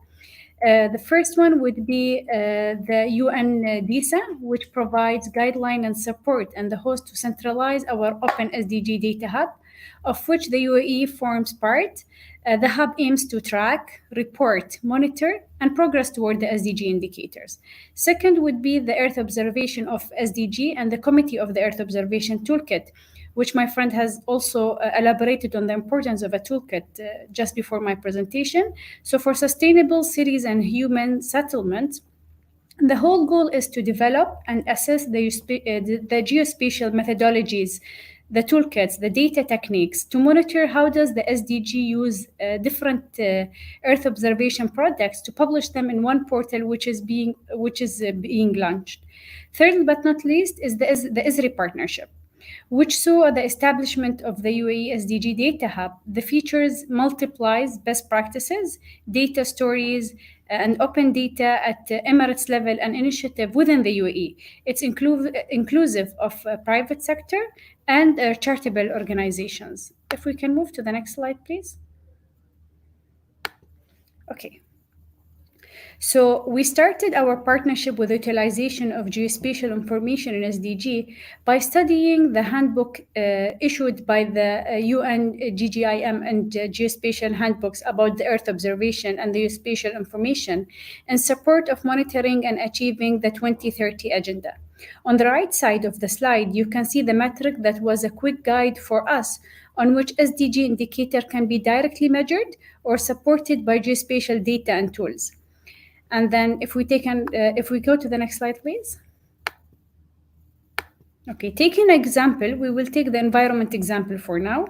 Our physical world in which humans are living and being served the wide range of services, environment. The environment is changing and the economical activities are taking place. So geospatial information is simply the digital version of our world. That influence our understanding of the world that we live. And by combining and overlaying these different data sets, we provide an answer to the question in different and various fields. When geospatial information is associated with statistical information and their relationship to the different features, it simply intellectuates and helps us connect things, understand phenomena leads, and better manage the nature of the artificial assets. As well, we get effective resources allocation. So the geospatial journey started with compiling the foundation maps while ensuring there is an update for the national harmonization across. So this enables us to feed the production for the national statistic and comply it with the SDG. To the next slide, please. So in this slide, what we're trying to say is that our GIS SDG complies a journey where we rely on various data sets, including national admin data, national population grids, multiple municipality geospatial databases, and global open data sets. Free Landsat and essential emergency and local like KhalifaSat imagery, we have used it in this. We see a wealth of data and GIS analytical capabilities. We can have a better addressing for SDG. One example is how we develop our national population using the number of geospatial data sets, like water electricity meters. How do we use that to reflect better understanding? It helps us identify the locations, the activity of the household, and description of the residential units. Another thing, it's building the land use that's set by the municipalities and the energy infrastructure. So it's all ways to find and understand what are these units saying to us? How can we reflect them better in our geospatial information? We also take the satellite imagery, where we extract and build up areas to make sure that they are assessed in the population distribution. And then the population estimate maps from the local statistical, we find administrative boundaries for them. So combining all this in the geospatial platform can give us different figure and better understanding. How can the leadership or the decision maker have based information used for the geospatial things? Moving to the next slide, please. Okay. So in this slide, you'll see our Earth observation. We value the Earth observation data in the sustainable spectral place, temporal coverage as a fraction of the cost of traditional method. Of course, we always look at what is the costly things and how can we work better towards digitalization. So we did a study at FCSC to extract the building print from the satellite imagery. Then we have it overhead with the smart meters data to identify where are the active households and what are the use of each one of them. And that inputs give us a better understanding and a reflection of the household information in the country. This omits a long field work process. We know that household survey takes long time, long resources, and it's a very costly survey in field. So this types kind of make it more efficient and save lots of resources to the country. Moving to the next slide. Thank you. So examples of SDG indicators that would compile using the Earth observation is indicator 9.1 and 1. It's a preparation of the rural population who lives within the 2 kilometer from all the seasoned area. So we can know if we have a rural people living nearby all these areas by multiplying the different layers of data. And then we have indicator 11, which answers the question of a ratio of a land consumption rate compared to the population growth rate, and indicator 15 from the SDG, which is a mountain green cover index. Next slide, please. Okay. So we are capitalizing on the opportunities offered by the open data and the Earth observation. An example of that is the Landsat imagery of UAE and NASA night lights, where we track the growth of green and built-up areas, as well as the land consumption rate since 1972. So by using the historical landscape imagery in the UAE and the UAE, the satellite were used in the space center. So we had to use NASA lights on top of it to monitor the growth of the nightlight from 2010 onwards. So the spatial visualization capabilities help us understand the space-time factor and the historical trends that are happening in the country, and such as we were able to understand the population, the land use, the economic growth across different sectors. And we invented that, and soon we will make plans for future forecasting using different elements on the same. Next slide, please. Thank you. So in the UAE, we're trying to incorporate the geospatial data in planning the community services. Example is the health services, education, social facilities, and in a most efficient way that could have an overview and present a smart area district. With COVID hitting the country, the world all around, let me take an example of the health facility that we've developed using the GIS ground. So in that, we know that there are other applications that are public to people where they can use their Google Maps, for example, to find where is the nearest hospital. But what is different here is that the information would give you a more depth things like the bed capacity, what are the type of doctors you have in that facility, what are the things, the timings, the hours, how big is that hospital. So all that information, maybe public things cannot answer it. Can we go to the next slide? I don't see the slides appearing.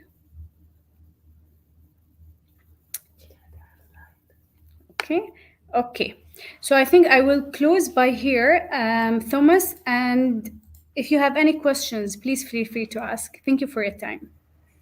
Okay, thank you for your presentation. Impressive work that you are doing. You've set up a state-of-the-art geospatial data environment, I think, in the UAE. So there's a lot to learn, I think, for many countries. Again, also understood that you can probably not stay with us for the full duration of this session. So yeah. I have few questions. The first one, you've shown this last example on the health facilities. Yes. I was wondering how this was developed and how is it used then? So is it you reaching out to the health authorities and ask them, what do you need, what are your needs, or did you come up with these tools and then present it to them? So this co-design, is there some co-design ongoing? So we put all those indicators that we require information in to build that infrastructure. So we looked at what are the things that might come to the user's mind and what are the information they would like to look at when they have a hospital. What are the specialists in this hospital? What is the capacity of the bed? And we looked at all the different indicators that are under the basket of health. And then we started mapping those to the hospitals. And then we get them verified by the health authority. And from there, we publish the maps. Okay, thank you. And so all the geospatial analysis, also the Earth observation data analysis is done in-house by your agency. Yes. We have the same also for the education facilities. We have the same for the different tourism attractions around the UAE. So we have different maps that we have produced, and all of these kind of give you the same detailed information. If we take a school, for example, is another example, it would tell you what type of program, what are the genders, how big is that school, how many classes in that school. And then it's the same methodology we've used, but across the different sectors. Okay, very good, very impressive. Again, maybe to the colleagues, if you have a quick question to Her Excellence, then do it now. I don't know how long she can stay with us. If not, I think we would move to the next presentation that brings us to Yerevan, and I have the pleasure to have Shushanik Asmaria as the next presenter here with us, and she will show us some of the work that they are doing in Yerevan. Shushanik, please. Thank you, Thomas. Thank you, dear audience. First of all, let me introduce you to myself. I'm Shushanik Asmarian. I'm presenting Armenian Geo Community, National Geo Community. And of course, thanks to this opportunity to be here and to talk about the experience of Armenia, how to use geospatial technologies for revealing urban environmental problems, to assess urban thermal conditions, and look at their potential as guiding tools on developing urban green infrastructures. I'm a Deputy Director for Science of the Center for Ecological Noospace Studies of the National Academy of Sciences, and at the same time I'm leading the GIS and Remote Sensing Department. So I'm presenting a research institution. Next slide, please. I will start with the concept that cities are living urban ecosystems which include both human and nature in a largely human-built environmental context. They have emergent properties that cannot easily be seen by simply looking at the different functional parts of the city. Many urban areas are vulnerable to gradual environmental change, and many city dwellers are concerned with the impact of unregulated and rapid land use change. Many urban planners, managers, or designers face demands from communities and individuals for more inclusivity in planning adaptive strategies. Thus, the key challenge in the cities of the world is to devise holistic transition strategies that are flexible, adaptive, and applicable across urban regions and cities. Next slide, please. Yeah, over several decades, the pressure on urban infrastructure and the environment of the large cities of the South Caucasian region have not fully increased. This is due to numerous complex and dynamic reasons such as migration, unplanned and unregulated land use, climate change, and etc. Today, I would like to talk about the capital of Armenia, about Yerevan, which is a socio-economic center of the country, where 35% of all population is concentrated, and which has been facing continuously the environmental problems for several decades. Next slide, please. The goal of the Yerevan Master Plan is the preparation of an urban development strategy for creation of favorable living conditions and provision of sustainable development. Yerevan's sprawl requires scenario of urban planning and development, with a special emphasis on recovering green infrastructures. Next slide, please. In the urban environment, green infrastructure covers everything, starting from parks to street trees and green roofs to bioswales, really anything that helps absorb, delay, and treat stormwater, mitigating flooding and population downstream. So what we have for Yerevan? Slight decrease of urban areas, which shown from satellite data, and notable increase of the land surface temperature. You can look at in the left side of the slide. It was approved by the land cover maps classified again from satellite data. So regular monitoring, our group perform all these works that's shown here, and we conclude that regular monitoring is required by Earth observation, both in situ, with in situ and remote component, of course. So SENS initiated research to investigate the relationship of the land surface temperature and climatic factors using machine learning models in order to develop a method of regular monitoring of urban thermal comfort, which encompasses in situ, UAV, and satellite survey. First results are already published and can be accessed via provided link on the slide. Next slide, please. The research investigations, next slide. Yes, that's okay. The research investigations on updating the methods to monitor the thermal conditions of the urban areas still on the way. By the way, we already received state funding from the State Committee of Sciences of the Ministry of Education, Science, Sport and Culture in order to continue the research, which is very crucial for Yerevan. And thanks to this project, we were able to equip with a new UAV equipped with thermal camera. Next slide, please.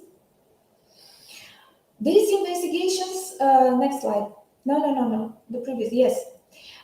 This investigation serves an excellent platform for SENS involvement in different international project initiatives addressing urban resilience, as they provide a guiding tool where and how to recover urban green infrastructures as nature-based solutions, an excellent way towards urban sustainable development.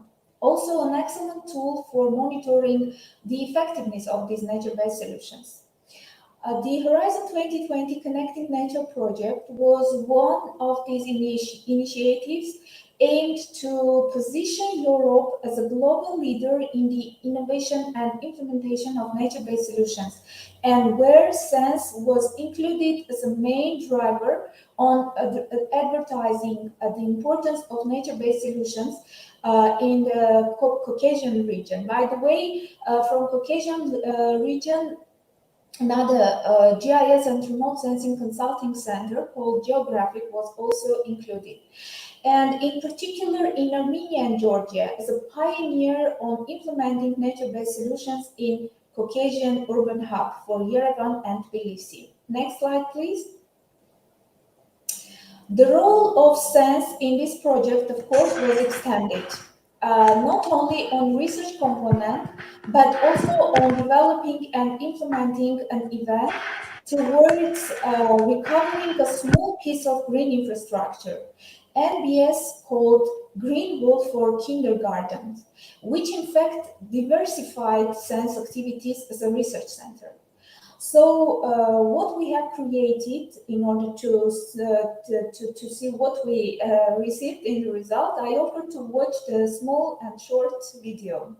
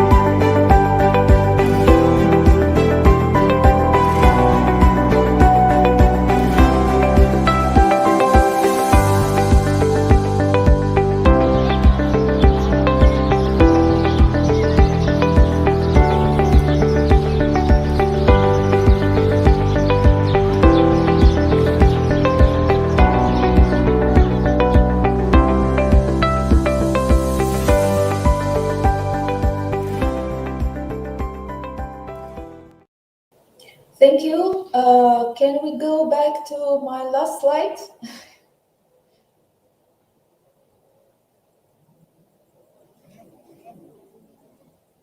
Just to overview and to shortly talk about our next steps.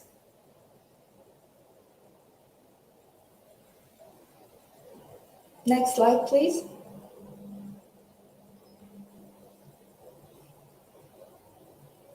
Yeah. So what we're planning as a next steps, plans towards to provide remote sensing data and technologies as tools for monitoring urban thermal conditions for public administration and for urban planning policies. To develop indicators to assess impact of the implemented nature-based solutions, in particular green wall for kindergartens. Of course, we are going to try to attract other Caucasian cities and towns to think about nature-based solutions as a way and tool of building urban resilience. And we also do hope, with our experience in Armenia, to support the urban resilience engagement plan of GEO. Thank you. If there are any questions, I'm ready to answer. Thank you, Shushanik. Let's say now I don't let you go, neither Cascade or Nazmul. So I force you to stay. So we continue with the presentations, and we take questions to your slides then during the panel discussion, if that is okay. So with that, I would then move now from the city perspective to the more global perspective of heat exposure, and give the floor to Cascade Wolski. Thank you, Thomas, and thank you everyone for being here. I'm really excited to present this work and to have a discussion and hear all your questions. So my name is Cascade Tucholsky. I'm a postdoctoral research scientist at the Center for International Earth Science Information Network at the New Columbia Climate School. Broadly, I'm a human environmental geographer, and my research has largely actually focused on urban food security. And more recently, I've been thinking about what are direct pathways climate change can affect urban food security. And I'll talk about that in a little bit as I go through this new data set we have developed here at Season with our partners at UC Santa Barbara. I am co-chair of the GEO Health Community Practice Small Working Group on Heat with Dr. Ben Zaitchik at Johns Hopkins University, and I invite anyone on this call to join the GEO Health Community of Practice. There, I think, are 4 or 5 different working groups on various aspects of how we can use Earth observations to inform public health policy and practice. And it's really just, they're wonderful meetings and really informative to develop collaborations, not just among academics, but also practitioners and the private sector. Next slide, please. So in North America this summer, specifically in the Pacific Northwest, we learned, I would say the hard way, of how dangerous extreme heat can be among urban settlements or urban residents. The impacts of extreme heat range from mortality, as we saw in Seattle, Portland, and the Northwest, all the way to in vitro impacts on fetuses, maternal child health, labor outcomes, infrastructure can be damaged. Really, extreme heat can manifest in many different ways. And for me, as somebody who studies urban food security, I'm really interested in the connection between extreme heat and labor output. Because as our cities approach temperatures that are ubiquitously hot and humid, I think that we may have impacts on people's ability to procure food, because almost across all urban settlements that I know of, the vast majority of people secure their food through working, and many people in informal settlements work outside in conditions without access to shade, water, and air conditioning. Next slide, please. However, for much of the planet's urban settlements, we do not have a robust longitudinal weather station record. So the map on the right is roughly where urban settlements are in green, and urban weather stations for Southern Asia. So in India, there are about 3,000 urban settlements across India, and only 111 of them have a robust weather station network. So weather stations tend to be the kind of gold standard for measuring 2-meter air temperature and humidity to identify heat health impacts. And for much of the planet, we estimated in a recent paper that about 4 billion people live greater than 25 kilometers away from a weather station. So Earth observation data is imperative for filling this gap. But I want to emphasize that we need both weather stations and satellites in the sky to really model high-resolution heat health impacts across the planet, specifically in urban areas. Next slide, please.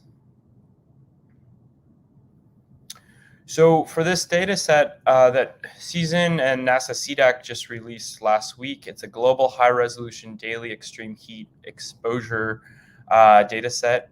In the data set for approximately 13,000 urban settlements on the planet, we have every heat wave from 1983 to 2016 defined across several different metrics. And how we built this data set is we use a new temperature data product built by UC Santa Barbara called Church Daily, which is a very high resolution, about 5 kilometers at the equator, daily maximum air temperature and relative humidity product. And there really is no other product built to date. And the exciting part about the Church Daily methodology is it will be operationalized for both seasonal or subseasonal, seasonal, and regular weather forecasting at a very high spatial resolution, and then updated in near real time. Right now, the record only goes through 2016. And then we relied on another important Earth observation data set, the Global Human Settlement Layer Urban Centers database, which maps population and urban extents for about 13,000 cities, benchmarking population at 1975, 1990, 2000, and 2015. And so for this, we blended the two data sets. We essentially took the polygons or the outline of a city, and we came up with a daily area average temperature. We could also redo the data set for a couple of different metrics to look at how heat varies within an urban settlement. But for now, we're just looking at the daily average for each urban settlement across the planet. And then we intersect that data set with the population exposed. So we have a record for the whole planet for all of these urban settlements of not just how long, how hot, and how frequent heat waves are happening, but also how many people are being exposed. And then for each of those settlements, whether exposure is going up because population is increasing or because temperature and humidity combinations are increasing. Next slide, please.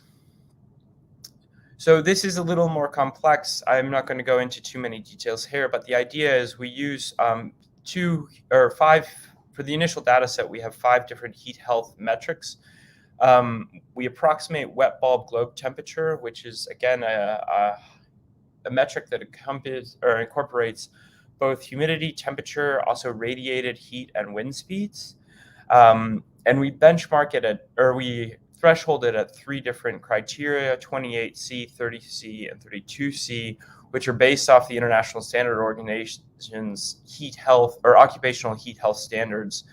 We also have the U.S. National Weather Service's thresholds for extreme heat events, which are 2-day or longer periods where the heat index exceeds 40.6C, or 1-day or longer events where the heat index exceeds 40.1C. And the reason we have so many different metrics for folks to use with this data set is that both in terms of policy, heat health standards can vary based on different jurisdictions, but also in terms of populations.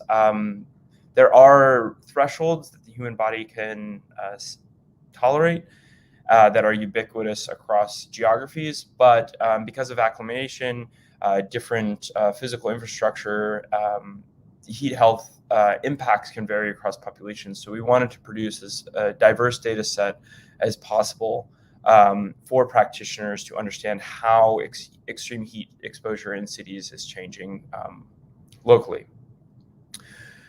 Next slide, please. So we just published a paper that is publicly available through the Proceedings of the National Academy of Science.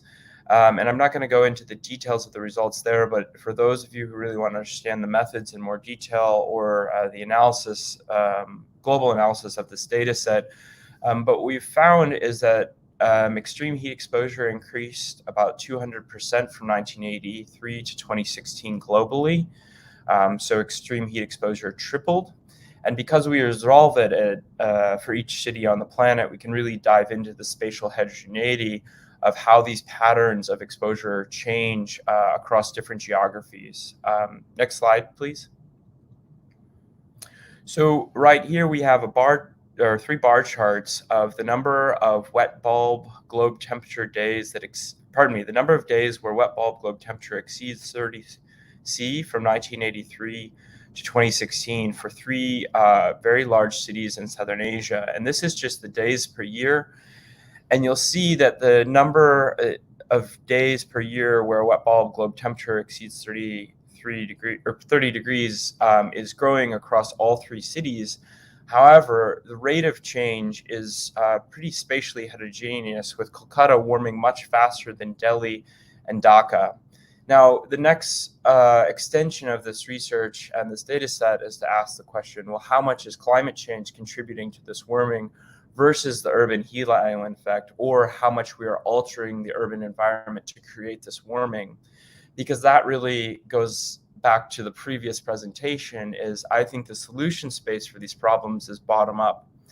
And we can understand how the urban morphology and climate are interacting, but really what policies we can implement to reduce extreme heat exposure, especially among those most vulnerable. Next slide, please. So this data set is available on NASA CDAC. You can just type in urban heat to the search bar rather than dealing with this DOI, but the DOI is stable. So this whole data set is publicly available. The code is in Python. The data is in CSV, GeoJSON, and shapefiles. I'm more than happy to help anyone walk through this data set. I'm in the process of starting to build some tutorials, so it's more user-friendly. And the next natural extension is to extend the analysis beyond just urban areas, but look at how these patterns are changing across the whole urban-rural continuum, and then really move into the forecast space for early warning systems. Next slide, please. Thank you so much for your for the time to present. Please, again, send me an email with any questions you may have. Happy to help people as I'm able. And I really look forward to your questions during the Q&A session. So thank you. Okay, thank you, Cascade. Very nice presentation. Nice to see that you've used also our data, so that's good to see. Now, after having had two more scientific presentations making use of Earth observation data, we are moving to the last presentation, which is coming from Nazmul Hook from ICLAI, which is a city organization, and he can present it much better than I can do it now. But that is very important, because we can do as much science as we want if this is not picked up by the cities in the end, because we learned also from Graham in his opening presentation that the most important thing in the new urban agenda is to put the cities at the center. So the cities are governed by the mayors, and they have to pick up a lot of this knowledge that we are creating on the scientific side. And I think ICLAI is one of the organizations that is actually trying to help in that respect. So, Nazmul, I'm handing over to you. Thank you, Thomas, and good morning, good afternoon, and also in some places of the world it is already good evening. So I'm very much pleased to join here, and especially I'm very much delighted, and I would say I have greatly enlightened by the set of presentations that I have already seen from varieties of actors coming from United Nations, even Habitat, and also from the academia and practice side, and which is quite engaging and encompassing, I would say. And you have also rightly pointed out that it is also important that we being an urban stakeholder, how we are picking up the state of the art or cutting edge research and knowledge that are coming out from different sources. So we have the kind of onus of being a broker between academia and the communities and local government. So it is also for us very important that we have the correct level of understanding from the updated knowledge, and that we are incorporating and integrating essentially into our work stream and work philosophies. So I will be very happy to touch upon some of the activities that we have been doing and how we can establish a solid link and between our work and the immense potentialities of Earth observation that is providing. A brief introduction about myself. I'm Nazmul Haq. I'm from Bangladesh, and currently I am leading the Resilient Development Program of ICLEI World Secretariat. So ICLEI is one of the, if not the biggest, but among one of the biggest city and local government network organizations of the world. We have more than 2,500 member cities, towns, and regions as our member. So as you see in this slide that we have 2,500 local government and regional organizations, and we are also active in 125 plus countries. Just to let you know that who is our major entry points, our major counterparts.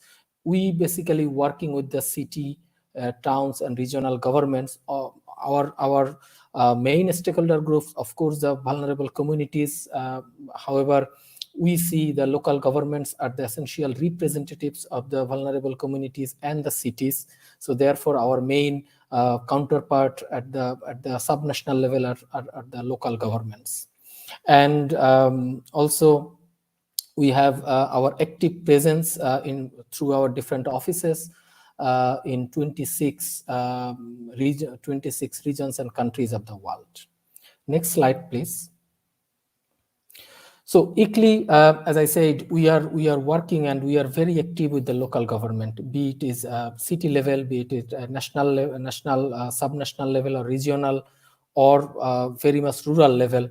So that is why we also our working strategy has two dimensions. From the ICLEI World Secretariat and other regional secretariats, we are diffusing different programmatic activities, but how we are essentially connecting with the local government. So that is why political partnership with the local government is very much essential in our working approach. And you see that here I basically working with two co-chairs who are the political representative of ICLEI Resilient Development and Risk Management portfolios. These co-chairs or this portfolio are politically represented by Honorable Mayor of Quilimani City of Mozambique, Mayor Manuel de Araujo, and also member of Legislative Assembly in Delhi, Ms. Atishi Marlena.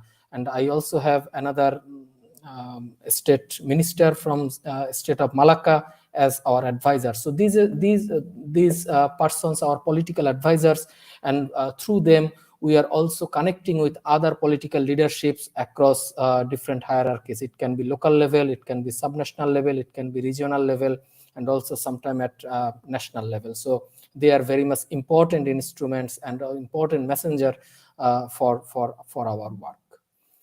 Next slide, please. So this is what, from ICLEI perspective, our sustainable development philosophy. So in a nutshell, we are very much in tune with all the speakers who presented earlier, that sustainable development should be an integrated approach. No, it should not be siloed. So that's why, from ICLEI perspective, we always communicate the vision and message that sustainable development will only happen when there is low emission development, when the development is nature based, when development is equitable and people centered, when development is resilient, and development is also circular. So that is why we see the development is encompassing and development is integrating different views, different activities, and different parts of the society who are seemingly seems disconnected, but for a sustainable view, we need to incorporate them under a common thread. And that is where I am now entering into the discussion how we are connecting or we are working with the local and city government regions, city governments for a sustainable vision. So let me also have a brief reflection on what we have achieved from COP27, recently concluded COP27, and what's the implication of the outcomes of COP27 on the rapidly rising, rapidly growing cities and urban areas, especially in the global south, which are basically the global epicenter of economic activities, but at the same time, global epicenter of vulnerabilities. So that is why we see from the COP27, we have, there is a kind of frustrating outcome for the rapidly rising urban centers in the global south.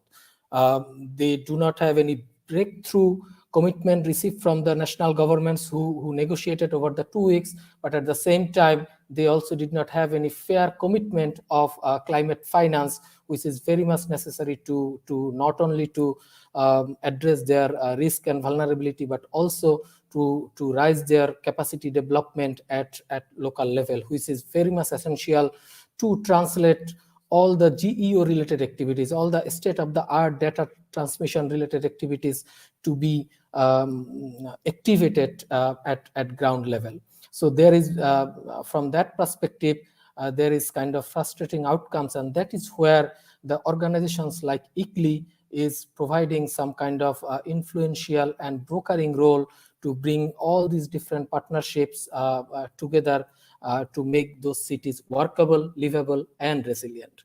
So can we go to the next slide, please? Despite all the frustration coming out from international negotiation space, should we stop working our journey? Should we stop dreaming how to make our communities resilient? No. When states fail, national governments or international commitments fail, the cities, urban areas, regional areas, and their local governments take the responsibility on their shoulder, and they are showing some kind of beacons of hope. By which way? Different ways. First, promoting integrated action. Secondly, promoting multi-level actions. Thirdly, by promoting advanced level of reporting and data management, data analysis, and showing where the demands are for capacity development. And fourthly, by allowing financial flows or by enabling financial flows from different sources which are not always possible under the general national level agreement. So from ICLEI, we always try to support the local governments, city governments, national governments from different perspectives which can effectively meet the 4 points that I have mentioned: integrated action, multi-level action, data and reporting, as well as capacity building supports and financial supports. So as you see, what we are providing to subnational level governments, like we assist them by guide planning actions and access to finance.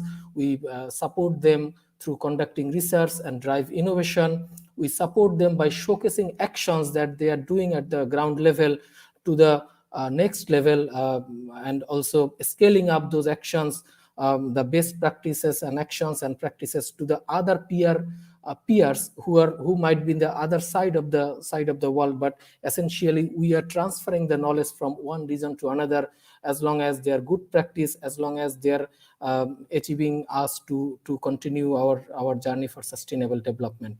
And finally, we encourage them, we support them to undertake ambitious climate action, which is very much necessary for varieties of reasons.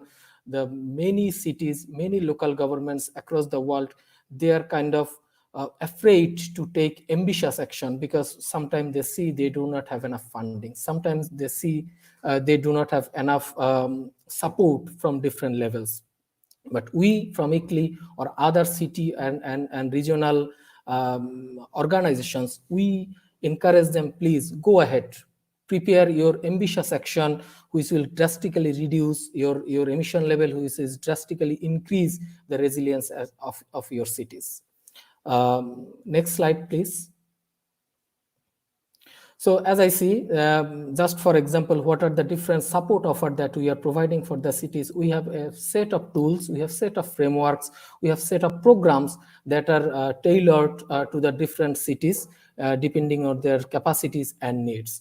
We have a Green Climate Cities program to provide guidance and capacity buildings, and also to understand cities where they are. It provides them a diagnostic tool to understand their capacities and what further actions and capacity buildings they might require for undertaking climate actions. We also have a science-based targets tools by which cities can undertake science-based targets, what level of GHG emission targets they should achieve at the local level, which can contribute to achieve the nationally determined contribution for national and to meet national and international targets. We also have a very strong reporting system that we have developed with several other organizations, which I will be talking in a moment later. And also we have a program which provides cities access to finance that is called Transformative Action Program. So we capacitate cities in a way so that they can develop bankable projects for climate action, and they can also access to finance from different sources. Next slide, please. So as I mentioned, one of our main frameworks is we call a Green Climate Cities or GCC framework, by which city can understand where they are by analyzing their strength, and then what actions they need to do, which we called ACT, and then how they should accelerate their actions and promoting their actions across different regions and different continents and different countries, which we called accelerate. So this is our main framework for cities to provide a guidance what they should do and what actions they might require for undertaking climate actions. And we have a project with UN Habitat, which is called Urban-Led, and we have dozens of cities under the Urban-Led. They adopted this framework, and they prepared their climate action planning and climate resilient planning based on this Green Climate Cities framework. And we'll be happy to share the findings of the project if anybody is interested. Next slide, please. So the second part, I'm skipping our multi-level action part, which is also very much integral to our philosophy. But now I'm focusing on the data part, which is very much heart of this session. So relevance of data for local government. Am I towards the end of my time? I don't hear you. Perhaps you need to unmute yourself.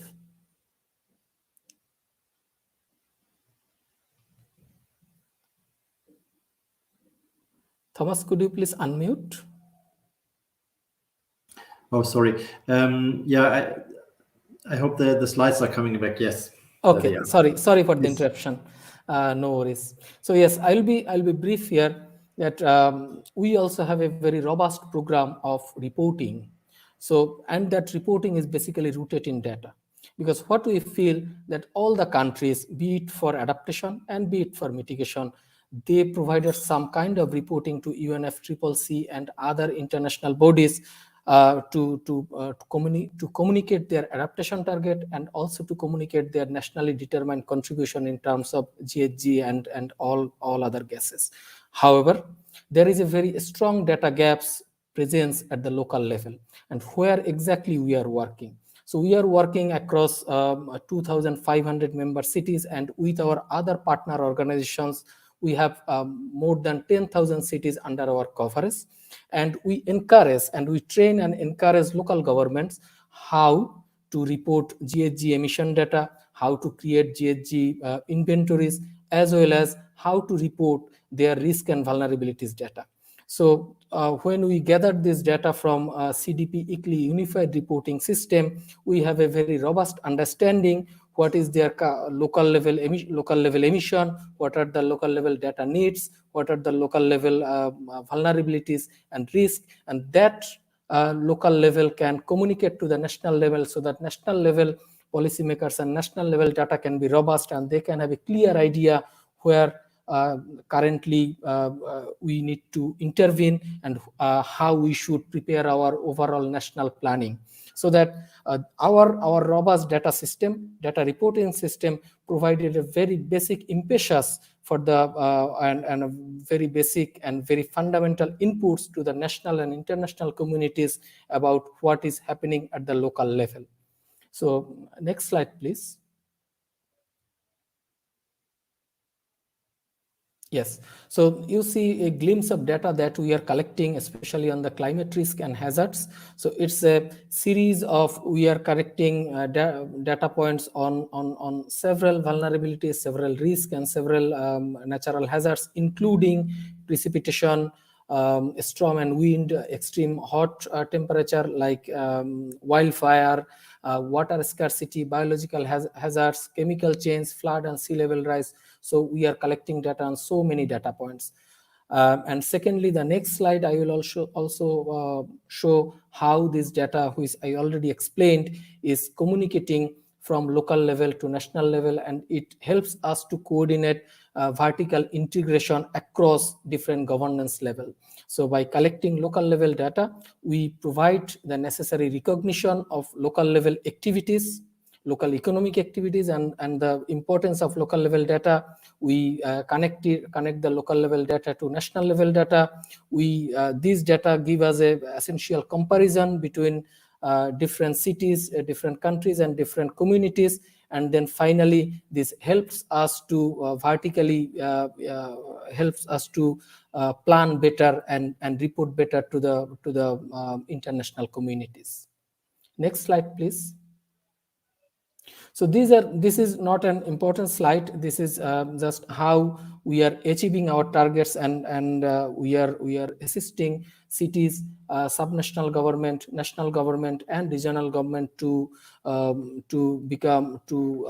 plan to have more risk-informed planning or more informed climate action planning, and to undertake ambitious climate action planning based on the data that we are collecting. And that is where we also see a lot of synergies that we can establish with the organizations like UN Habitat, organizations like European Space Agency, DLR, or other academia, because I see my previous speaker, they did a very nice study on heat wave.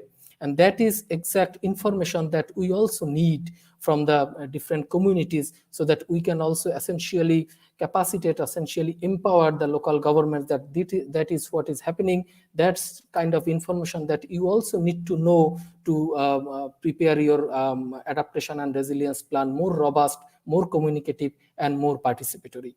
So I am stopping here, but with a note that we need to work very collaboratively. We need to work on very integrated way, so that we all can learn from each other, and we can help each other to make our communities and societies more safer and more resilient. Thank you very much.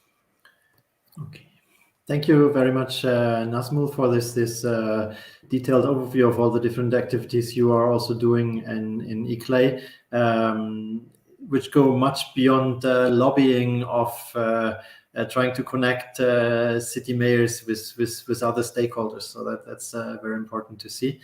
Let me take this opportunity also to welcome Evangelos Gerazopoulos, that many of you know. He was moderating the previous session, and he's one of the fathers of the resilient cities and human settlements engagement priority work. So I'm very glad that he could join here. He's research director at the Institute for Environmental Research at the National Observatory of Athens in Greece.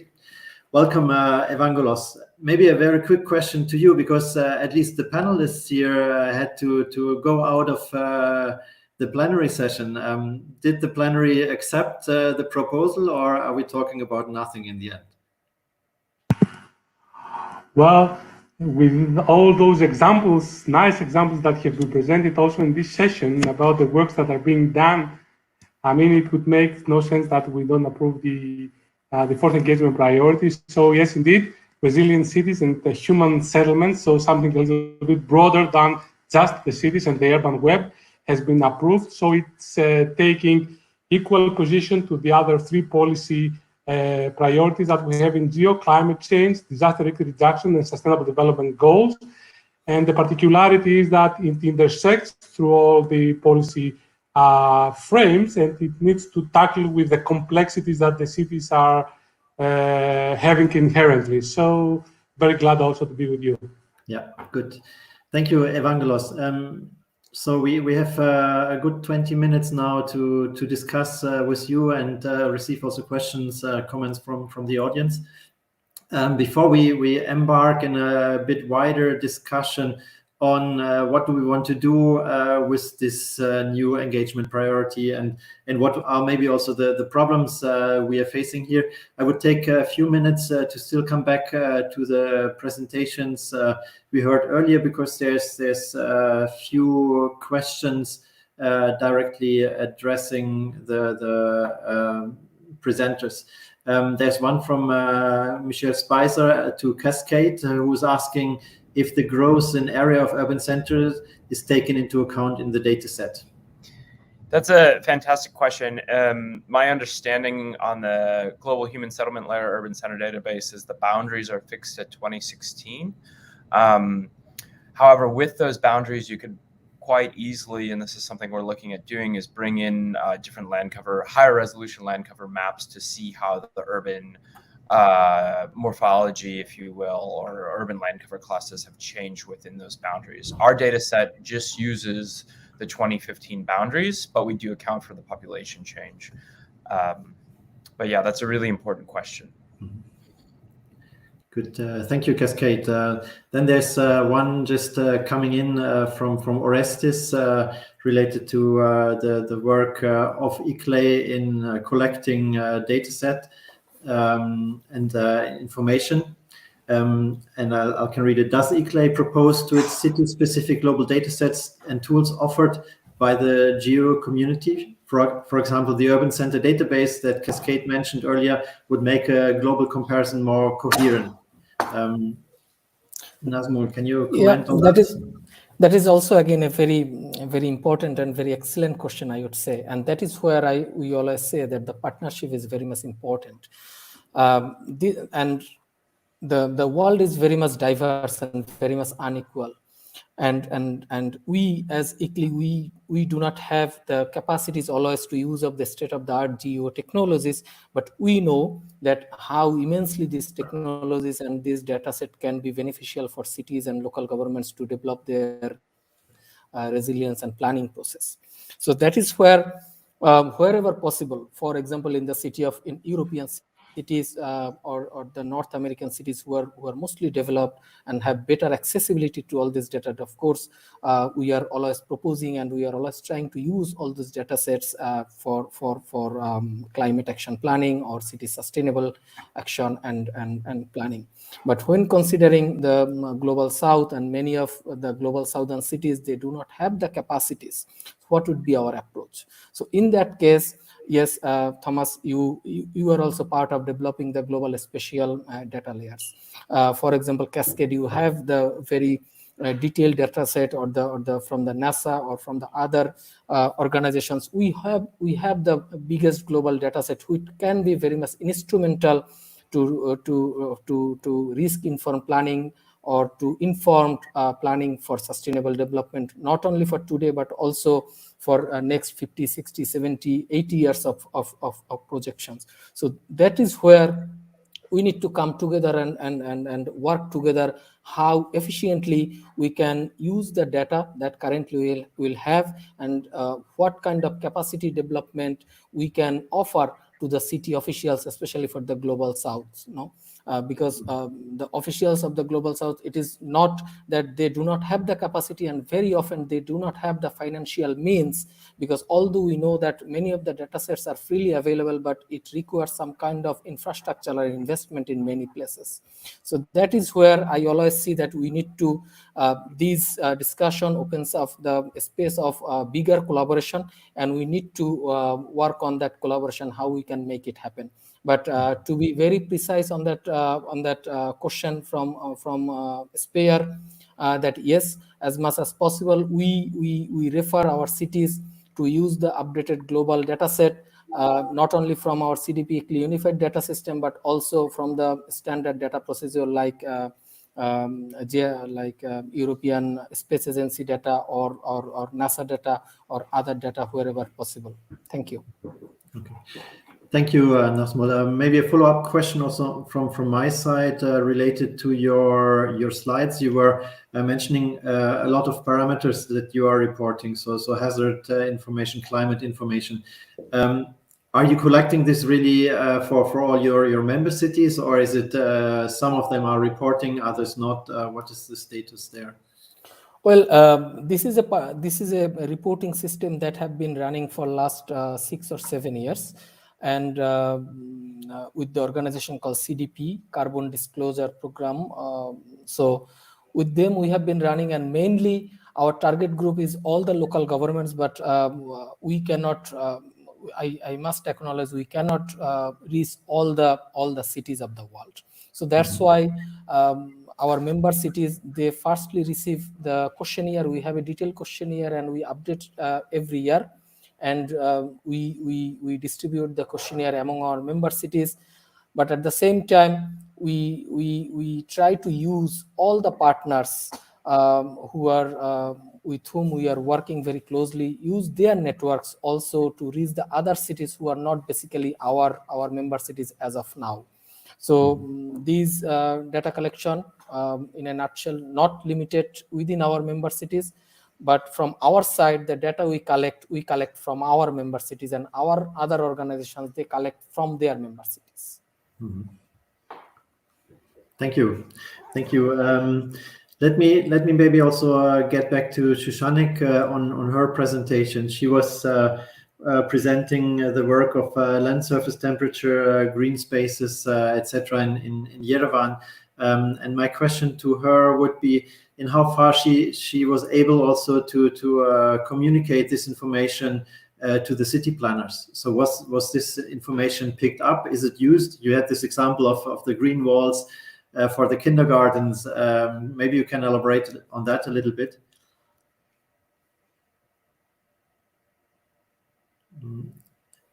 You are muted. Yeah, thank you. Sorry. Thank you for a good question. Yes, for sure, our strategy is to try to keep the negotiation with the local authorities. We are working in close cooperation with the Yerevan municipality in order to have, first of all, to have this first example of very cost-effective nature-based solution to be replicated for different problematic kindergartens in Yerevan, and not only in Yerevan, but also for the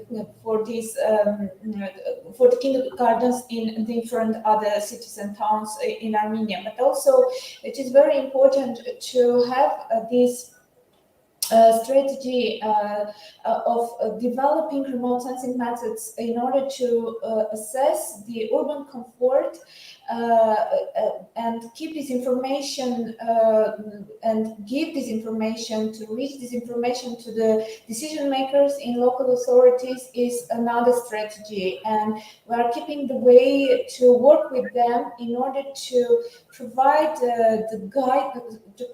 some guidance and where and how to improve, to recover the green infrastructure to make urban environment more environmentally friendly. Yeah, because otherwise, reducing green spaces, we will have really bad situation in Yerevan. worsened heat island effects. Thank you. No, because this is of course very relevant, and I think one of the key points of this new engagement priority that we have to assure that the work that we are doing in the many different activities within GEOs, that this is transferred the knowledge to the city level then.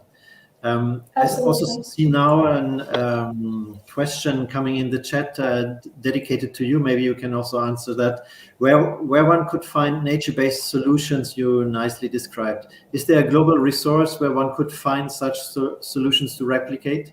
Great, thank you very much. Of course, there is a platform, OPLA. I will put the link on the chat. It is a great market of nature-based solutions, which was developed and provided in frames of Horizon 2020 Connecting Nature project.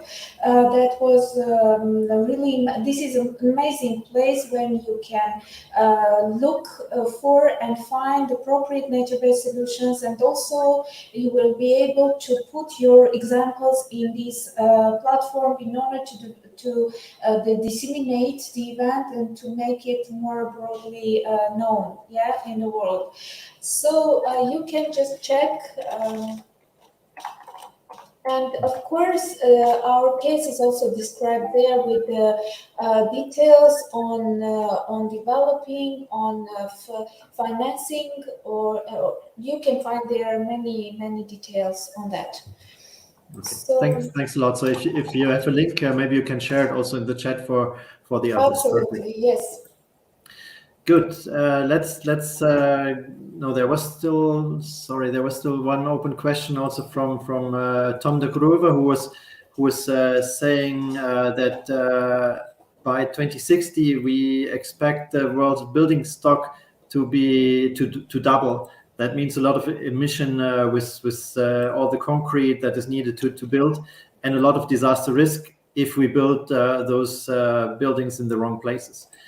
Can Earth observation anticipate where this will still happen? I have an answer to this, but maybe Cascade or Evangelos want to come in, or also Shushanik. Please just go ahead.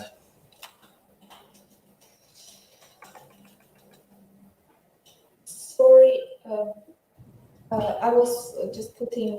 No problem. Maybe then I can also start because it links a bit also to what Nazmul just was referring to. That one thing is to do the monitoring and to follow what's going on at the moment in the environment, but especially for the urban planning, national planning, we need to look forward. What is the situation 2030? What's the situation 2060? And this is something where I see the Earth observation community only starting to come up with now. So here at the JRC, we are using the Global Human Settlement Layer, the time series that we have from 1970 and until today, to also start extrapolating and projecting into the future. So this is a way that we can do. But I think we are only really at the beginning here, and we have to really enhance our capacities in this projection work and do this also as a spatial detail that is really useful also at the city level. So if we provide only national projections of how much built up there will be in the future, this is not enough. We have to really be able to answer at the city level, how much will Lagos grow spatially, and in which direction this growth will go in a certain direction. I don't know if anybody else of the panelists wants to also come into this question. Cascade, please. Yeah, I think I posted it in the Q&A, but I was not involved in the data set, and I'll put it in the chat. My apologies for that, but there's CDAC just released a new 1/8 degree urban land extension projection up to 2100 based on the SSPs. And my limited understanding of the model development is that Earth observations were key to constructing a projected data set like this. So I'll put it in the chat so it's not repeated. Good. Good. Thank you. So we are already getting a bit close to the end, and I would try to not go much over time, but I would like to reflect a bit on the discussions and the comments we had during today, and then ask also all of you for a last comment on that. So what I'm taking away really here is that although we've been talking a lot about urban areas, I think this engagement priority really wants to cover the full urban-rural continuum. So this was mentioned also by Cascade. He started now with the urban areas, but there's a strong need also to go to the smaller settlements, to the towns, and eventually the rural population to make sure they also receive information. Then on Shushanik's side, you mentioned the needs, and partly also Cascade, the need for not only Earth observation satellite data. We need also there again a full spectrum. So we need in situ data, UAV airborne data to really cover a lot of domains to be able to answer then the question needed really at the local level. And one last thing I also think that is important if we want to achieve our goal of connecting with the cities, we need easy messages. So we sometimes have the problem that we are in our scientific domain so much enclosed and think everybody understands all the parameters and complex equations that we are working with. We really need to boil this down into some information that can then be absorbed also at the city level. So that is really what I think this engagement priority has to work on, that we are able really to bridge the gap between science and policy at national, but also at the local level eventually. And I would like, Evangelos, please come in. Yeah, may I follow up to the last point that you mentioned, which is very essential and crucial. So this goes mainly to Nazmul. As Thomas said, the previous session was dedicated to this science policy interfaces. So we are producing a lot of research outcomes, but at the end of the day, we might be failing to advocate and communicate them to the right stakeholders and institutions like ICLEI. And from your presentation, it's clear, seem to be key in this process. So what tools and means do you think we should be preparing to enable your work convey all these messages about the usefulness of Earth observation to cities?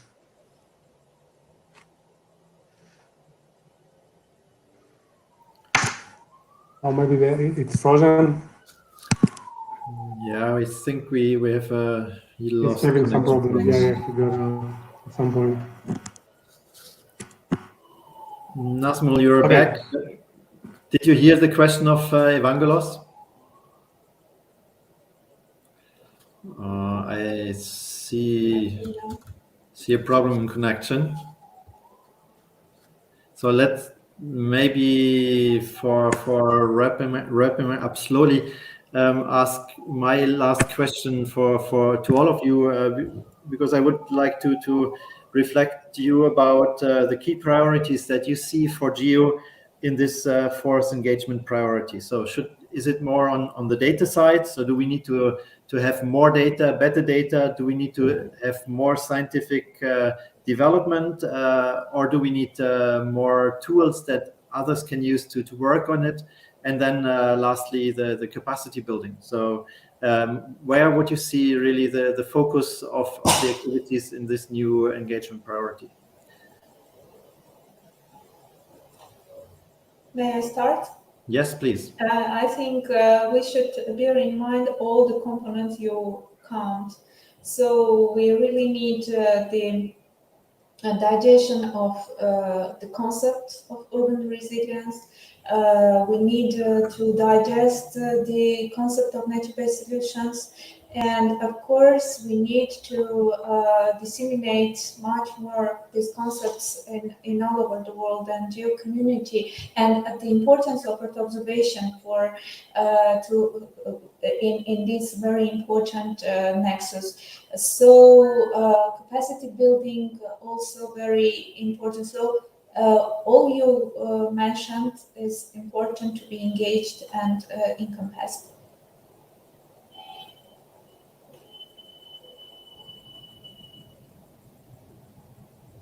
You are muted. Sorry, Cascade, do you want to come in? Yeah, I echo a similar point. As an early career scientist who's had the fortune of working with stakeholders and practitioners in some contexts, but not in others, that groups like GEO and the GEO Secretariat are really an excellent conduit.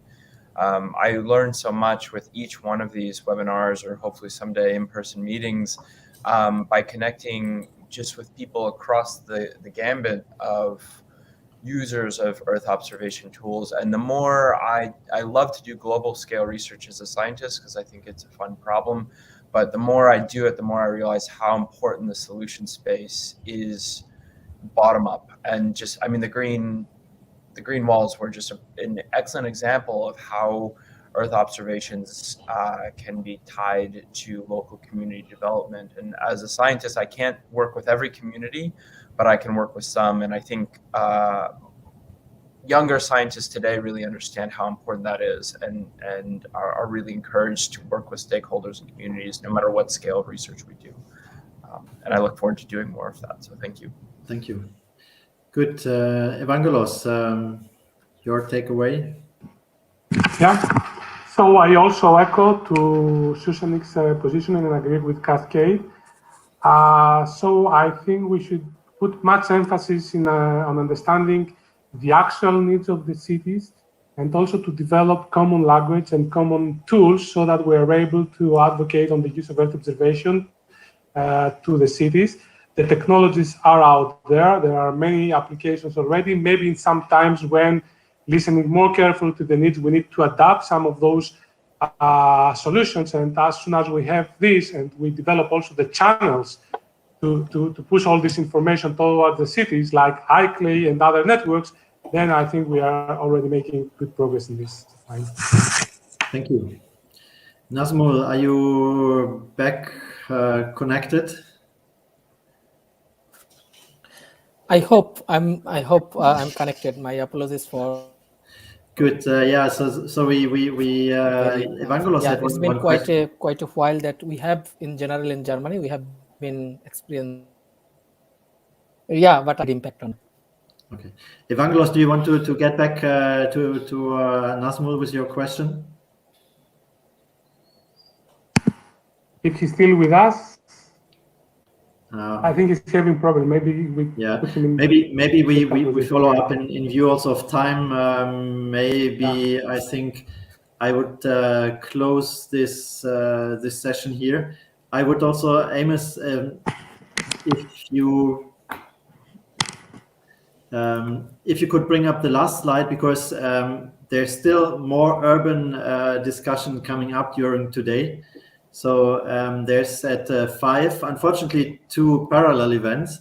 There's the Human Planet Initiative and the EO for SDG toolkit presenting their activities. So I know it's a hard choice, but there I think the discussion that we are having now will continue. So with that, I would like to thank a lot the presenters, panelists here for this discussion. It's in the end, it's always too little time for discussion, but it's only a start. So now we have this force engagement priority, and I'm sure that we will have many more occasions for discussing urban and settlement related topics in the frame of GEO. And with that, thank you very much for being with us. Thank you also for the audience for the active discussions in the chat and in the question and answers. Thank you. Hope to see you soon. Bye-bye. Thank you. Bye-bye.